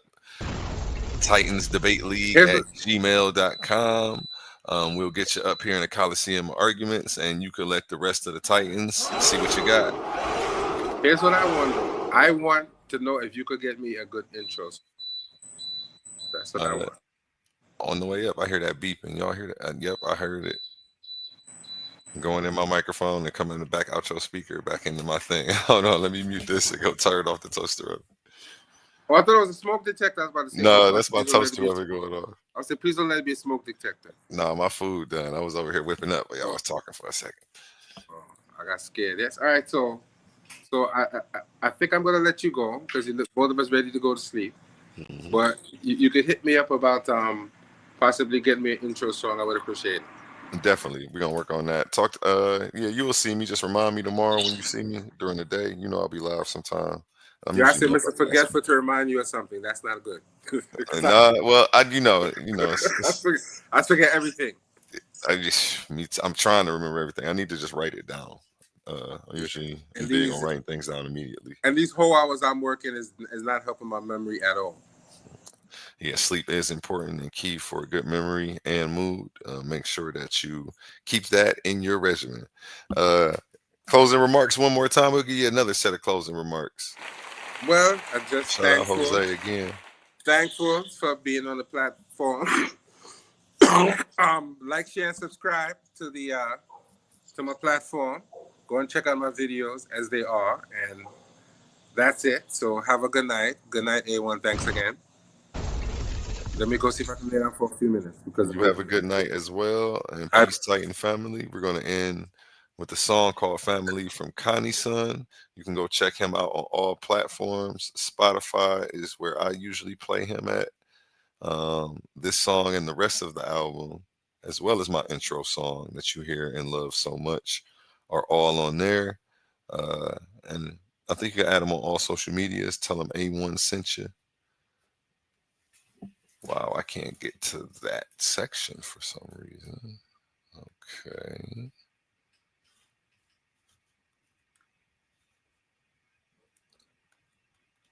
Oh, well, then, I don't know. StreamYard's tweaking. It's doing something weird, and my computer's fast, so it's got to be something with their system.